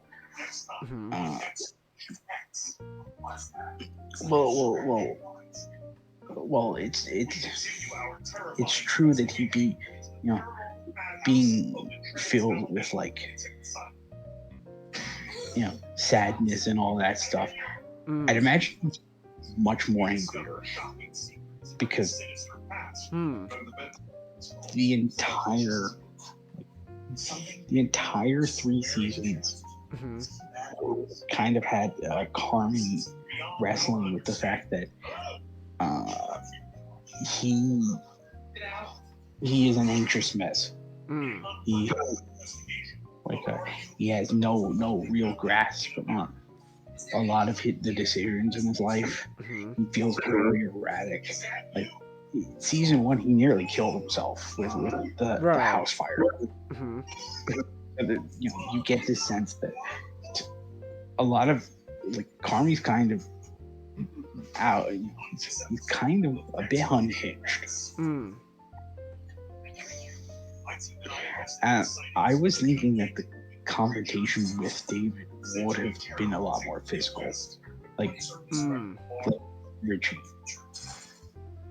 And I thought that would have been kind of an interesting cap off to the season. But I think, again, with the idea that this could be, this was shot back to back with season 4, I think David's coming back to season 4, and there is going to be something big that happens there. Like,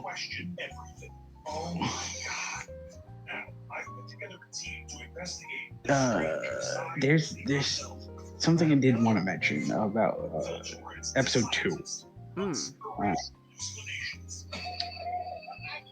If it really wasn't for the Cicero and the facts, that whole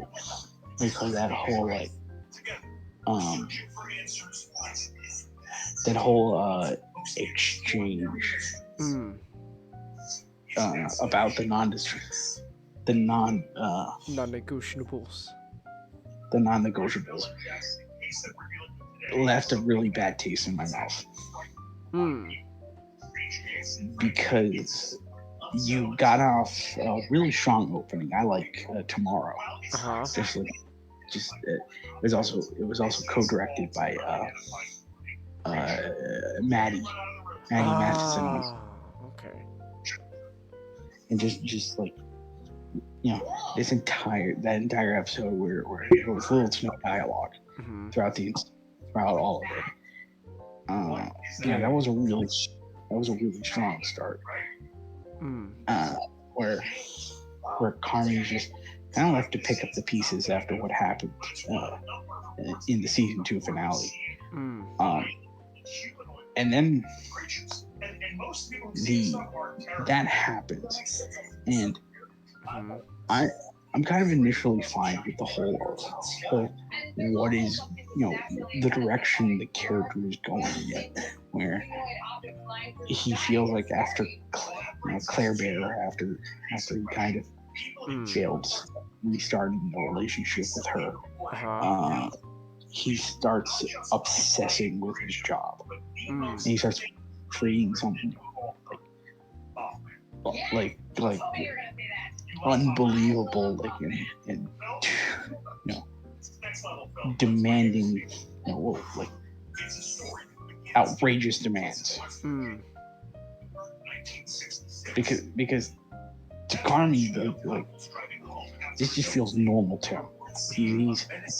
He had to work restaurants in New York where they essentially had to change the menu every day. So, like, while this may seem like a sort of like an outrageous and impossible demand, it's something that he knows that it has been done because it's been done many times before. And that's sort of kind of a bit from like David's abuse and a lot of what was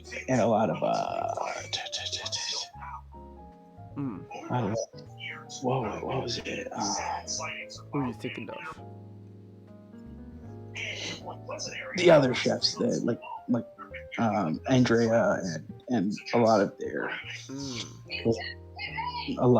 things where Kami has to work with people who haven't been traditionally trained. Other than Sydney. Like Kami has had Richie has had training, but that was like a week. So he's not fully used to having to constantly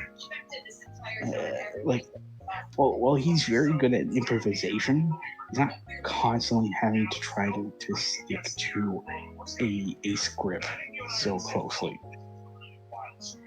And I personally really liked I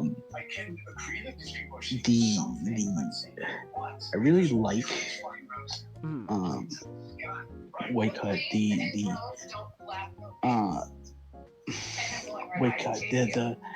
the division between him and Carmen. But I didn't like how it started. Because I thought it was very much a case of forced drama. Because when Richie came in and he just started going on to this. He started going on to this sort of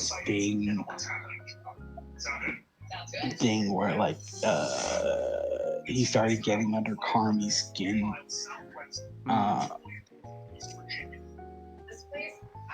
And mocking him at points just because he didn't really like the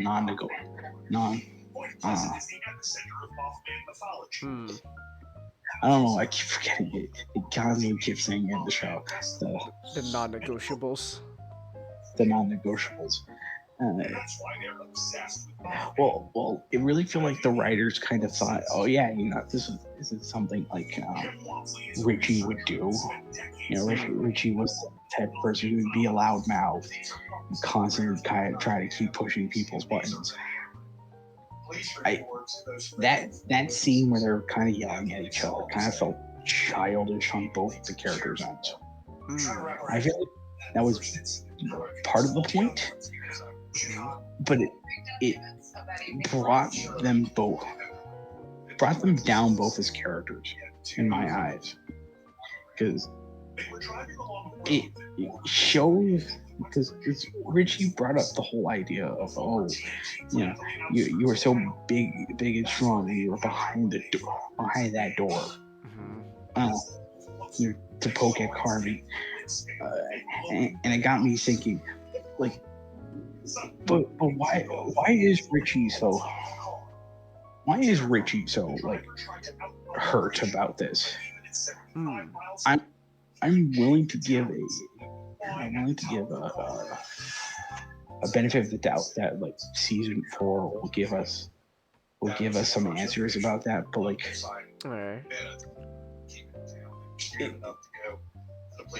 if Richie knew this was just him boasting behind a locked door, why is he getting so butthurt about it? I imagine Richie would have much more thicker skin than this, especially considering the first and second episodes. No, the first and second season, and that whole screaming fest they've had. It felt too forced to have the whole division, because I really liked the division, but I thought just having Carmi kind of go down the spiral, and Sydney and Richie acknowledging that something wrong is happening to them, and they hate the whole, they hate the non-negotiables. Would have been one, would have been something really good to start off, but that whole screaming fest really just was really forced. And like in general, well, a lot of this could be blamed on the back and forth, the back and back filming of 3 and 4.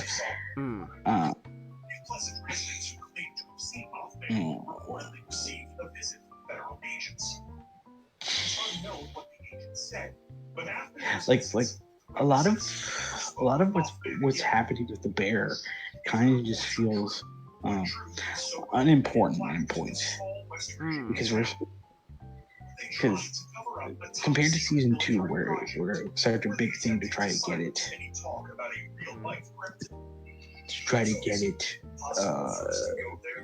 try to open it as quick as they can. We don't really get like, other than doors. We don't really get many episodes watching how much like the bear is fracturing because of this communication, this lack of communication. And okay. Like,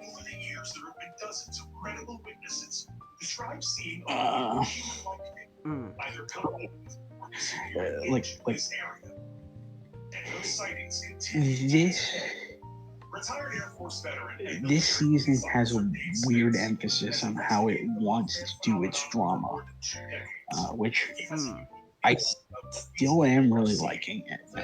Like, I don't want you guys to have the wrong idea. I think season 3 still is very much in the side of good. But there is a sense of, and I think Nick could understand it because he's seen a lot of it. The points, it kind of reminds me of like the latter seasons of BoJack Horseman, where after a point in the latter seasons, they kind of really started emphasizing BoJack's misery because they kept wanting to milk it as a form of drama. And in my opinion,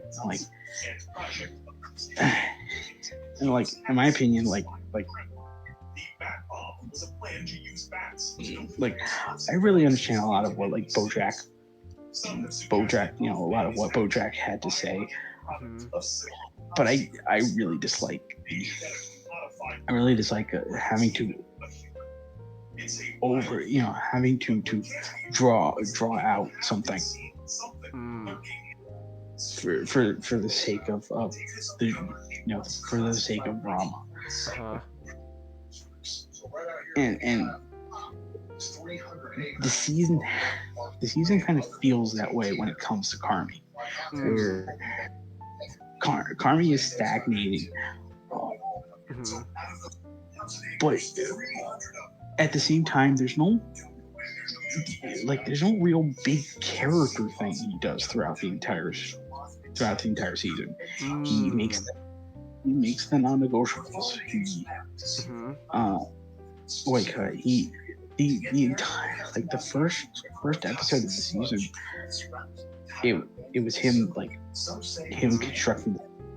constructing the plates and him remembering his memories in his previous workplaces, and you get a sense it was him.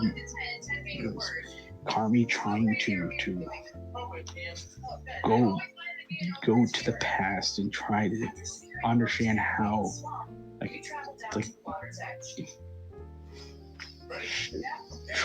trying to rehone a lot of his skills, because not only is he stagnating character-wise, but you get a sense he's kind of also just stagnating as a chef. that's part of what the season wanted to focus on as a core theme of how Carmi was always like a chef for other people's restaurants, and this is the first time he's ever had to open up a restaurant of his own. And how, well, I don't entirely agree with the notion that the reason Carmi is doing all of this for the Michelin star because it's his ego, like they're hinting at. I think like his search for the Michelin star, like his trying to push everyone to try to get the Michelin star. It's more out of a sense of he's got to show something. After the fallout with Claire, he's dead set with showing that he isn't a failure. Because there's a greater emphasis even in the last episode where he's surrounded by a ton of people who feel complete in their careers, like even Andrea.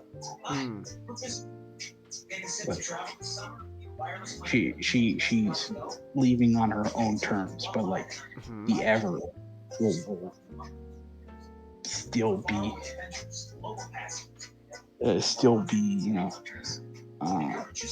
will go down in history as the premier restaurant of the city.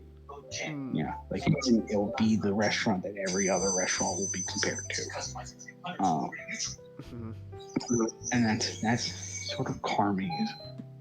That's Carmi's hurdle. It seems like for right now, where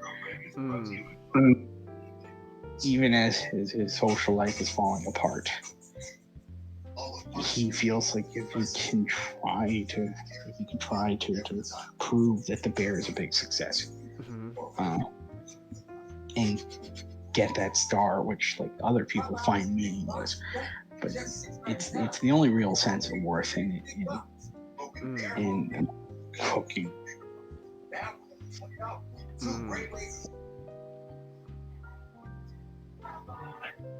Okay. So, like, I'm willing. Like, I think once season comes out, I am willing to try and see both of them as one big picture to see if season 4 can somehow bolster up 3. In general, I think 3 falters on the fact that there is no catharsis.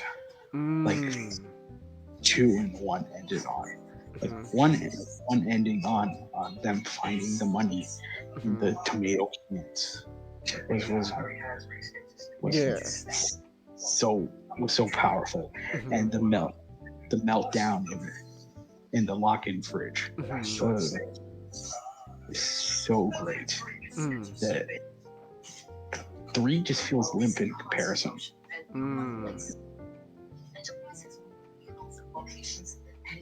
Okay. I see.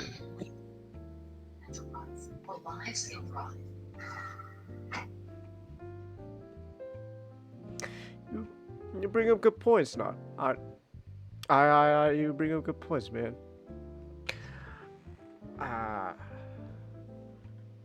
I guess then that might maybe that is what they always intended, to view season 3 and 4 as just one big piece. That's why it is the way it is. But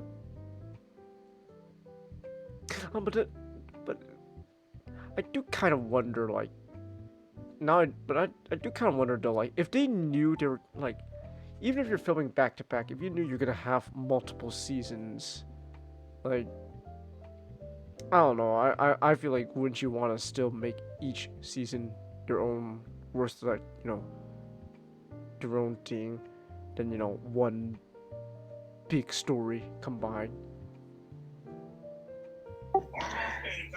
That's something I always think should be a must.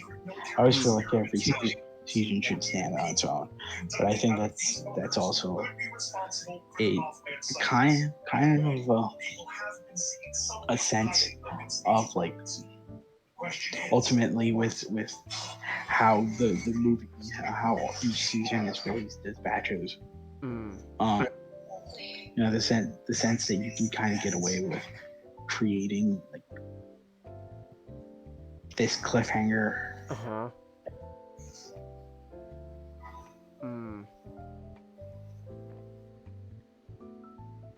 Okay. Oh, excuse me. Wow, I'm so gassy. But no, ultimately, I agree with you guys. I recommend people watch season 3. I just recommend people watch the show. Yeah, that's true. Yeah, just watch the show. It's a good show. I agree. It's a good show. Oh, Chelsea called a night like 10 minutes ago. No, I missed it. Damn. Well, she's not here anymore, but I'll still say have a good night, Chelsea. Alright then. Oh, excuse me. Ooh. Alright. Well, gosh, I don't really know what else to say. I feel like I've said my piece on the bear, and then not made a really good point about the bear. You got any parting words with the bear, Nick, until season 4 comes out? I just really like the show. You just really like the show. Watch napkins and forks. Yeah. And fishes. You should watch Fishes too. Well, I have an uncomfortable experience. Watch Fishes. Hell yeah.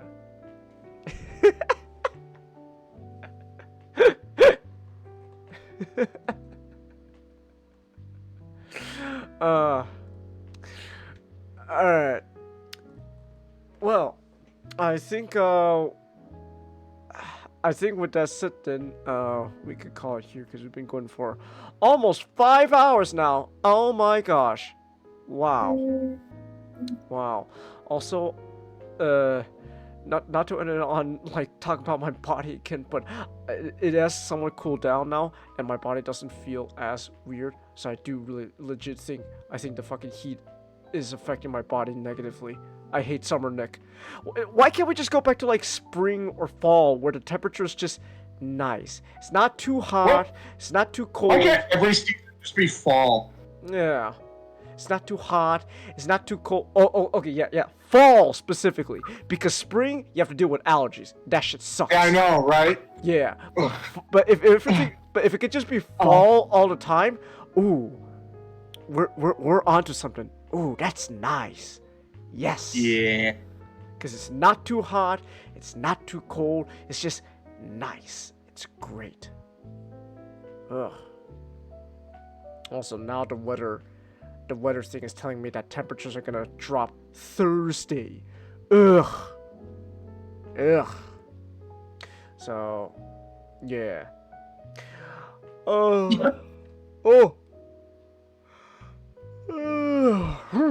That's a big yawn.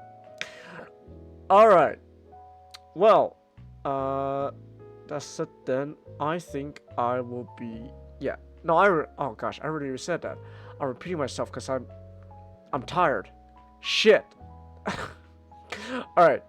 So, gonna call it here. Thank you everyone who came. Thanks everyone watching at the replays. And until next time, good night. Also watch the bear. Good night.